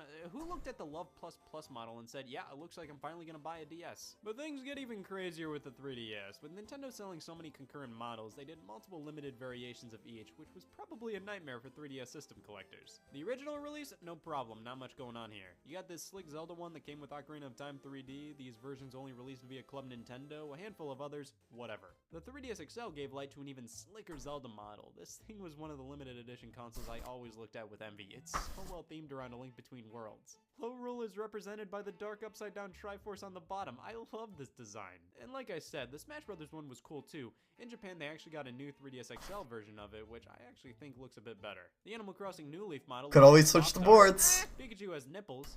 Year of Luigi, Mario and Luigi Dream Team, Pokemon, Mario, Tomodachi, Pokemon, Mario, Pokemon, Mario, Pokemon, Magic Castle, Mario. The NES edition is stupid. The GBA-SP has the outside mimic the console and the inside mimic the controller, just how it should be. The 3DS XL version just spanked a picture of the NES controller on the outer shell, and the inside, well, wouldn't you know, it has red buttons. Lame. Now, the new 3DS featured interchangeable faceplates, meaning those were kind of the replacement for limited edition. Yep. Of course, the Game Boy Micro also had interchangeable faceplates, but that didn't stop them. There was the Ambassador Edition, sold to Club Nintendo members in Europe. Which I barely heard of. Nath actually told me about that. So cool. But the new 3DS XL definitely had more limited versions. A few Zelda editions, one Majora's Mask and the other just with the Triforce. Not a big fan of either of these. When I think Majora, I think purple. What the hell is this? Metroid, Monster Hunter, oh man, what else? How about Pokemon? Not as many editions as the original 3DS XL. What's up, Edge Master? Listening to some Scott DeWaz videos as I wrap up other new 3DS XLs. Aqua's grinding for Kingdom Hearts Birth by Sleep. Pokemon one, shocker. The last thing I need to do, and the game's 100%ed. Even coming in boxes reminiscent of the old school Pokemon Game Boy games. This Zelda one looks. But yeah, welcome on hey, in. what do you know? I have the Super Mario Maker edition. This is hideous. The new 2DS XL limited. Also, I need to buy all the consumable items as Aqua as well, because you can run out of those in the Realm of Darkness, technically. 3D designs that weren't just simple splashes of artwork, and that was really cool. Now, with the Nintendo home consoles, there really aren't nearly as many additions as their handhelds. The Wii had a one-of-a-kind gold-plated version given as a gift to Buckingham Palace. I've been scouring the Ohio Craigslist for this thing. I will find it one day. Red Wii released for Mario's 25th anniversary. Whoops, I forgot my victory pose there. The Wii U didn't have much. Literally, the only Wii U released outside of the standard black and white consoles was the Wind Waker edition. It pairs nicely with the original Zelda 3DS, but the gamepad was the only special part about this package. The Wii U console itself wasn't any different. One cool thing about the various Wii U bundles, though, is that they all have unique artwork on the box. Yeah, they do. Spin on the U logo. They're all super neat. I'd love to see a full collection of these boxes someday. Since the Nintendo Switch is a handheld and a console, you can bet Nintendo has been more willing to spit out new limited editions. Diablo, Monster Hunter Double Cross. I don't know why Nintendo Switch limited editions don't interest me at all. Like the 3DS ones are the real ones that interest me. Generally follow the same idea. Just a white tracing of an therapeutic, but honestly, I've had to do this with all three characters, Terra, Ventus, and Aqua, and it's kinda started to drive me insane at this point. 11 more levels to go, so it's not that bad. We're at an hour or so of grinding, and we should be done. But we'll see. Coca-Cola, you know, typical stuff. But the Dreamcast had the Sega Sports Black version. How did this thing fail? Look at this Hello Kitty one. We have X-ray vision. This platinum. I'm not seeing the videos on my third monitor because my third monitor isn't on my desk. But And you couldn't have special edition Dreamcast without a Seaman release. Even a special Christmas variant came out too. If only it had a Coca-Cola version. Oh, PlayStation time. We got a console in commemoration of 10 million PS1s sold, consoles in commemoration of 20 million PS2s, consoles in commemoration of Monsters Inc. Scare Island. Sony really liked to do the whole commemoration of a certain number of units sold thing. And they did this a lot more, even recently with the PS4. Oh man, this gold edition is great. There's a few standouts, but overall the PlayStation brand didn't get super wild with limited editions. Most were just different colors or simply released alongside a game. The PS4 has been having a lot though. Who else better to give away a gold PS4 than Taco Bell? Batman, Dragon Quest, Call of Duty, Spider-Man, Kingdom Hearts, God of War, this amazing throwback to the PS1, so many editions. But just like Nintendo, Sony went berserk with their handhelds, especially the PSP. Tons coincided with games, but only one was a Hannah Montana edition. I love the God of War Ghosts of Sparta one. Black and red is one of my favorite color combinations. There was another God of War release, but I like the other one a bit more. This one's great too though. The PS Vita honestly couldn't compete. Most designs are kinda boring here. It's all about the color with this handheld and not much else. I kinda like the Persona 4 Dancing All Night edition, but other than that, nothing really sticks out. Xbox, you ever considered just taking it easy? The original Xbox has some of the most iconic limited releases. The Mountain Dew version is one I always think of. Getting it seemed like a bit of a hassle though. You had to drink a lot of Mountain Dew just to have a shot at it. It wasn't guaranteed. And hey, if you don't like Mountain Dew, there's always the Hulk. An Xbox for the launch team at Microsoft, the Panzer Dragoon Orta 1, my god. Halo Special Edition is a super well-known one, and the Atari Xbox makes me want to crack out a thesaurus to see all the synonyms for the word wrong. The Xbox 360 had the Simpsons Movie Edition that was after we do this, we're gonna go and beat the game again, which shouldn't take too long at all, actually. And I'm not even a big Star Wars. I think after this next level up, though, I'm gonna go get those consumable items before I forget. Mostly the ice creams is where I'm gonna put my focus. Everything else is kind of whatever. The ice creams are useful, and I would like to have those no matter what. But hey, I'm not complaining too much. Microsoft can make a mean-looking controller. Great talk, guys. Limited edition systems are fun to gawk at. And thankfully, I don't need to watch the ending cutscenes because they made it so you can skip them in this game. I think this was the first game that let you skip them. But yeah. If I don't do anything about this mild congestion, I'm gonna die in 60 to 70 years. Okay. Let's see, what else should I put on? I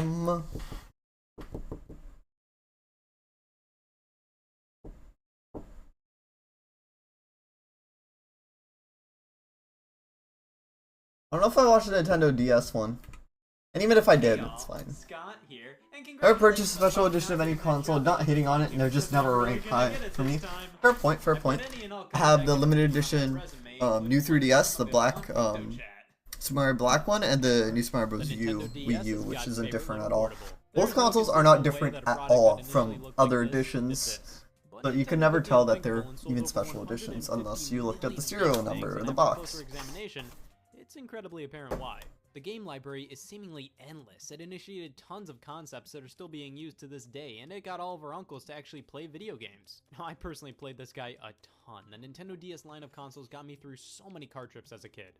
I would always keep my eyes on the screens the entire time during them, and because of that, only recently I learned that toll booths exist. The DS was announced in late 2003. I mean, who hasn't gone through card trips, like boring card trips without their 3DS? Games that anybody could get behind. A few months later, in early 2004, the codenamed Nintendo DS was unveiled alongside the fact that the system would feature 2 whole screens. Nintendo used a soccer game. It's like that, like on the car ride to Canada. I wasn't driving, so I literally just played on my 3DS the entire time. And you're like, there's just not enough screens. The idea behind 2 screens was a bit odd at first. Nintendo definitely needed to prove their worth, and keep in mind at this point, all we knew about the Nintendo DS was that it had 2 screens. Everything else lodged in the system would officially be revealed later at E3 2004. Yeah, the Nintendo DS wasn't a looker during its prototype phase, but at least Nintendo made up for it by showing off a Metroid Prime game running on the system. Yes, Nintendo's premier 3D first-person shooter was playable on a handheld. That was insane!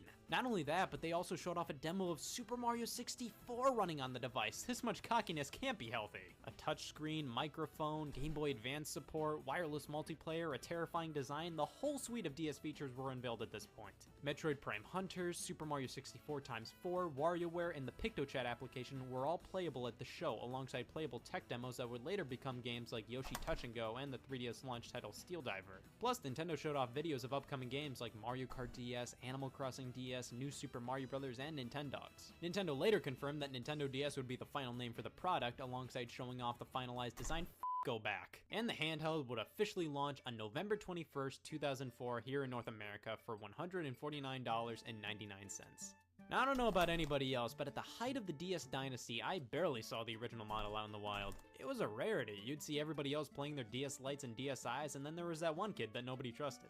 Any version of the DS prior to 2006 looked pretty horrendous, to put it lightly. This looks like something you put in a holster. It always looked more like equipment than a sleek video game system. The bottom half has some meat on its bones, and all the curves, ridges, and indents add up to a video game system with a question mark at the end. At least it's comfortable enough to play, all the buttons feel perfectly fine, and it conveniently uses the GBASP charging cable. However, things really start picking up when you actually turn the system on. Touch the touchscreen to continue. Holy shit, this is the future. 2008, here we come! Dual screens weren't necessarily the talk of the town when it came to the DS. Most of it came from the touchscreen. Remember, this was 2004. Touchscreens were seldom used, and when they were, it was almost always stuff like PDAs. And these definitely won't play pack-picks, so that's a point for the DS right there. However, the DS was definitely all about video games, even if the user interface tries to scream, I can be a PDA too! A calendar and a clock, that's all you really need. Yeah. An instant messaging application? Well, don't mind if I do! PictoChat is much more than just the best stage in Super Smash Bros. Brawl, and it wasn't just an application. 11 more levels to go. 11? You could start a oh, no, 10 more levels to go. Okay. That's bearable. I can stand that to a certain degree. Make some pretty slick flipbooks by just sending a bunch of images and then rapidly going through them. Yeah, hopefully an hour or so of it.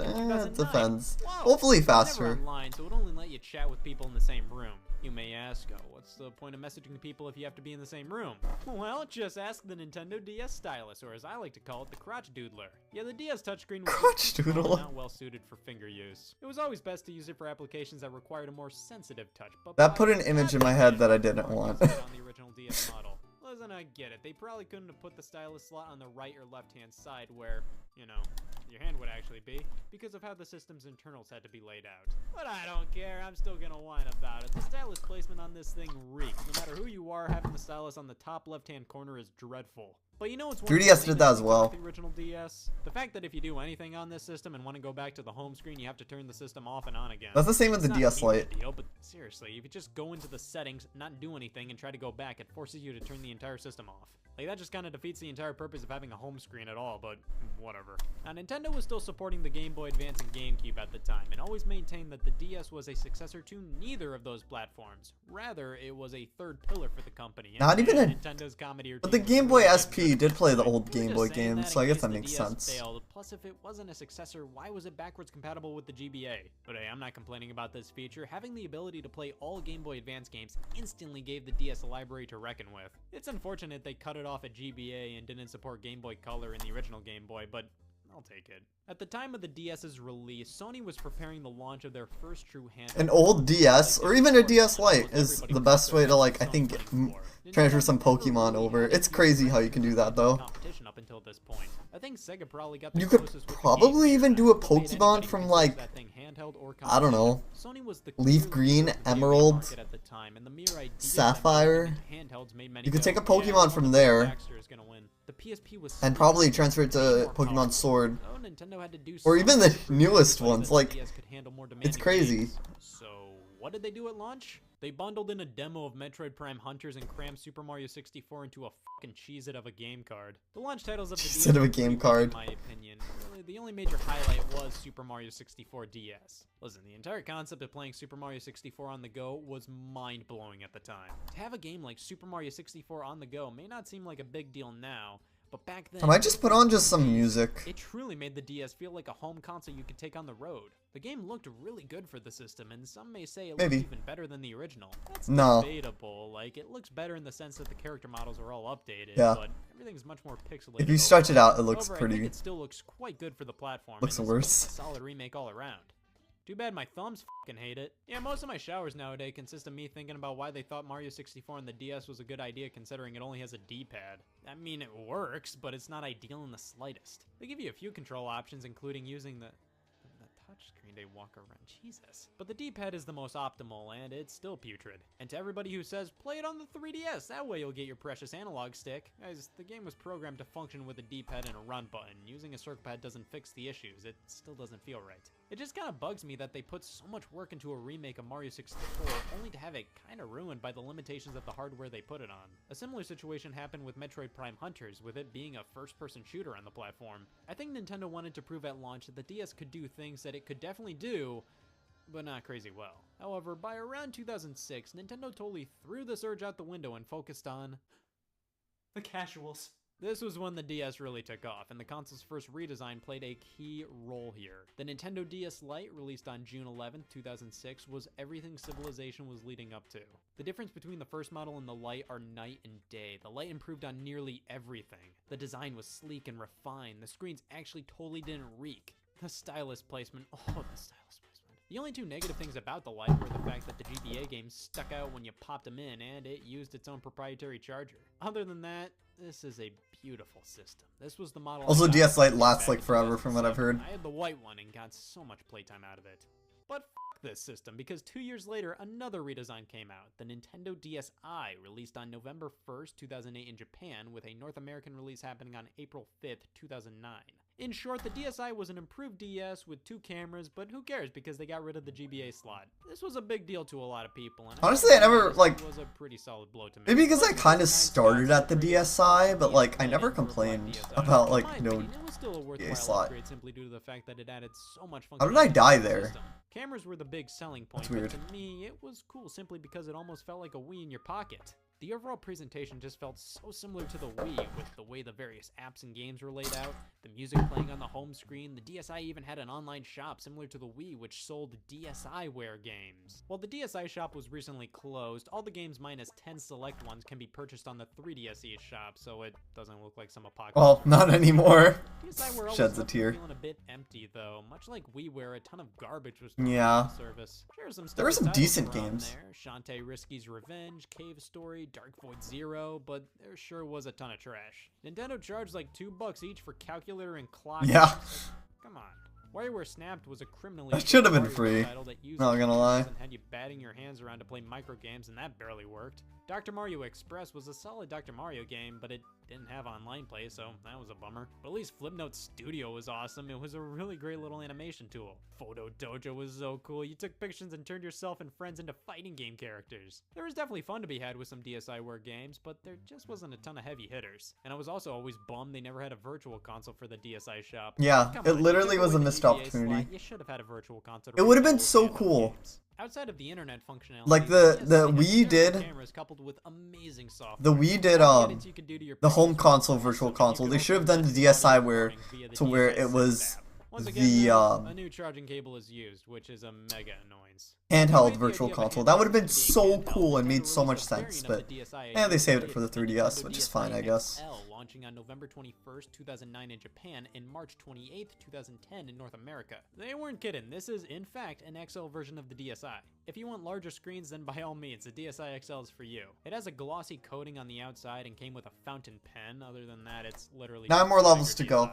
The XL systems were marketed towards the more hardcore players with the Nintendo 3DS line, but the DSi I think it's gonna XL, take around just take a an look at the hour or color so. scheme. That's not Burgundy too and bad, bronze, but these things flooded retirement homes. And those are all the DS models out there. And in terms of which systems hold up best today, probably I'd not. say Maybe you even can 40 put the DS minutes. Lite on. I feel like it However, could I be think 40 all the minutes. We'll see. variations have great feeling controls. The DS Lite has a bit of a softer, squishier D-pad, and while that sounds bad, it actually feels really nice. The DSi is much clickier if you're Yeah, into that sort of thing. I noticed You can that as play well. DS games on the 3DS, but if you want an original DS model, I'd say go with the Lite. The DSi's exclusive features aren't too awful compelling nowadays, and the lack of GBA compatibility makes the DS Lite far more useful. Plus, almost all of the DSi features live on with the 3DS. The cameras, sound app, DSiWare games, it's all there, so the DS DSi Lite. itself isn't too awful necessary to own these days. But now, we've got to talk about the games, and man, no matter how you I guess slice it, the DS a had Game Boy its SP, library. DS I'd Lite, definitely say the third-party support was crazy and impressive.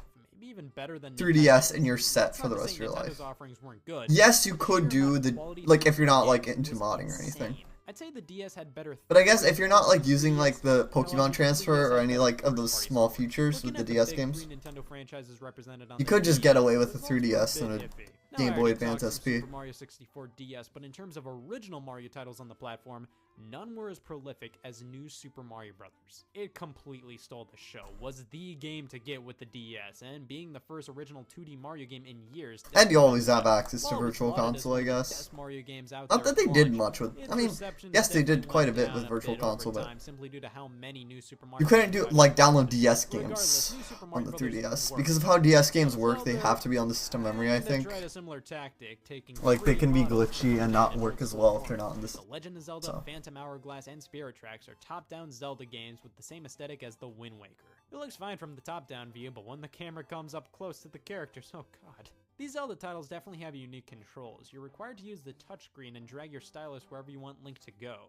I don't know, it just doesn't feel as good as button controls to me. It doesn't feel like you are Link, it feels like you're leading Link. That's not to say they're bad, I'm just not a huge fan of controlling Link here. Everything else works pretty well. Metroid Prime Hunters had you move with the D-pad and aim with the touchscreen. Similar to Mario 64 DS's control scheme, it worked, it just wasn't ideal. It was a B-tier Metroid Prime game, but it was still impressive for the system and even included online multiplayer with voice chat. We all do Kingdom Hearts playlist. I'm kind of craving a playlist for some reason.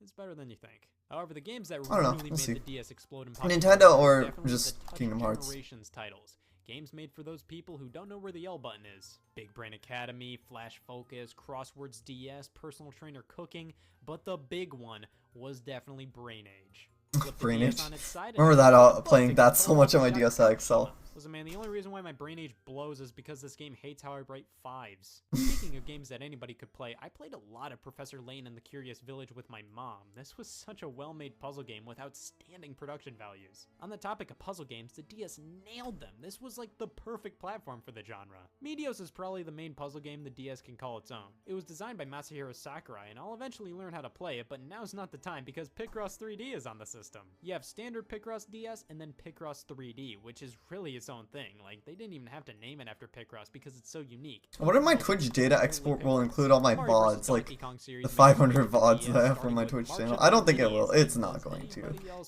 But, would be interesting to see. Little game. My problem with it is that they just kept on making it over and over and over again. At least this one had cool CG cutscenes. Look at these. My jaw dropped when I saw my DS playing such clean looking videos. One thing this game and Metroid Prime Hunters did was show two videos on the separate screens, both of the same scene, but from different angles. This wasn't the craziest best use of resources, but it's an interesting use of dual screens that you really wouldn't find anywhere else. Tetris DS is one of the best versions of Tetris out there. Being developed by Nintendo allowed it to have this amazing presentation, featuring all kinds of old school NES sprites. It's fantastic. And if we're talking retro style games, man, the DS was killer. I think the cream of the crop has to be Retro Game Challenge, a loving homage to gaming in the 80s. But there were also a handful of legitimate compilations, like the Sonic Classic Collection, some Atari ones, Namco Museum. In terms of throwbacks, Contra 4, man, a great return for the series. Space Invaders Extreme was really cool. Grand Theft Auto Chinatown Wars. Now that's a game that screams, don't put me on DS. But it was still an awesome throwback to the first few top-down Grand Theft Autos, but in the style of entries like Grand Theft Auto 4. It's one of the few M-rated games on the platform. There really aren't too many out there, but Chinatown Wars is definitely the most iconic. Oh, rhythm games. Just Rhythm Heaven and Elite Beat Agents alone make the DS the perfect rhythm game machine. And we can't forget the Guitar Hero games on the system. They only work. What song is that? That sounds familiar. Guitar grip accessory requiring the GBA slot, but man, this was such a creative way to get Guitar Hero on the platform. RPGs just wouldn't stop on here. Of course, these things, I don't get any. Bowser's Side Story, Parts in Time, Kingdom Hearts. The Luigi series continued on here. Final Fantasy games, including some amazing remakes. The definitive version of Chrono Trigger, Dragon Quest, The World Ends With You, Golden Sun. I may not be an RPG guy, but I know they were fantastic on the platform. Mario Kart DS was huge. I personally never owned it when it was big, but DS brought so much to the franchise. 16 new tracks and the introduction of 16 retro tracks. I feel like the retro tracks are play, mission mode, it's so in my cool. opinion, Weirdly but enough, if you weren't into Mario Kart, Nintendo also published a remake of Diddy Kong Racing. Yeah, never expected that to come out. Animal Crossing Wild World also brought online play to its franchise for the first time, which became one of the key components of the series. Star Fox Command is better than Star Fox Zero, I'll at least say that. And Chibi Robo actually had games on here. Platformers are my bread and butter though. Kirby was heavily represented on the DS. I've heard good things about Chibi Robo. Definitely being Canvas Curse. Look at this, you're drawing lines and guiding Kirby around. That's fun. The legendary Starfy was a worthy alternative to Kirby, while if you wanted something a bit more fast-paced, the Sonic Rush series was definitely your 8 more levels to go. Spin-offs were I can do this. Included a sequel to Yoshi's Island. This game reeks. And Super Princess Peach second verse, same as the first. Plus, nothing says I hate sex more than Wario Master of Disguise. At least there was actual Castlevania titles on the platform. Whenever he makes a dirty joke, I just can't handle it. It's hilarious. Deal when it came out. Being able to write anything and it spawning in the game was just such a cool idea. And if you wanted to get even more creative, Drawn to Life allowed you to draw your own hero character, and I had such a blast with this. WarioWare DIY similarly let me create my own junk in the form of my own micro games, and I loved every second of it. On the topic of WarioWare, WarioWare Touch was alright, it just didn't grab me as much as other entries. But nothing spoke to me on the DS more so than Nintendogs. This was the first game that I owned on the platform. I played Nintendogs like the demo a few times. In such fun ways. I haven't really gotten into it. Teach it tricks, play with toys, buy more dogs, talk to more Like there's a few Nintendo series I haven't really gone to. Like, you know, Metroid I would say is one of them. Nintendo DS browser. Kirby. The best thing about the games on the DS, they came in these cases and they were like those sort of series I haven't gotten myself much into. Feel more substantial. Well, a fair amount of the game library is. Even though I like a lot of things Nintendo, a lot of Nintendo things. Unlike the Wii, which was constantly chastised for being a gimmick, I always felt like more were accepting of the DS. The library was crazy, and the gimmicks of the system actually turned out to be incredibly useful in various situations. It was hard to try to remember all the great games on the DS. That's how many there were. I'm sure I still missed plenty. Phoenix Wright. Phoenix Wright! This series is great. Such a fun visual novel, point-and-click adventure type game. I love these games. Well, it just warmed my heart to go on and on and on about the Nintendo DS. Maybe I'll see if there's anybody nearby on PictoChat who feels the same way. Woo! We got a live one. Somebody joined. Maybe I'll tell them I see you like PictoChat. Last two messages didn't send. Yeah, that sounded a lot more murdery than I wanted it to.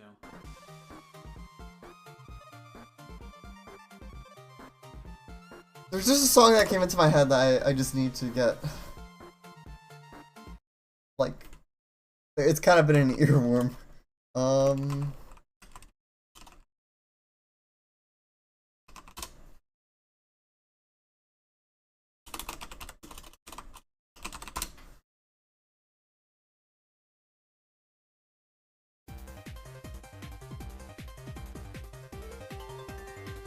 I don't know why that came into my head. It's a good song though.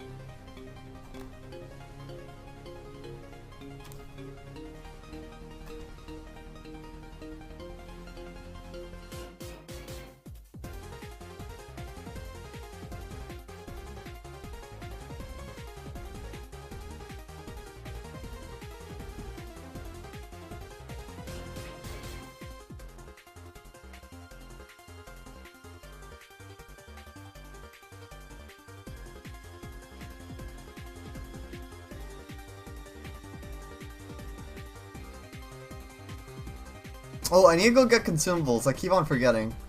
Keep on getting distracted with other things. I'll do that. Don't worry. I will actually do that. Very important.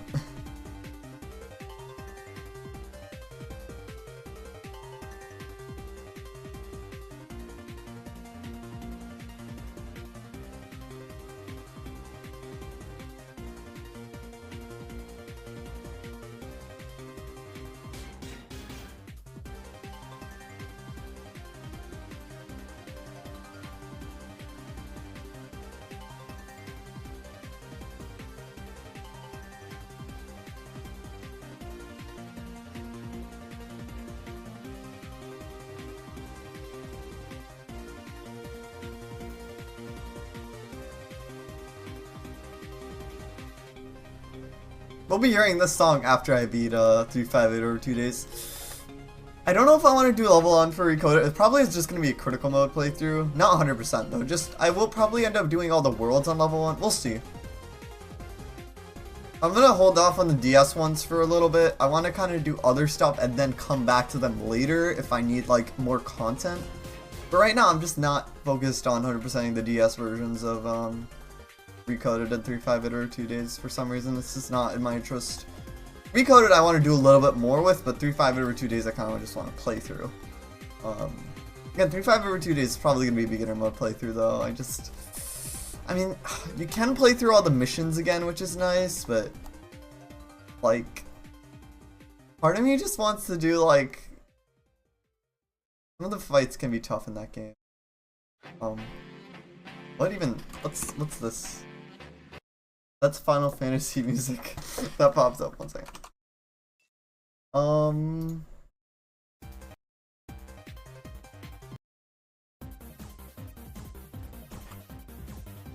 I'll have this on for a little bit as well.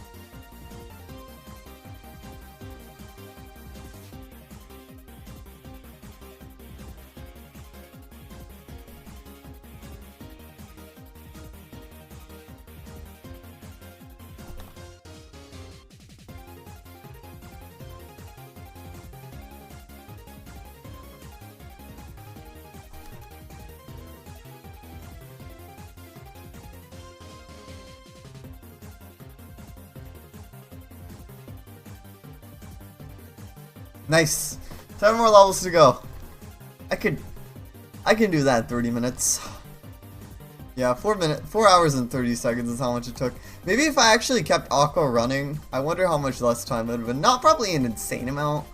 Maybe it would have taken like 2 hours or so if I'd like actually had Aqua running an entire week, but I couldn't get her to run no matter what I did. So I couldn't abuse the XP Walker there, unfortunately.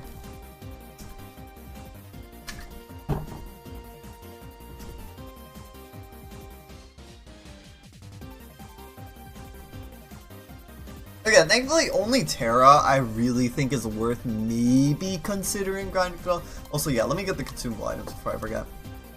Honestly, only Terra is really the one who I think is necessary to grind to level 99. And he's like the one who has the highest chance of getting the battle glitch to go off. So that's nice. But again, don't worry too much about doing this unless you're really a completionist and need the level ups. Like, I really don't think it's worth it. Oh, that's... Uh-oh, I might not have enough. I might not have... Okay, maybe I should have focused my ice... I mean, I have things to sell, but... What's this? Sky Climber, Ghost Drive, like, these aren't, like, that great... Like, I think... Oh, whatever. What else am I gonna do with the money anyway? Like, especially in the Realm of Darkness, they give you money there, like you can't even use it. I guess I'll even this out. Actually, yeah, I can do like just like a nice 50 or yeah, I could do like, I don't know, 40 or so just to make it even.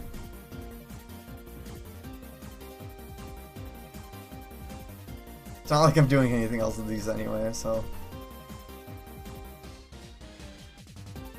There. Like, oh my god, Xemnas, you just spent all your money. Yeah, it's not like I need it anyway, so like, fine. Yeah, that's fine.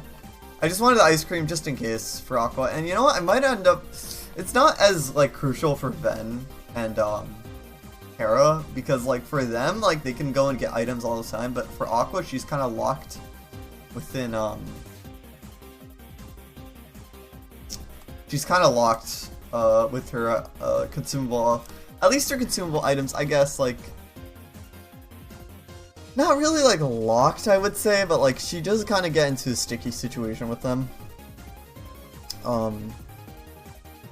Just because of how, like, you can't get any more of them after you enter the Realm of Darkness. Also, we're probably not gonna get to Tomodachi Life tonight. Just like putting it out there. Probably not gonna happen, unfortunately. We'll do it tomorrow night, most likely. I was gonna do Luigi's Mansion, I think, but it's fine. We can, tomorrow we're gonna start through 502 days, but it's probably not gonna end up being the entire stream. We'll see. It depends, really. It's kind of up in the air what I end up doing tomorrow as my second game. Because basically how I like structuring my streams, I don't have like this in my panels or my About Me section, but I probably should, but I usually do 2 games per stream. Rarely I'll do like 3, but usually I'll just do 2 games per stream. And what we'll end up doing is, I'll start off with something, you know, like Kingdom Hearts related, or like kind of one of my bigger playthroughs, and then I'll like do one of my smaller playthroughs, you know. And what kind of differentiates this big playthrough versus small playthrough? So, Kingdom Hearts automatically is like a big playthrough. And other than that, Smash I would say is a big playthrough, Splatoon is a big playthrough.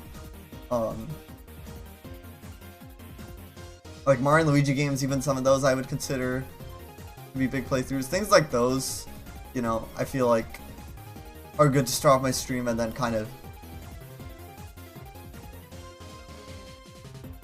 of weave into something just a little bit more chill, or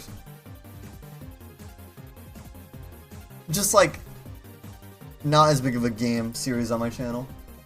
That's kind of how I've had it structured. I've never like told you guys about that, but yeah, that's kind of how I structure what I'll end up doing.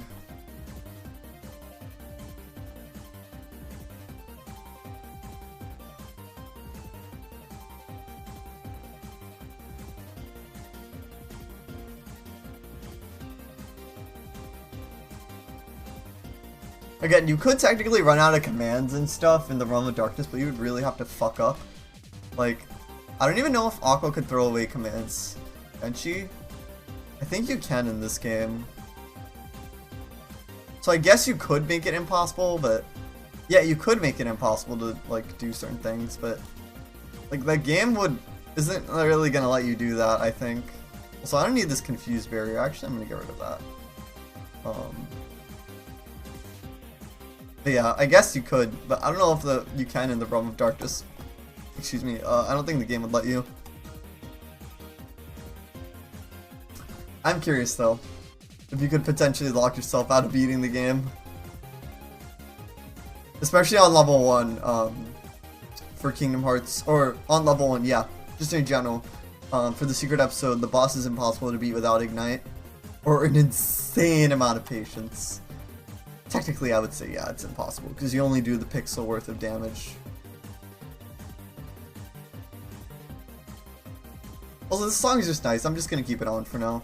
It's better than the music that's been ingrained into my head from Ventus's grinding anyway, so.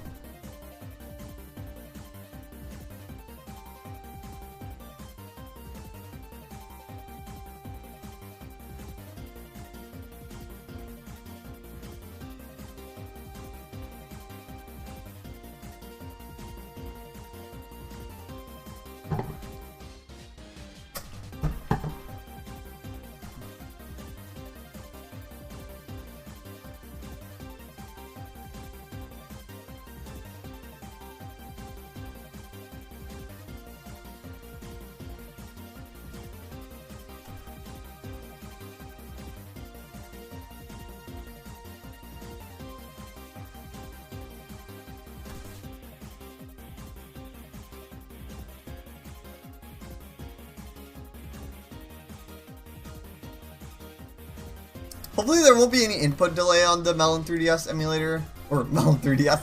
Melon DS emulator. I don't think there will, honestly. Also, I think I need to add that to my start menu program list, because you have to do that, like, manually. I like to, like, be very clean with my Windows installations and not have any, like, bloatware, so, like, with my start menu, I have, like, all my, like, programs I use a lot, and, like, I have all, like, the bloatware removed.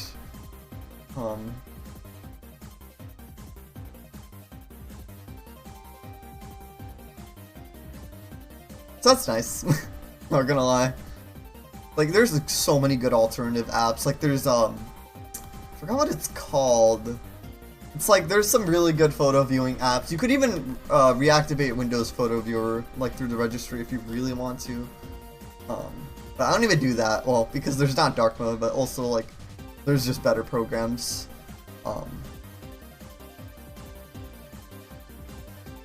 Yeah, for web browsing, I prefer Chrome. That's like my go-to browser. I know some people like Firefox, and some people like search engines like DuckDuckGo, but I just like Chrome and Google. It's simple. VLC is a really good media player that kind of takes over movies and TV, or whatever they're calling it these days. And that also, I think, does music as well, which is nice. Like, you don't need a lot of programs to, like, have a nice Windows installation going, which is nice, in my opinion. Like, I do because, like, I'm a streamer, like, but you don't need, like, all the bloatware and stuff that Microsoft, like, makes you install. Like, I have never, ever, like, found the use of, like, maps on my PC or things around those lines. I just don't get the purpose of. Or Cortana. I completely deactivated Cortana. I do not want her listening into whatever I'm saying. You know, that's weird.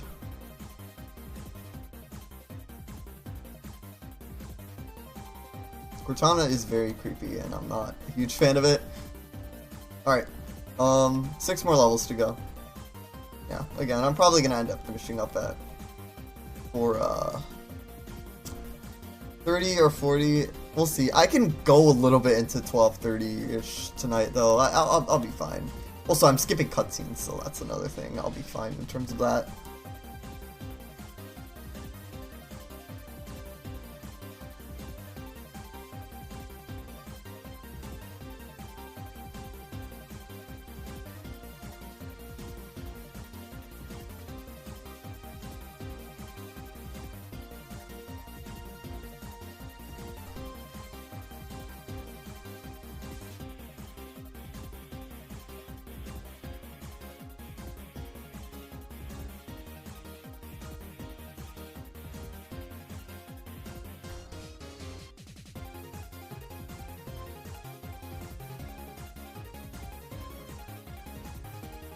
Like, that's another reason I've been really reluctant to upgrade to Windows 11.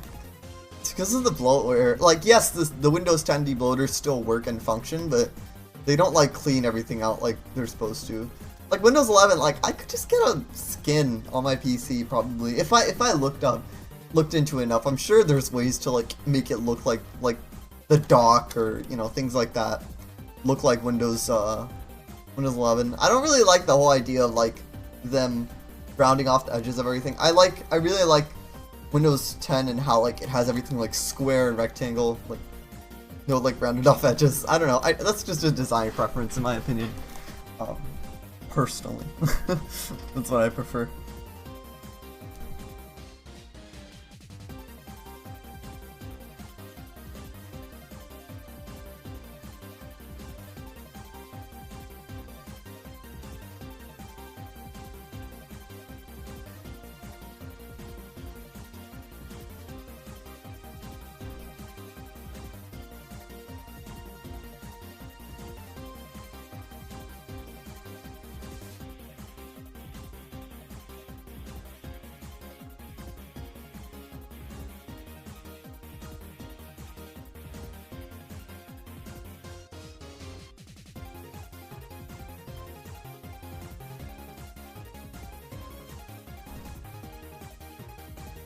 Damn, this song is really, like, a bop, though, not gonna lie.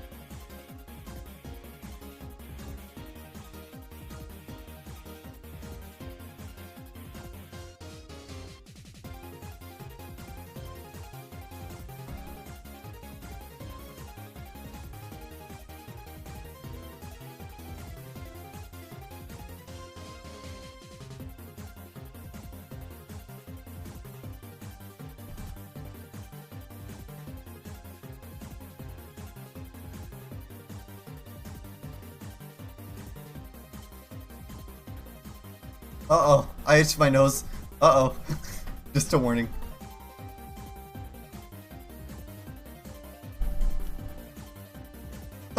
Excuse me.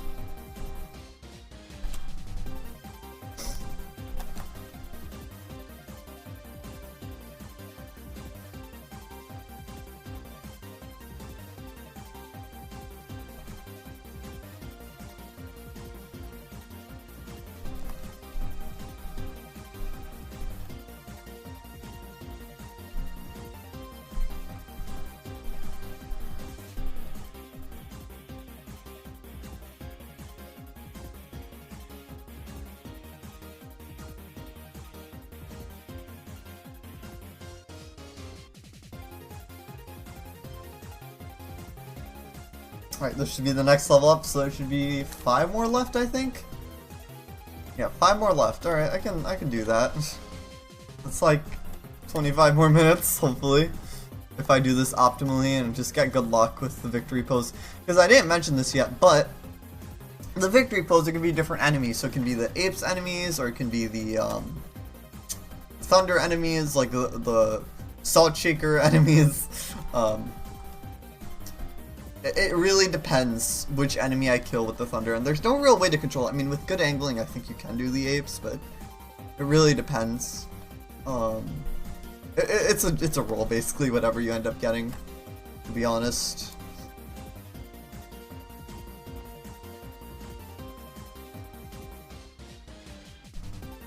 I'm gonna let this whole entire song play through, and I'm gonna do something else. Maybe from Recoded, maybe from KH, or sorry, not KH. Maybe something from Nintendo.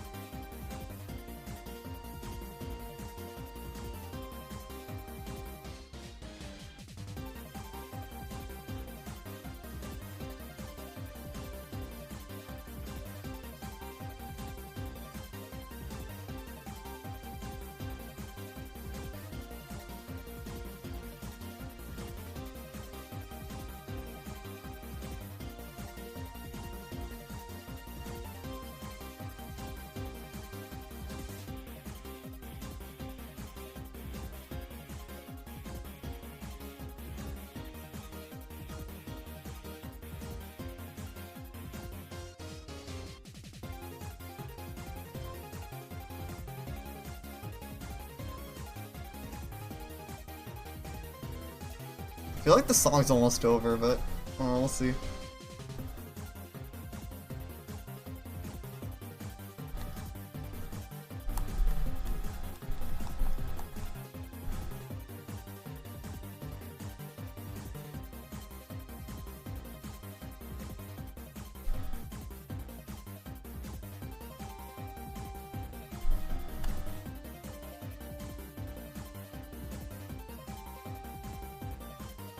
Again, I regret not doing more of this off stream, but oh well, it is what it is. We're almost done anyway.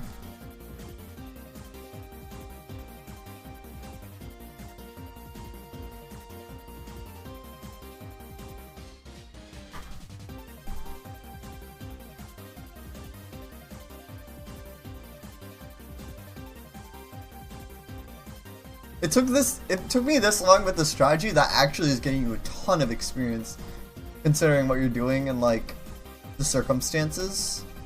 Like it's taking me forever. Still. Like even with that. But yeah, at least I've learned this trick. I mean, I've seen it like a few videos, but not a lot. Most videos suggest the deep space trick or just doing the Hollow Bastion one.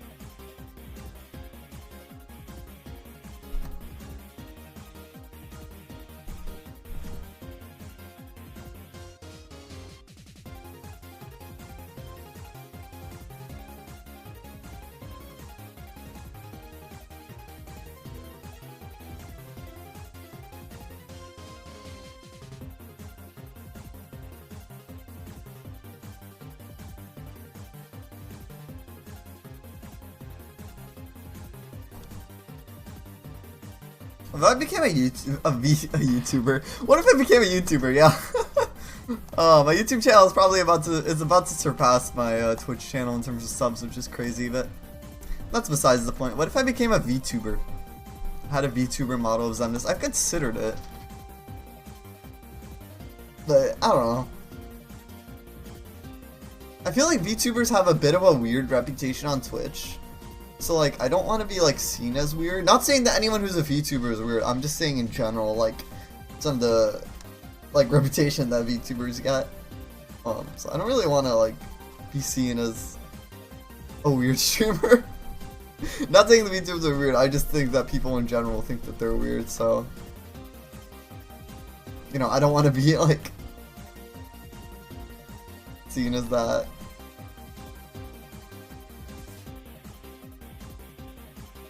What's a VTuber? So it's a little model of like, just like, so for example, my VTuber would probably be Xemnas. So it's like a moving character that reacts to like how your facial movements. Oh yeah, I would probably need a webcam for that. And I feel like I would be too scared to like accidentally show my face, because I don't really want to show my face on the internet, in all honesty.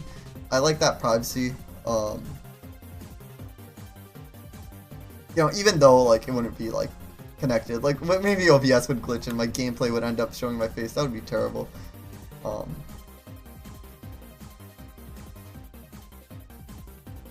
yeah, VTuber is essentially like, it could be an anonymous model of yourself, which is cool, I guess. Also, they can be expensive. That's another issue I have with it. Like, you have to like pay an artist. I can't draw a VTuber. Like, I have like some drawing skills, but like not at all to a degree in which I could create a VTuber. So yeah, that would be something that's kind of off my limits slash what I could do.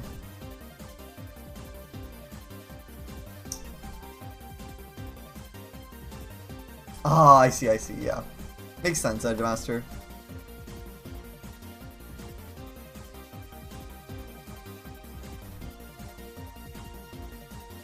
I'm probably never gonna end up doing a face reveal though.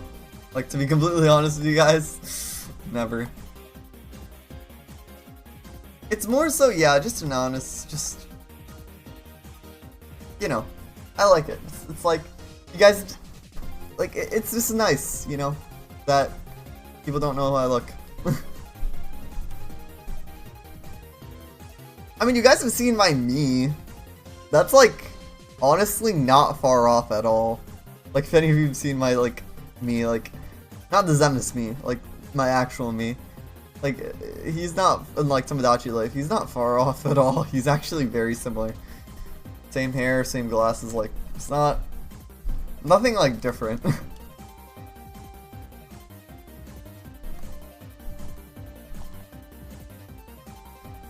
Like, if one day I do end up going to TwitchCon, I would let people take pictures, maybe. Like, obviously I would trust that people wouldn't, like, leak my face without my permission. That's pretty disrespectful. Like, maybe I will end up going to TwitchCon someday. That's kind of something I want to do. It's just something I haven't really had the opportunity at the moment to do. But yeah. I'm curious what the badge will be for 2023. Here's what the badge is gonna end up being. Isn't it Las Vegas? Like, even that's just hard to attend for someone who lives on the east coast of the United States. That's not easy to go and do, and it's also expensive, you know. So, as much as I want to, and again, not a lot of my followers I think would even go to TwitchCon, which is fine. I kind of want to just go experience the event myself and see what it's all about. But like, I know some people who've like gone to like TwitchCon like 2017, 2016, or 2017, 2018, and 2019, and like didn't like go back. Like, ever since the pandemic, there's like been a lot of people who are like, we're not really interested in TwitchCon anymore, and that makes sense. I've heard a lot of people kind of do that, but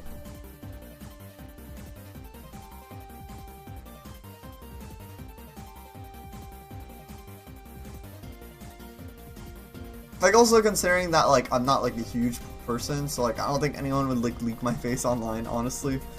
But like, I don't have huge issues with it. It's just like, I like, you know, it's just a preference. It's a personal preference not to like use a face cam while streaming and not even show my face to people. And there's incredibly successful streamers who don't use a face cam. Like, when I started streaming, guys, I was too shy to use a mic. That's how shy I was. Like, I think honestly just having a mic in general is like a huge deal to be able to step out of that comfort zone and you know, just, you know, talk to chat. Like, I used to just respond to people in chat and like it was exhausting. No, fuck no. What the hell? What the hell is this? Fuck no. Fuck no. What the hell? What the hell was that? No. What the fuck? The seaweed is always no. Let's see here. Alright, let's see here. I'm gonna put on like some more Kingdom Hearts music. I feel like it's a little bit too much to put on another video right now, so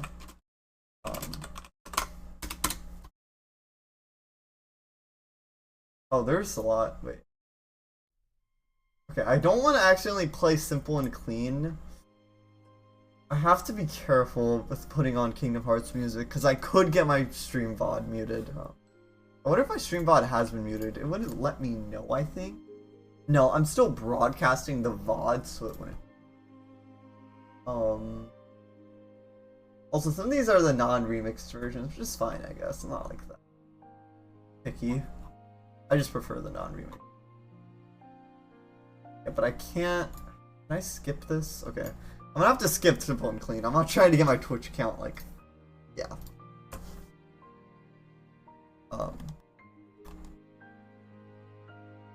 Although Kingdom Hearts 2's Dearly Beloved is probably one of my favorites, not gonna lie. Just... I love Kingdom Hearts 2 so much. I've been itching to play Kingdom Hearts 2 again. Maybe I'll, like, return to speedrunning Kingdom Hearts 2. It's possible, it's possible. I wouldn't count on it, but it's something I could do. It's just speedrunning so exhausting. That's like the biggest thing about it. Like, I don't want to do anything after speedrunning, you know?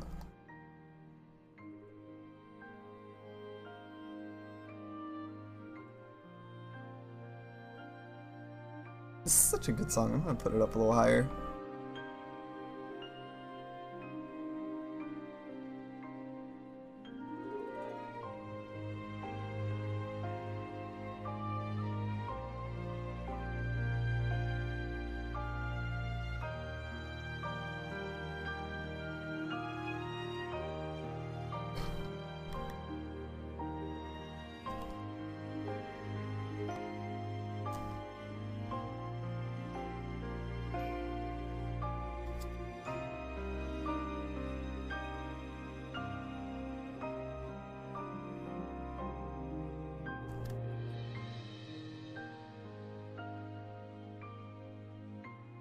Oh wait, I can just skip with the keyboard.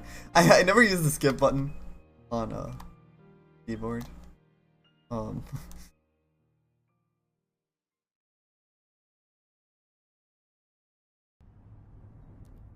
god, yeah.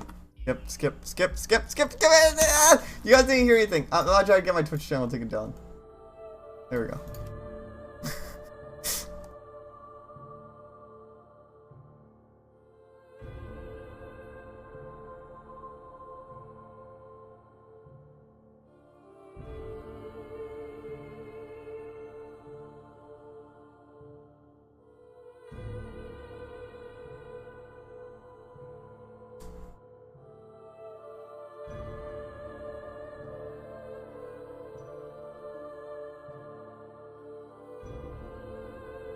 I think this song should be fine. I'm a little nervous because there are vocals, but I shouldn't have a huge effect on it, I think. As long as I do a decent job of talking over it. Like the Twitch, if I do a decent job of talking over it, Twitch staff sometimes will be like, okay, fine, and they'll like unmute my VOD for me, so. Well, it's not Twitch staff, I think it's more Twitch legal, who takes care of that, but. Okay, so we have 3 more levels to go for, so I should take around like 450 or so is when I'm gonna probably be done with this. That's my guess.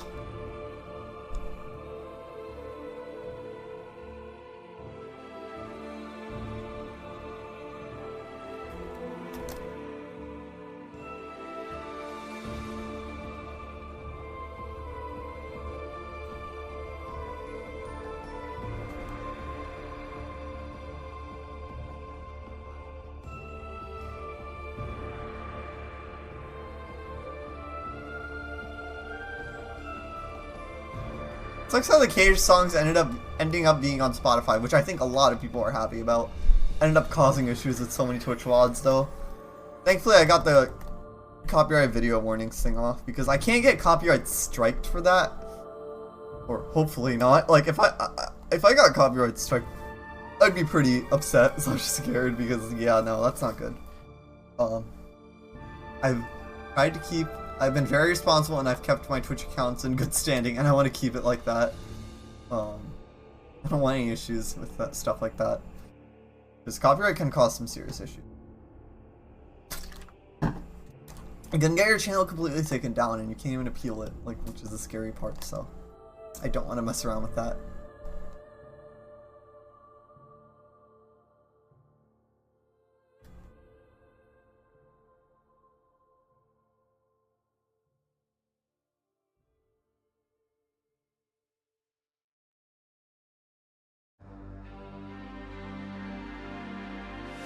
Is this the old version? It sounds like the old version. Also, I'm gonna turn it down just a bit.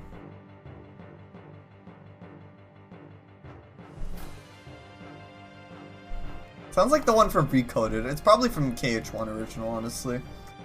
Yeah, that's a big complaint about Recoded. Too much rehashed worlds. I guess to a certain degree, but all the worlds are different, with their layouts, pretty much. Except Destiny Islands. I guess Traverse Town has some similar things. And Hollow Bastion. Olympus Coliseum's completely fresh. Wonderland is pretty fresh, I would say.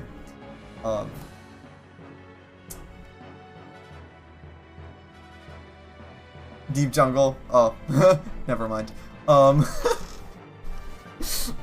Good joke, I know.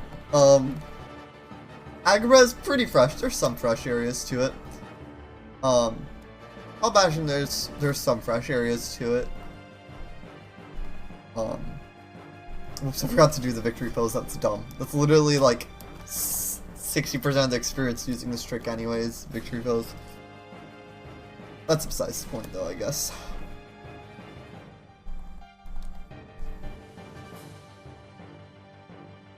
Just trying to finish this as fast as possible. But almost there, honestly. We're almost there. Then we just get to chill and do the secret and final episode again. And also have to organize my saves by character. It's gonna be a little bit of a hassle, but honestly it should be fine. It's gonna take a bit, so I'm probably gonna end up doing it off stream tomorrow and then upload the save for those who are interested on the Discord. Just word of warning, I'll even include this on the message, but this save is a little bit harder to decrypt for some reason. So if you're trying to transfer onto your PSP or like PS4, whatever, you might have a little bit of trouble with that. And also it's quite a few saves, so I don't know how that would work on a PS4. So just warning. Also, I can't find my PS4 controller anymore. I don't know what happened to that. It just like ended up going to the void. So I was considering selling my PS4, but it's like kind of just sitting in storage right now. I guess I'll just keep it, honestly, at this point. I really don't want to sell it, because the shipping for that thing is a pain. Anyway, so like I really don't. I mean, I could like end up doing like Craigslist or like Facebook Marketplace and just meet up with someone and give it to them, but yeah, it's a little bit too much work for honestly the payout. Like, it's a used console. I'm not gonna get much for it, honestly, if I'm realistically speaking. No.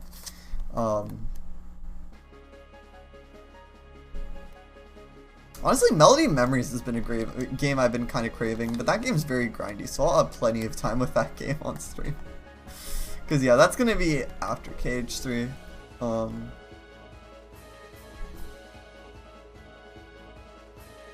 I'm really excited for Kingdom Hearts 3 level 100%, honestly. I'm so excited to do that. A little bit nervous. It's going to be quite tough, and I'm going to be doing all pro codes for all the bosses. So I could get stuck for a while. That's like my biggest concern, but aside from that, I'm really excited for. That's like the next big playthrough on this channel, to be honest. Yes, Kingdom Hearts Dream Drop Distance. Totally looking forward to that as well. That game has a very special place in my heart because it's my first Kingdom Hearts game. But honestly, Kingdom Hearts 3 level 100% is honestly gonna be a blast, and I'm looking forward to Kingdom Hearts 4. Like, what they're gonna end up doing there. But after Melody of Memories, like, if I really need to go back, then it's gonna be time to go back and finish up 3, 5, or 2 days and recode it. I don't really want to do them now, because 1, I don't feel like it, and 2, I need a little bit more experience with the games, especially 3, 5 over 2 days, before I do a level 100% thing. Like, that's a little bit. I mean, for 3, 5 over 2 days, honestly, being like completely realistic, it's not even worth. Not that it's not even worth it, but like, the difference between level 1 isn't like that big. Reason being is like the level up panels don't like do a ton in that game, I think, from what I remember and hear. Like from what I remember hearing, like it's not that big of a difference. Like, but don't quote me on that. That's what I've heard some people say who've done the level 1 challenge though. If Over 2 Days has bad graphics, which is remedied by Melon 3DS, thankfully. But yeah, bad graphics are kind of a thing. Also, I just put a smudge. Sorry, leave my glasses real quick. But yeah, 3 Over 2 Days suffers, especially 3 Over 2 Days suffers from bad graphics. Recoded and improved on that aspect. But yeah, no, 3 Over 2 Days really suffers the poor graphics, unfortunately. So that's why I'm gonna be playing on Melon 3DS. Just to kind of help remedy that. Alright, 2 more levels to go. I've gotten this far, I might as well wrap it up. Even though this is like completely life draining and like, oh my god, I'm like just completely just done. It's fine.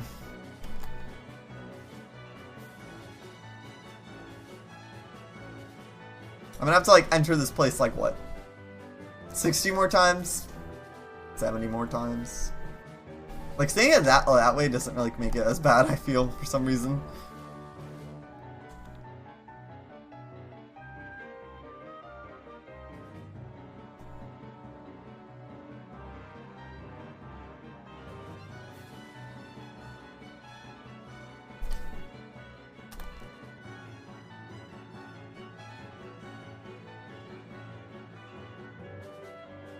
Oh wait, is this extended? I don't really want to hear this for like the next 30 minutes. Oh no, it's not. None of these are extended. Oh, Simple and Clean is up next. Good thing I checked. I don't want to do Sanctuary either. I just don't want to take risks here. Again, I'm playing kind of, like, it's kind of a risk to play KH music in general because of, you know, Spotify shenanigans, but yeah, I don't really want to deal with that.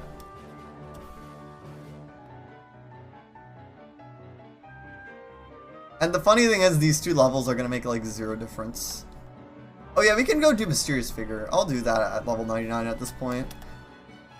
Or, I could do it at level 98, but it's fine. I'm just going to do it at level 90. I don't see the point of going back and...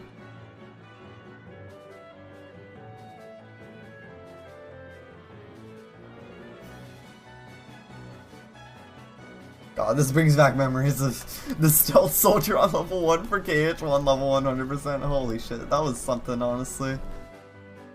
That playthrough was something. That's the longest playthrough I've ever done it. Like, I think it's around a week of watch time. If you actually watch through the entire thing on my Twitch playlist that I created. I know.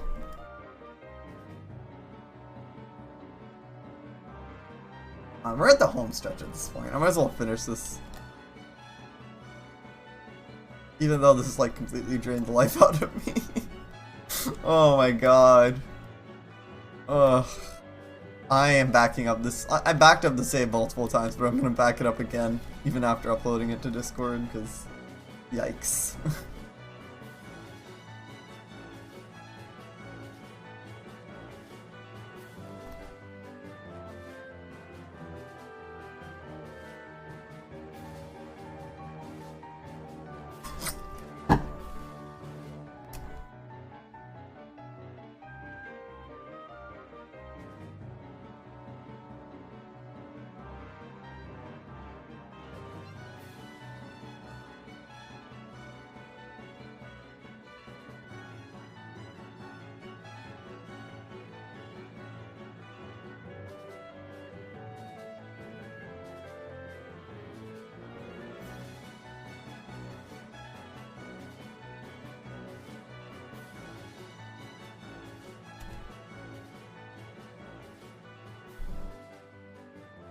Uh-oh, okay, I have to be prepared. I'm not playing, I'm not taking the risk here. When you walk away, you don't hear me say, okay. Let's move on. Oh, I like this, whoops. Oh my, that's weird. The wire for my controller was like holding down the, it's anyway, it's fine.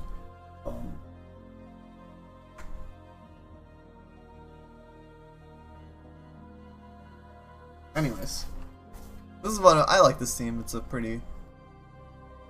I like the ominousness behind it.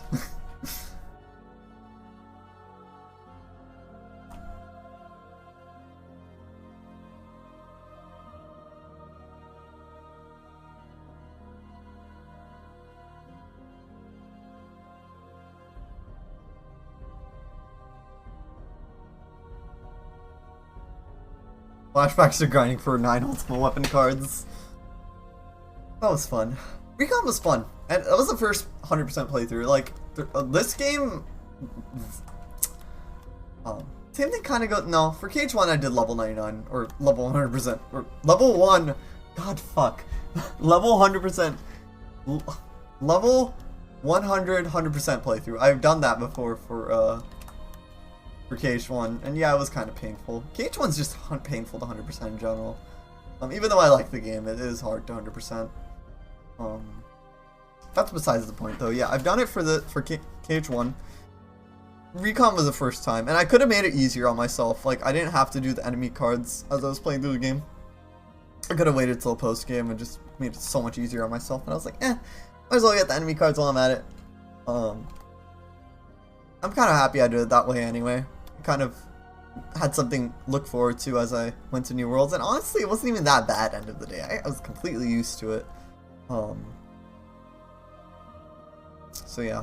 And I only ended up having like 9 ultimate weapon cards in the end, but like that's still pretty good.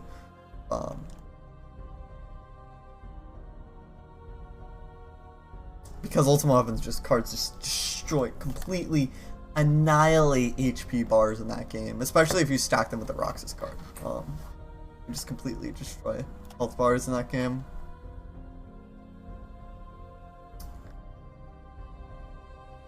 But yeah, it is I would say that's a useless ultimate. People are like, DDD has such a useless ultimate weapon. You can't even use it for anything. Well, never mind. You can. You can use it on literally so many things. You can use it on other secret portals and things like that. You know what I mean? Like, I understand where people are coming from when they say that, but like, DDD does have a use. The most useless ultimate weapon card is the one that requires you to beat the game, or big or here, or be right after Marluxia 1 and have had a beaten file. Like that just doesn't make any sense in my opinion. Like, what are you gonna use it for after Marluxia 1 anyway? The final boss, which you technically already beat unless you download someone else's file to have the card before you beat the game, which is what I might have done, but yeah. I did that just to unlock all the clear data bonuses actually, but nothing you guys are near anything. Skip. Skip.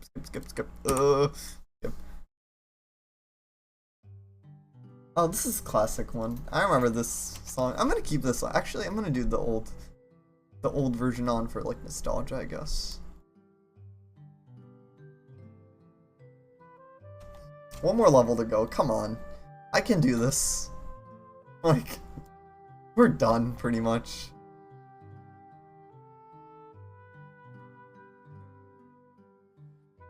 Did I clean up my... Yeah, I pretty much made sure everything was cleaned up with Aqua, like D-Links and like commands. Like, everything's like good with her, honestly, at this point of things.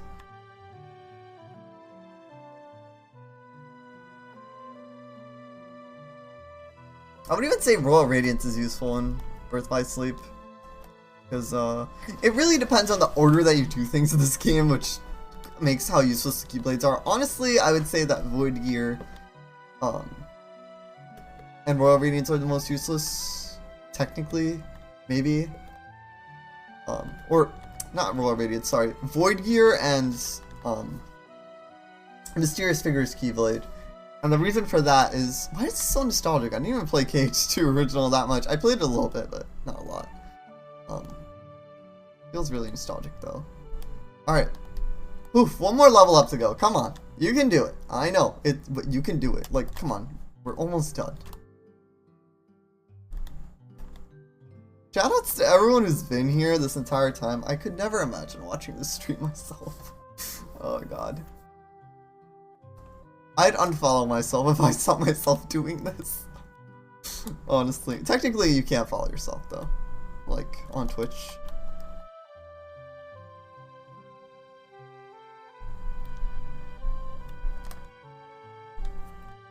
There's like glitches that I think you can get it to happen, but it doesn't do anything. Same like blocking yourself or banning yourself. Like banning yourself, there's a glitch on Twitch which lets you like block yourself, but it doesn't do anything. With the @ symbol, like you can block yourself. And you can also report yourself apparently, which I don't know if, okay. I don't know if Twitch, if you actually report yourself, if you like did something wrong, it's like turning yourself in through Twitch. But yes, that actually is a thing. Yeah. You can turn yourself in with reporting yourself, but why the fuck would you? I have no clue. Unless you want like Twitch support to like take something down, like or Twitch moderation, not support. Support's not involved in that at all, but if you really want Twitch moderation to take something down for you, like if it's like a VOD or a clip, why don't you just take it down yourself? I never really understood that. Like why would you report yourself? I never understood that. Not saying there's anything worthy of reporting myself for. I've never done anything like wrong with any guidelines. I've always been in good standing with my Twitch account, but just saying like in general, why would you report yourself? Like if you really hate Twitch that much, you can just delete your account. Like it's not that bad.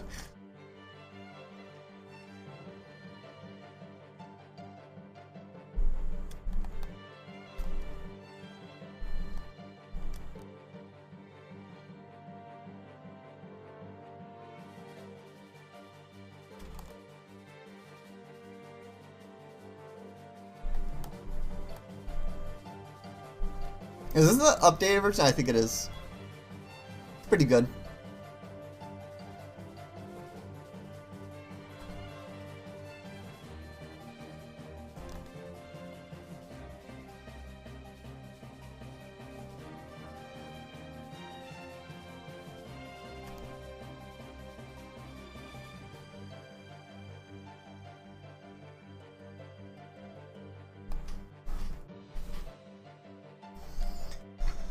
We're almost there. We're at the very end. God, how have I been doing this to myself the last 5 hours? I have no clue, honestly. Yeah, it took 5 hours, by the way, to go from level 60 to here. So yeah, it took a total of like 7 hours to level up Aqua. Crazy, I know, but hey, we're almost done anyway, so whatever, fuck it. It's not that big of a deal. And there's things I did on the side. I would say it's been... Technically, I will say that, like, I did take some time out on the side, so, like, yeah. Also, I'm probably gonna end up switching my Twitch clips soon. So what do I mean by that? So there's a compilation video that I made that I never... For the love of the game. That's funny, Edgemaster.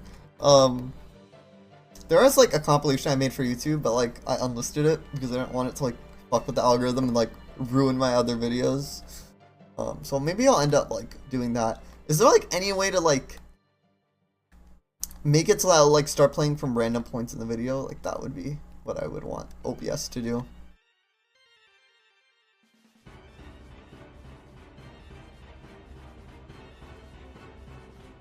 I can't believe I used Streamlabs OBS once.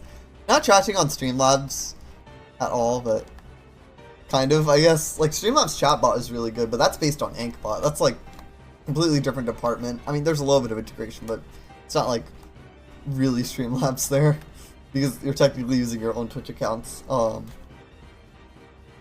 Streamlabs alerts are decent. I was thinking about, honestly, changing up some of my alerts with the official Twitch ones. But I like the ones, I'm so used to them at this point, that would be just weird to change them up. Maybe have both Streamlabs and Twitch's official alerts, maybe, but I don't know. I like the alerts I've came up with. They're not perfect alerts, obviously, but I think my alerts are pretty good.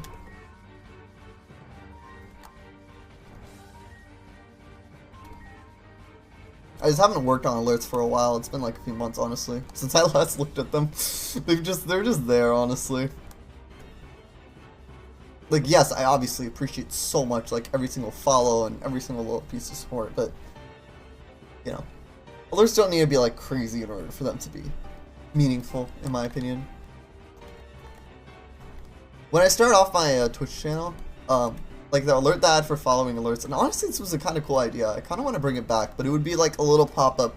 So in Kingdom Hearts 1, like, whenever you get a new item, it's, like, a pop-up, and it would just be kind of, like, a pop-up with the same sound effect of KH1. That was cool, in my opinion.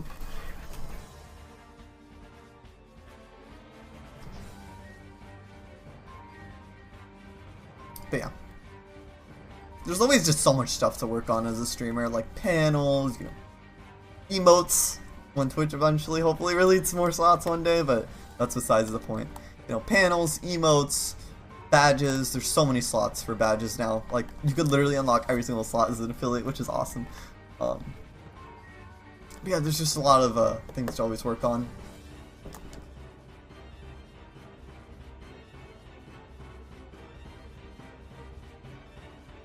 I want to get level 99 by walking Aqua. I want to kind of do that for the meme.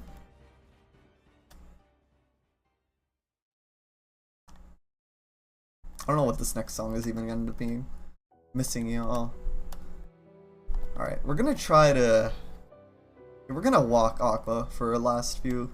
Because I've never done that before, and it would be a funny thing to do. If I don't screw it up. If I do, whatever. Fuck it. I'm just so over it at this point.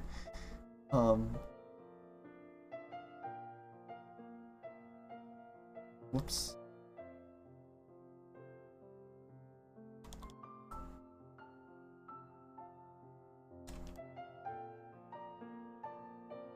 Okay, Okay, I'm just gonna like grind like this for a little bit. Actually, yeah. I'm gonna turn the music off. It was fun to listen to something different than the Neverland theme, which is ingrained into my head for the rest of my life. That's besides the point, though. Let's see here. Okay, so I guess I can turn everything back on and turn it off.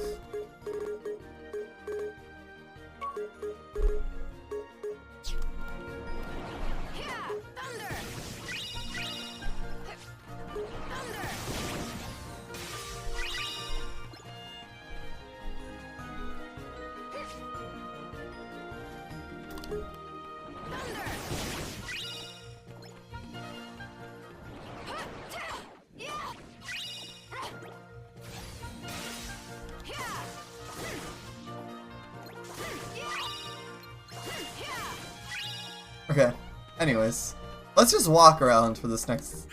Yeah, I can do that. That's not that bad. Yeah, level 99. Yay! I can't believe I finally hit it. After all this time and all this grind. It should only take like... I think the longest part is honestly going to be the secret episode to beat again, because that actually has a little bit to it. Like, you know, there's multiple mob fights and stuff. But yeah, beating Aqua Story and even the final episode should be fine. Alright.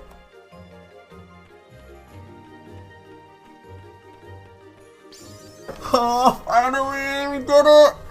Ah, it's done. It's done. Oh, finally. We're done. We're done. We did it.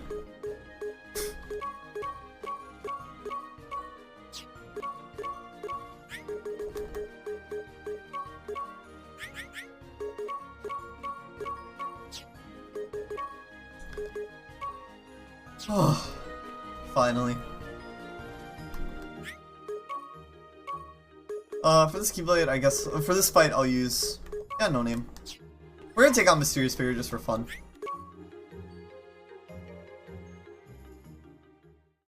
Excuse me.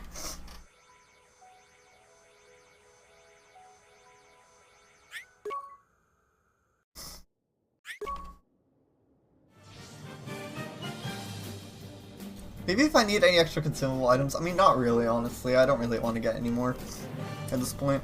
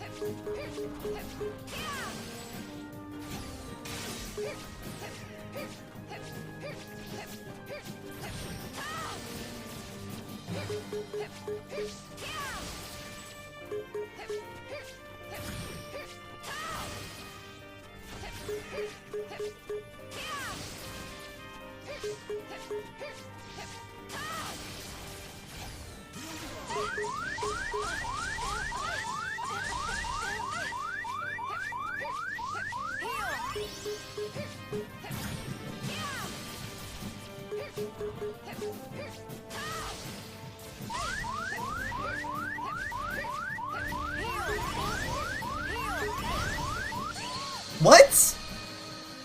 Wow, I died on level 99. I thought it happens. This just tends to be one of those fights, my friends.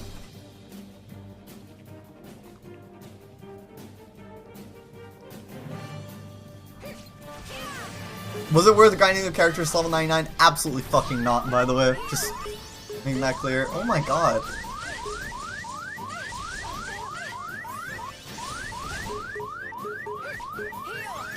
I can't even get a Thunder Surge off without getting, like, destroyed.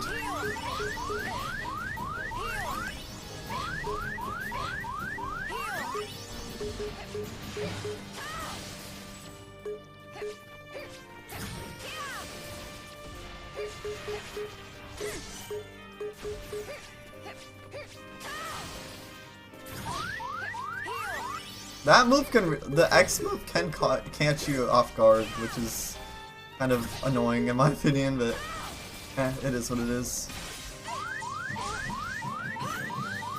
Oh my god, I actually blocked. That's funny.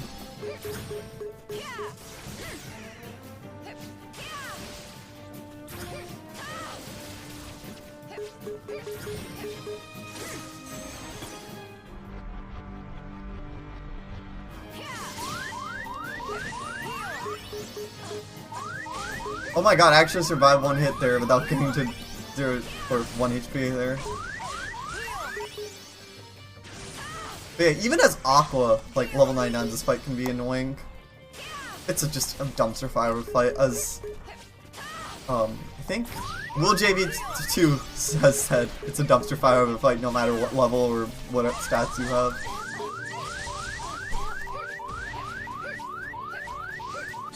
What? I went to Cure there. Wow, I can't defeat Mysterious Figure on level 99 as Aqua. That's kind of sad, but it is what it is. That's how it goes.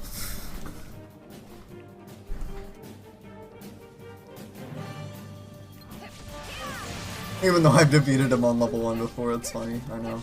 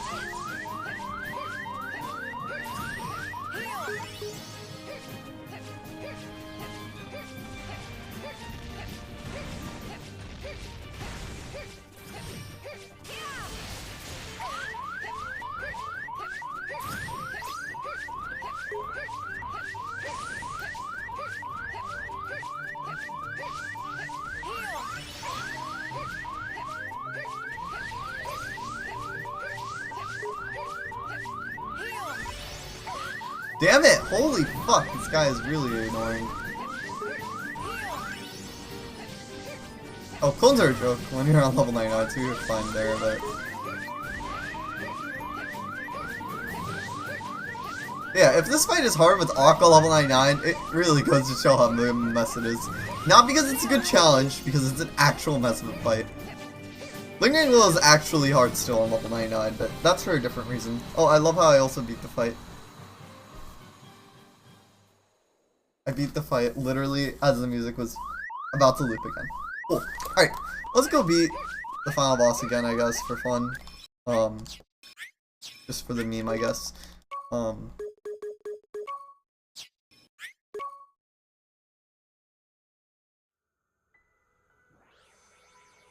I feel like I need to save.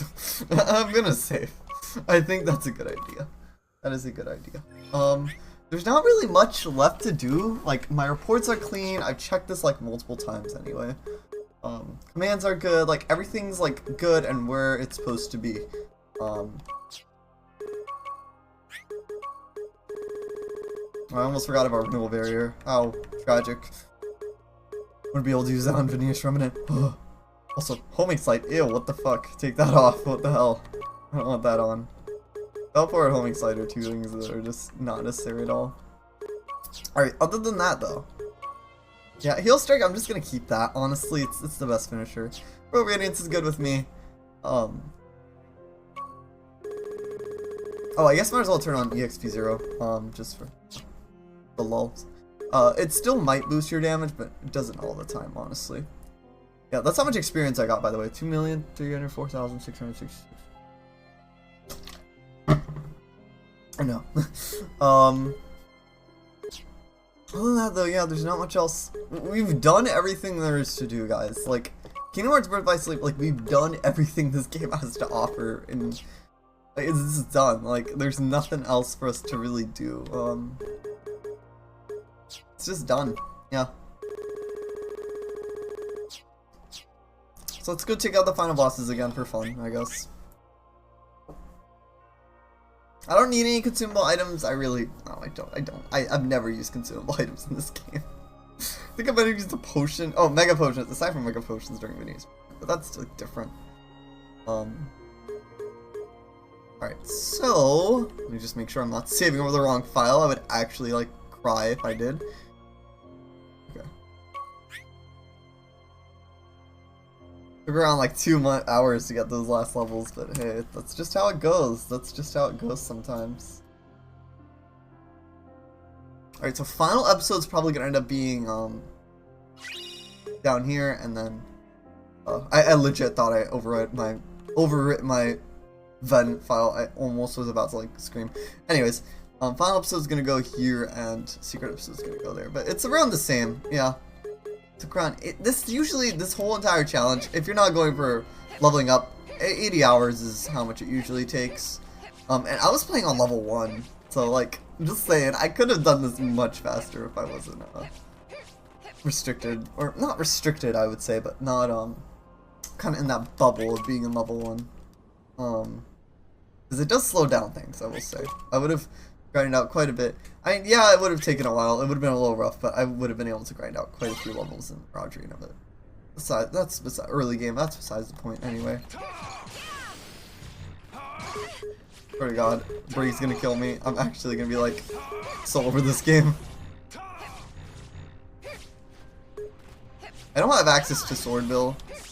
So, oh well.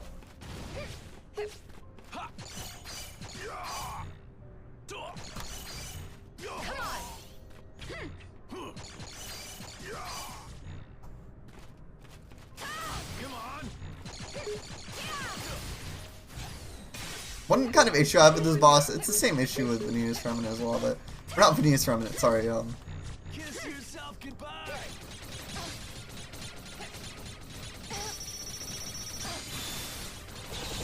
Honestly, like, Room just makes them so much easier. That's the end of that.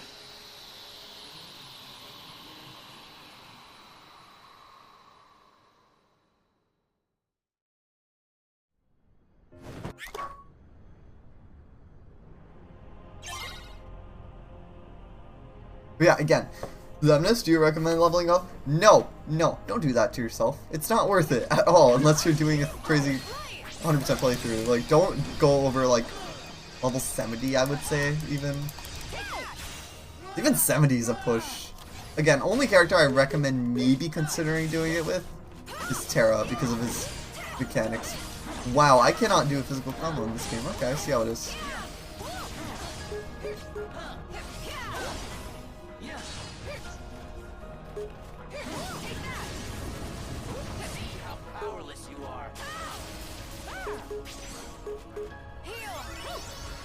Oh, I don't have a swag finish. It's fine. We'll have plenty of opportunities for swag finishes.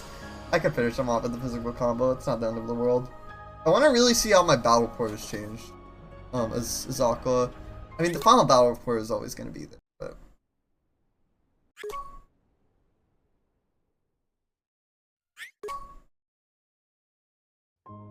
Okay, let's see here. It's gonna turn a thunderstorm. Yup. Thunderbolt, experiencing 6. Oh, the thunder-based thing because of level grinding. I'm just gonna save this kind of here.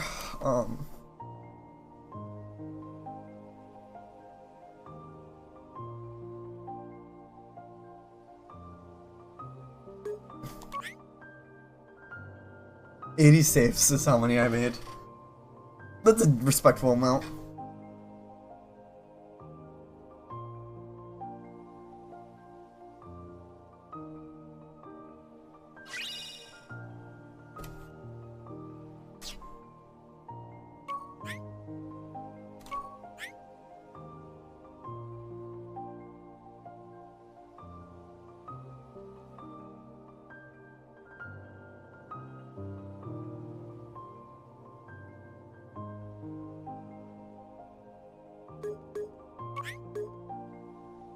Yes.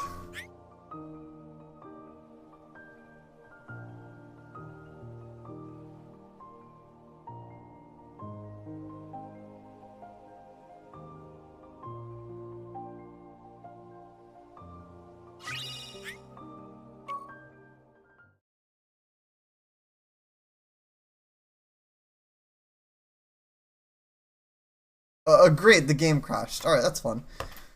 Okay, it's fine, it's fine. Just stop the thing. Oh god, Epic Games. Ugh. Okay, let me just launch this again.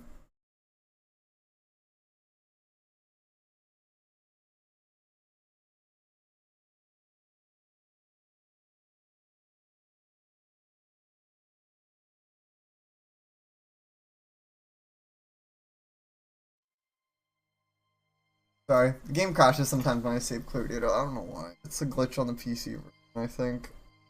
That just no one ended up looking into, I guess.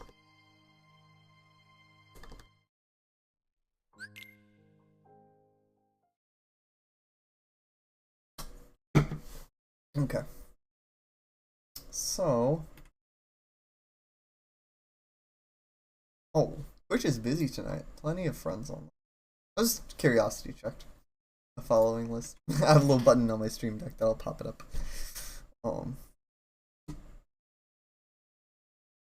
But yeah. Alright, let's go beat the final episode and the secret episode. But honestly, after that, I literally got nothing else I can do for you guys. Like, show you guys in this game. Like, that's it. That's all I got for you guys after that. Like, it's done. Alright. Was this just a backup file? I think it's just a backup file I made at some point, just for safety.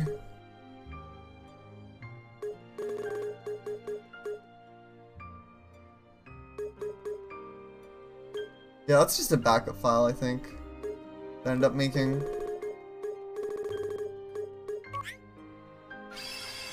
I'm curious if Jensen's dialogue changes, though, during the secret episode. That's something I never checked. I did a decent job, I think, of talking to the characters in this game, but...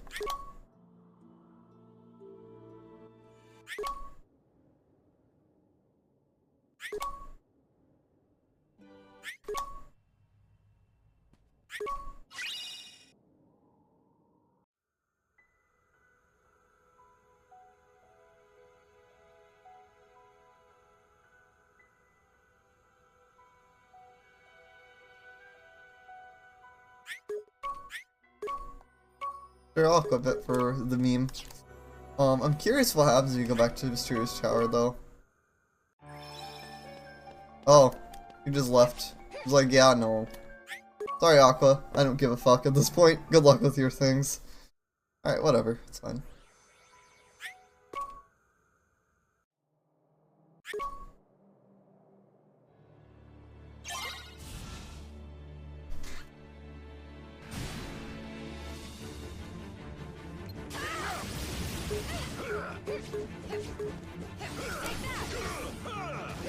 Damn, Secret Mind really destroying those health bars.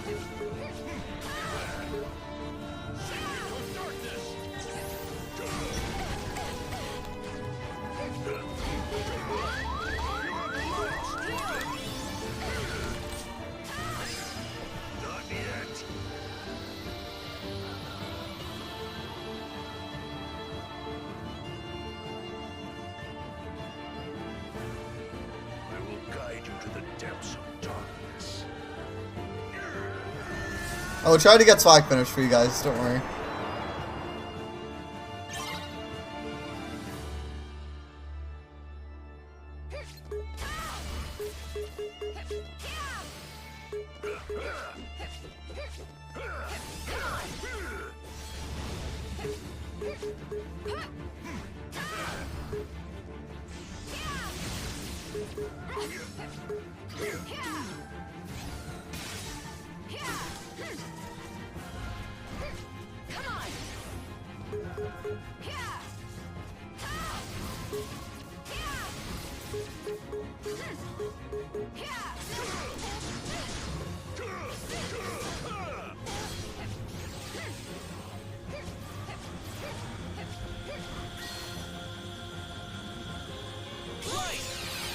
Oh damn that! If he grabs me again, I'll get it.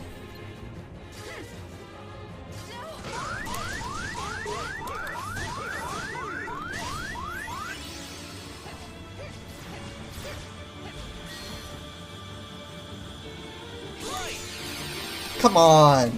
Almost. It took him a few dies, let's just say that.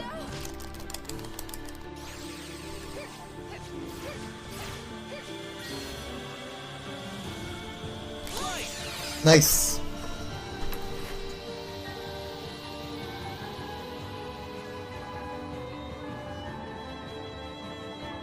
I might not be able to open up some chests in the Realm of Darkness, hopefully not. That would be annoying if I had to like discard some materials and have to meld command.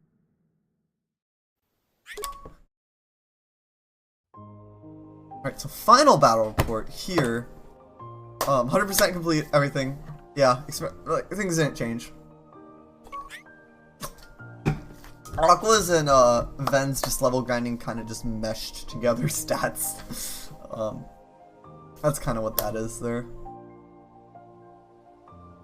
Alright, so I'm gonna create a save here.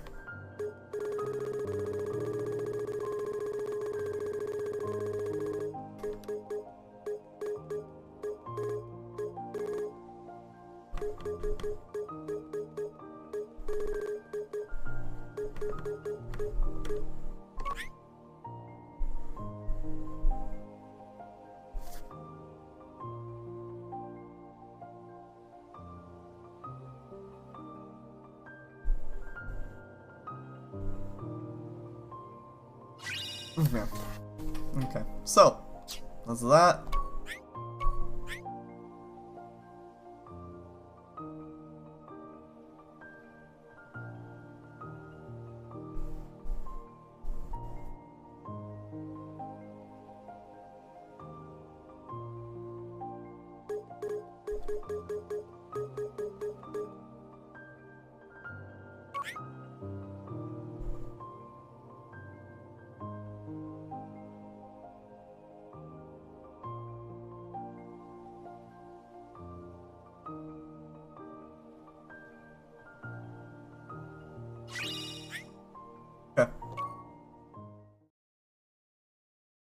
The last thing for the night is to beat the secret episode again, which honestly is going to be a joke with these stats. There's not going to be a lot that's changed, in all honesty, but honestly, I don't even know if I need to make like these saves for the secret episode, but yeah, well, just like before the really large Heartless fight, I guess I'll probably end up doing that. Also, I don't need the save like at all. I'm a little nervous to delete it, even though I don't think I need to be. Like, it's not anything important, I think, so it's fine. Alright, let's see here. Time to boot her up. And, wrap up Birth by Sleep.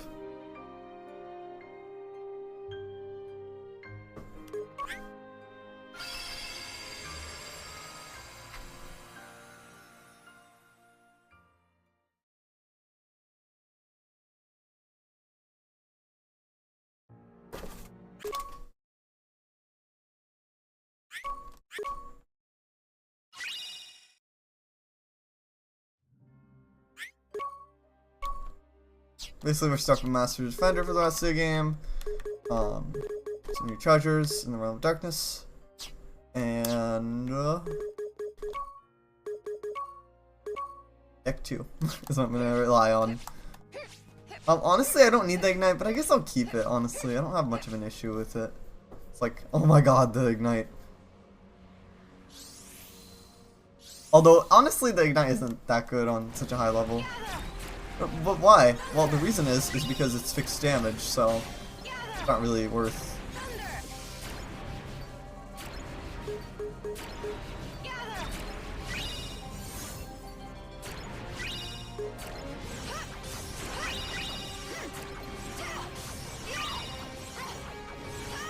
Honestly, I could even get away with doing physical combos at this point.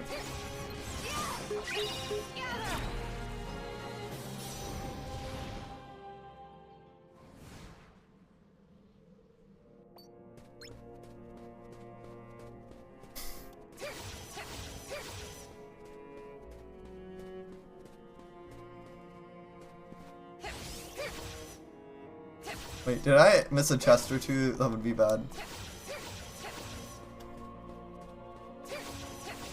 Nope, no chest miss. I just hate the dog roll and ghost drive, even though I won't have to worry about that at all.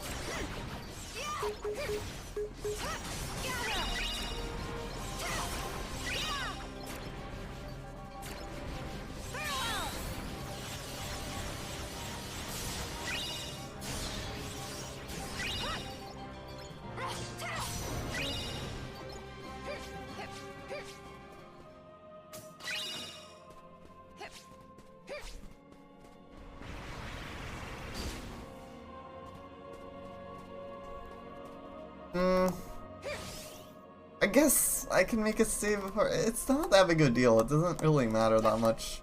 I guess I'll make a save before this fight.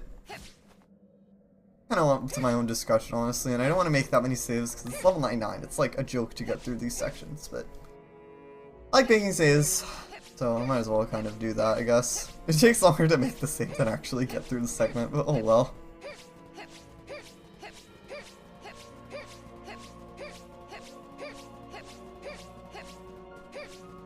I can't believe June is starting, guys. It's crazy.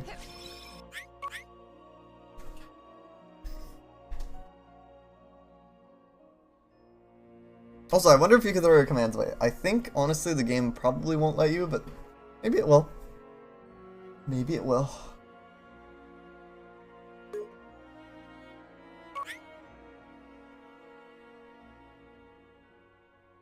So clean though to have the level 99 files at this point. So satisfying to look at. Even though it cost me hours of my life that I'm never getting back. It's fine, it's fine, it's fine. It's not that big of a deal. Oh, all these level 99 files, so clean.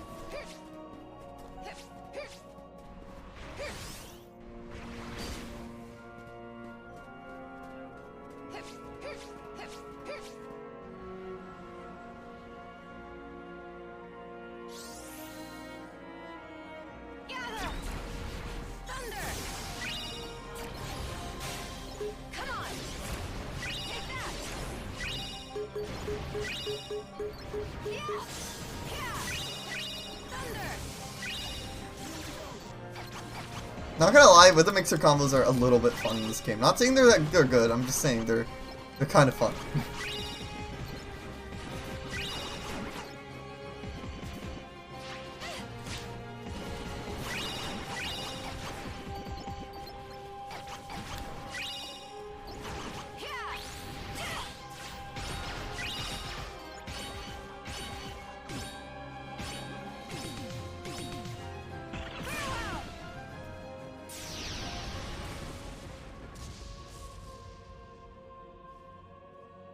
God, I'm exhausted after grinding, but hey.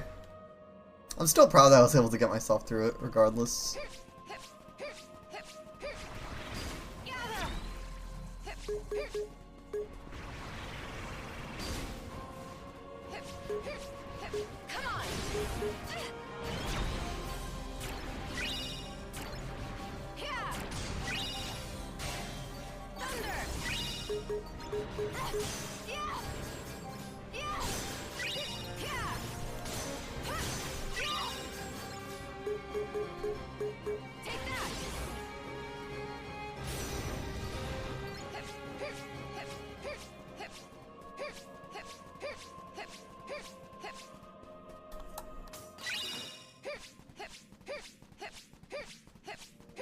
Hey, can you trash commands in here?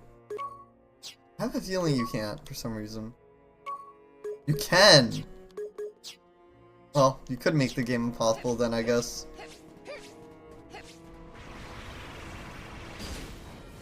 You like discard all your ignites on level 1, you're fucked. There's no way you can beat the final boss of this area.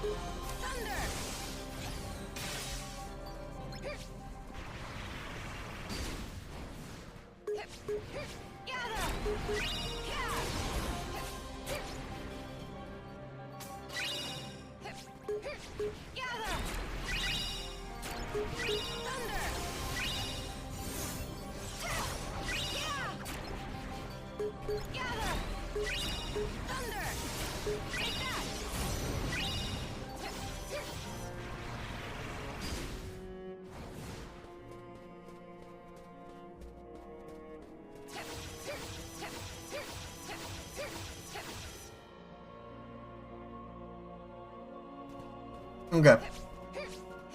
I'm gonna make another save. I know. I just want to have them because, you know, it's just how I am.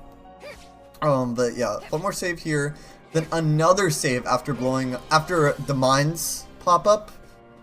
I think actually, yeah, actually I'm gonna, whatever, it's fine. I might as well make the save here, and then like after I do all the mines of Heartless, on the top floor, the top level, then come back down and before that large kind of 100, I like to call it the 100 Heartless fight, even though it's not really 100 Heartless, I think it's a little bit more than that, but whatever, like the large Heartless fight before the boss fight in this area. So yeah.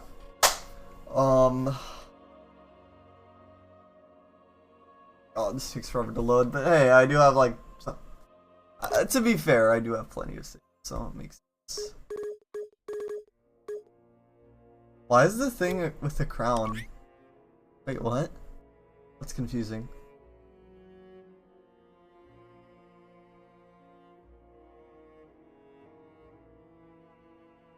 I guess it detected on the system storage I already beat it once. That's why I'm assuming it's why the crown is appearing. Even though I haven't beaten this before. Not yet. The crown isn't supposed to appear until later, I think, but this clear data probably detected something. That's my best guess, at least. This game is a little weird with how the Trinity archives kind of mix into other files. Like, if you do all the things with Terra, like all the merging and stuff, you'll actually be able to do it much earlier with the other characters. To the point where I was actually able to get Vens. I was able to, like, do Vens. Like, I was able to get Ultima Weapon from, like, super early. That's besides the point, honestly, at this point. I am so, like, ready for the next Kingdom Hearts game at this point to play on my channel. It's just burnout happens from, like, the biggest problem I have with 100% playthroughs, I love doing them. I love doing them. It's just the amount of burnout I deal with after I finish one, or before I'm about to finish one, is, like, very high, so...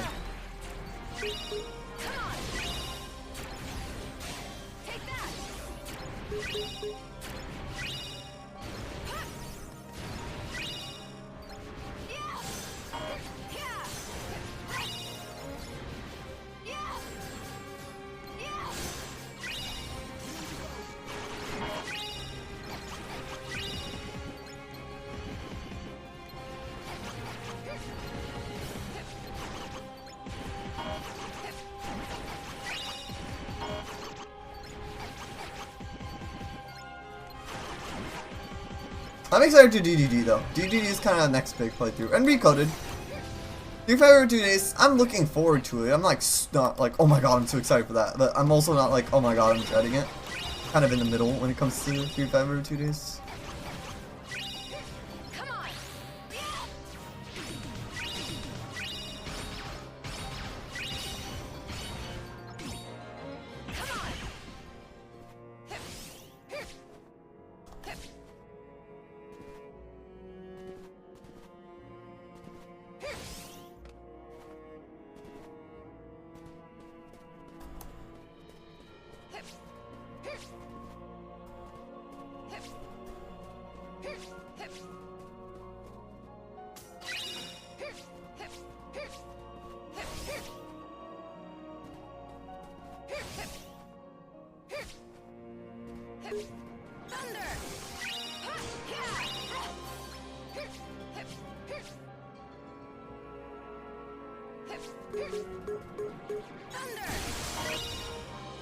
One what that Gaga shot is enough there to do it.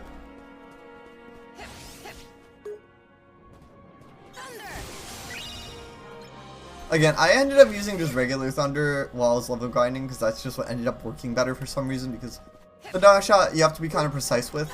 The Thunder is like kind of connect based, so that's why I ended up going for that in the end. In case everyone's curious, Xemnas, why'd you do that? That's why.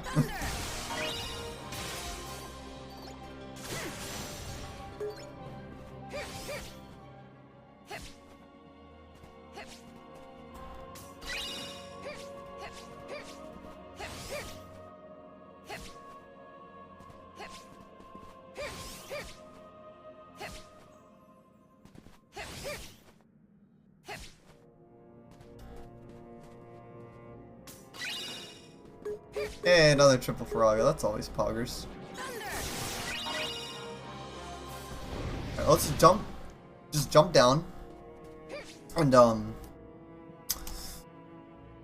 yeah, make sure I don't forget this chest, actually, while I'm at it. And also make the save, and this should be the last chest, and this should be it. The thing should be complete.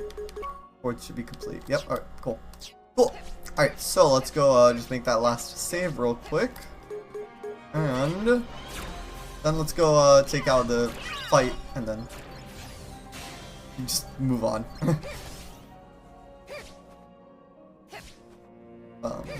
After the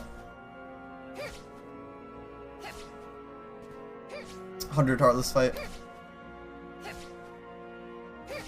God, I'm exhausted.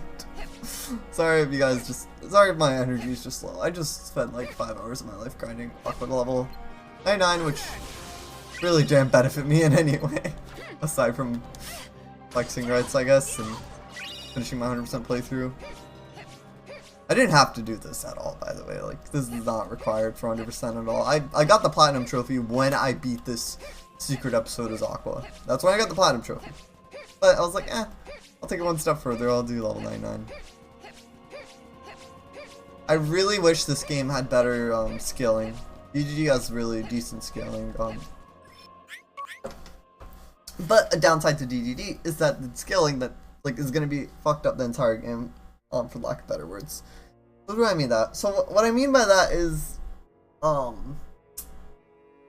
what do I mean by that? So EXP 0 has no hidden properties of any sort. There's no damage boosting, even in the H3 remake, no damage boosting, none of that. Which is why I'm a little scared for DDD, but I mean, you do have your spirits as backup, you know. They can inflict a little bit of damage, but that's not really. They also have, you know, spirit roar and things like that will help you throughout the process.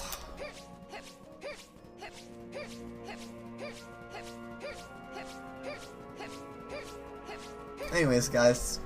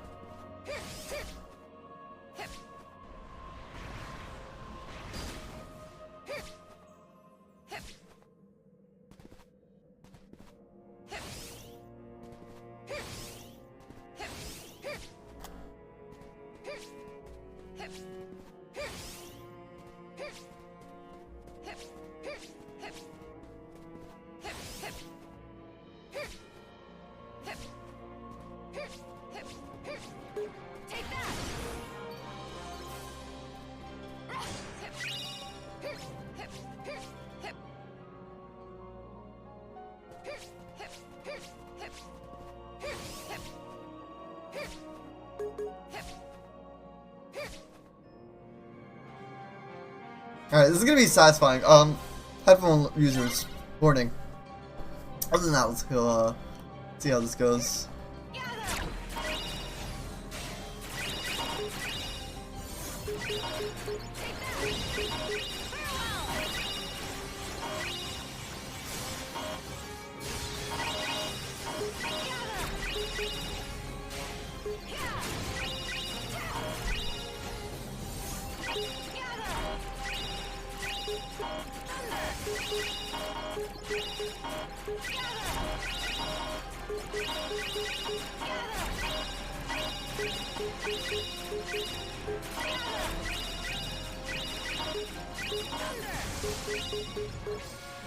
GG's, what a difficult fight.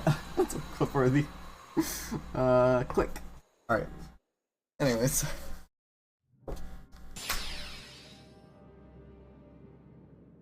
So that's basically it for that. I don't even have to technically beat the final boss, but I will, just for like, I don't know, fun. See how it goes. Just out of curiosity, I guess. Wait one sec, I have to switch my command deck real quick. The level 1 command deck and this command deck is kind of different. I don't need to change my command deck at all, from what I usually like to have during bosses. I wonder if my spot pass notification was on my 3DS. I'm checking what it was. I'm assuming it's Tomodachi Life because I booted the game, and no, I'm not updating my 3DS. I'm gonna hold off on that until we get an exploit. That's besides the point. Really? I think it was Tomodachi Life that ended up being it. I don't know. Anyways.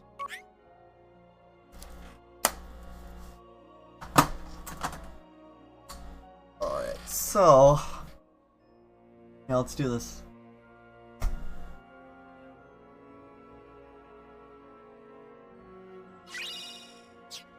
Again, I'll organize the saves in a really nice way, don't worry, like, I know they're kind of just a mess right now. It's fine.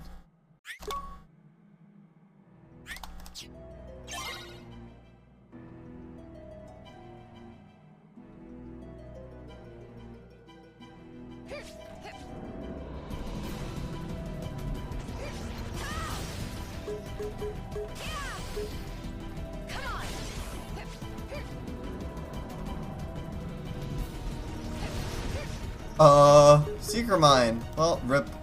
Secret Mine. It's fine, it's not a big deal.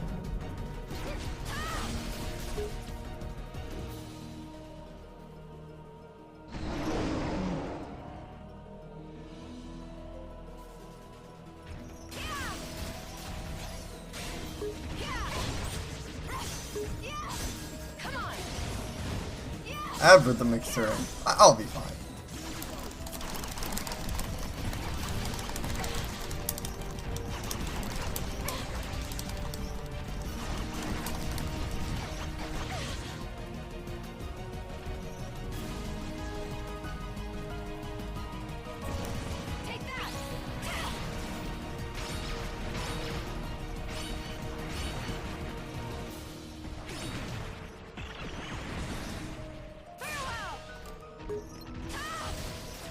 Oh, I don't really have a swag finish here either.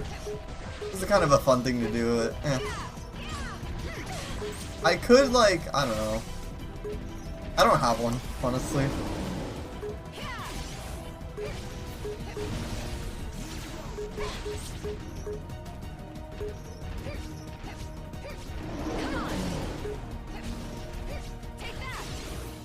I guess I'll try to do Rhythm Mixer as kind of like the final finisher for fun.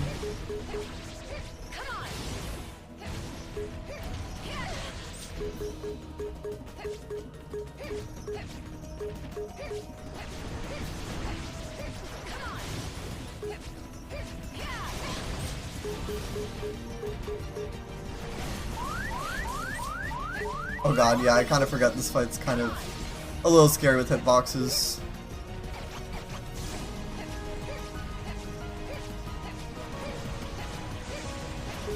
Hey, you know what? Screw it. Or not. Wow, okay. Way to call me a liar. Honestly, there's not much else to this game. I don't know what else to really do. I kind of want to beat this like in a meme way, but I don't know. We're done.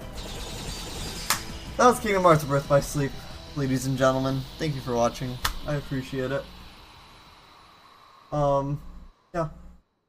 I had a good time. It was a fun playthrough regardless of the crazy grinding that was involved in some segments. I still found it worthwhile to do. Thanks for being here, Edgemaster, I appreciate it. Thanks for everyone who stuck around, I really appreciate it. I'm exhausted, holy shit.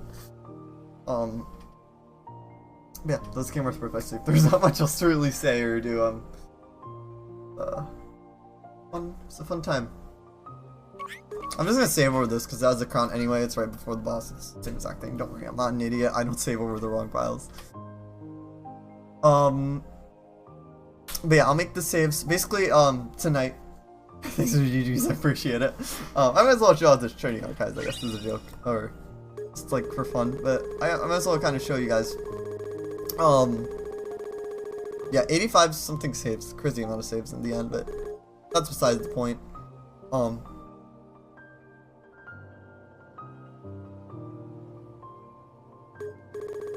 But yeah, I will end up like organizing these saves a little bit, like just making them really, just neatly organizing them, just by level and by like part of the game. I'll do that tomorrow.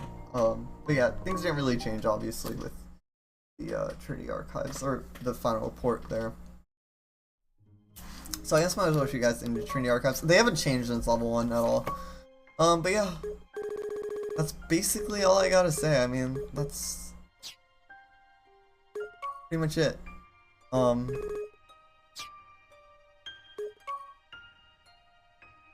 everything. 100 hours. Holy fuck. That's crazy. Took an hour for each percentage, kind of. But yeah.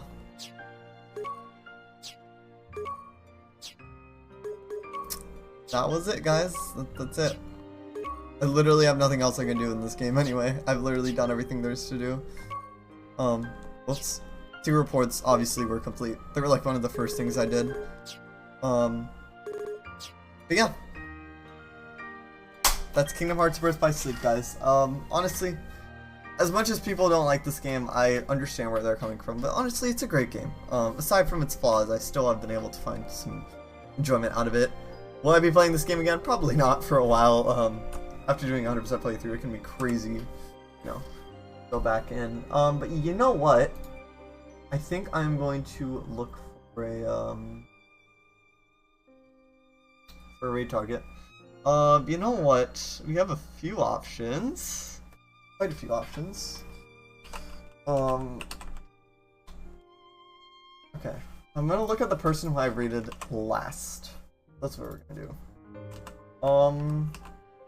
You know what? Max is live, and I've never rated Max, and he's playing. Oh, his stream is in Spanish. He can speak in English, so I guess it's fine. Yeah, let's go raid Max. Basically, Pixel, what's up, dude? I just beat it. I just wrapped it up. We're gonna go say. Let me give you a shout out, by the way. Go check out Pixel. He's a cool guy. I'm just exhausted, honestly. That grind really tore into my spine. Yeah, go say hi to Max. He's a cool guy.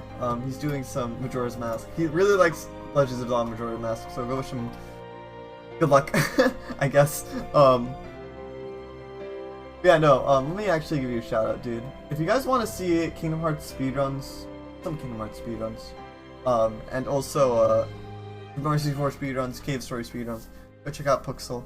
Aside from that, though, I'm gonna throw the end command in chat, guys. Make sure that you get that raid message copy. The organization is entering around looking for hearts. Other than that, Discord, make sure to join our community Discord. It's the best place to be involved with the community, announcements, funny clips, all that sort of stuff. It's a really great Discord server, and we have a lot of fun on there. And also, Wii U and 3DS modding. I always answer questions in depth there. Make sure to subscribe to me on YouTube. I post Wii U modding videos. I will try to get up the next video, which is going to be a 3DS one, actually, so I'm excited for that. It's going to be kind of new territory. And I go live at 7 p.m. EST, so I will be live again tomorrow at 7 p.m. EST. And I'll see you guys then. Go say hi to Max. Thank you guys for being here. That was Kingdom Hearts Birth by Sleep level 100%.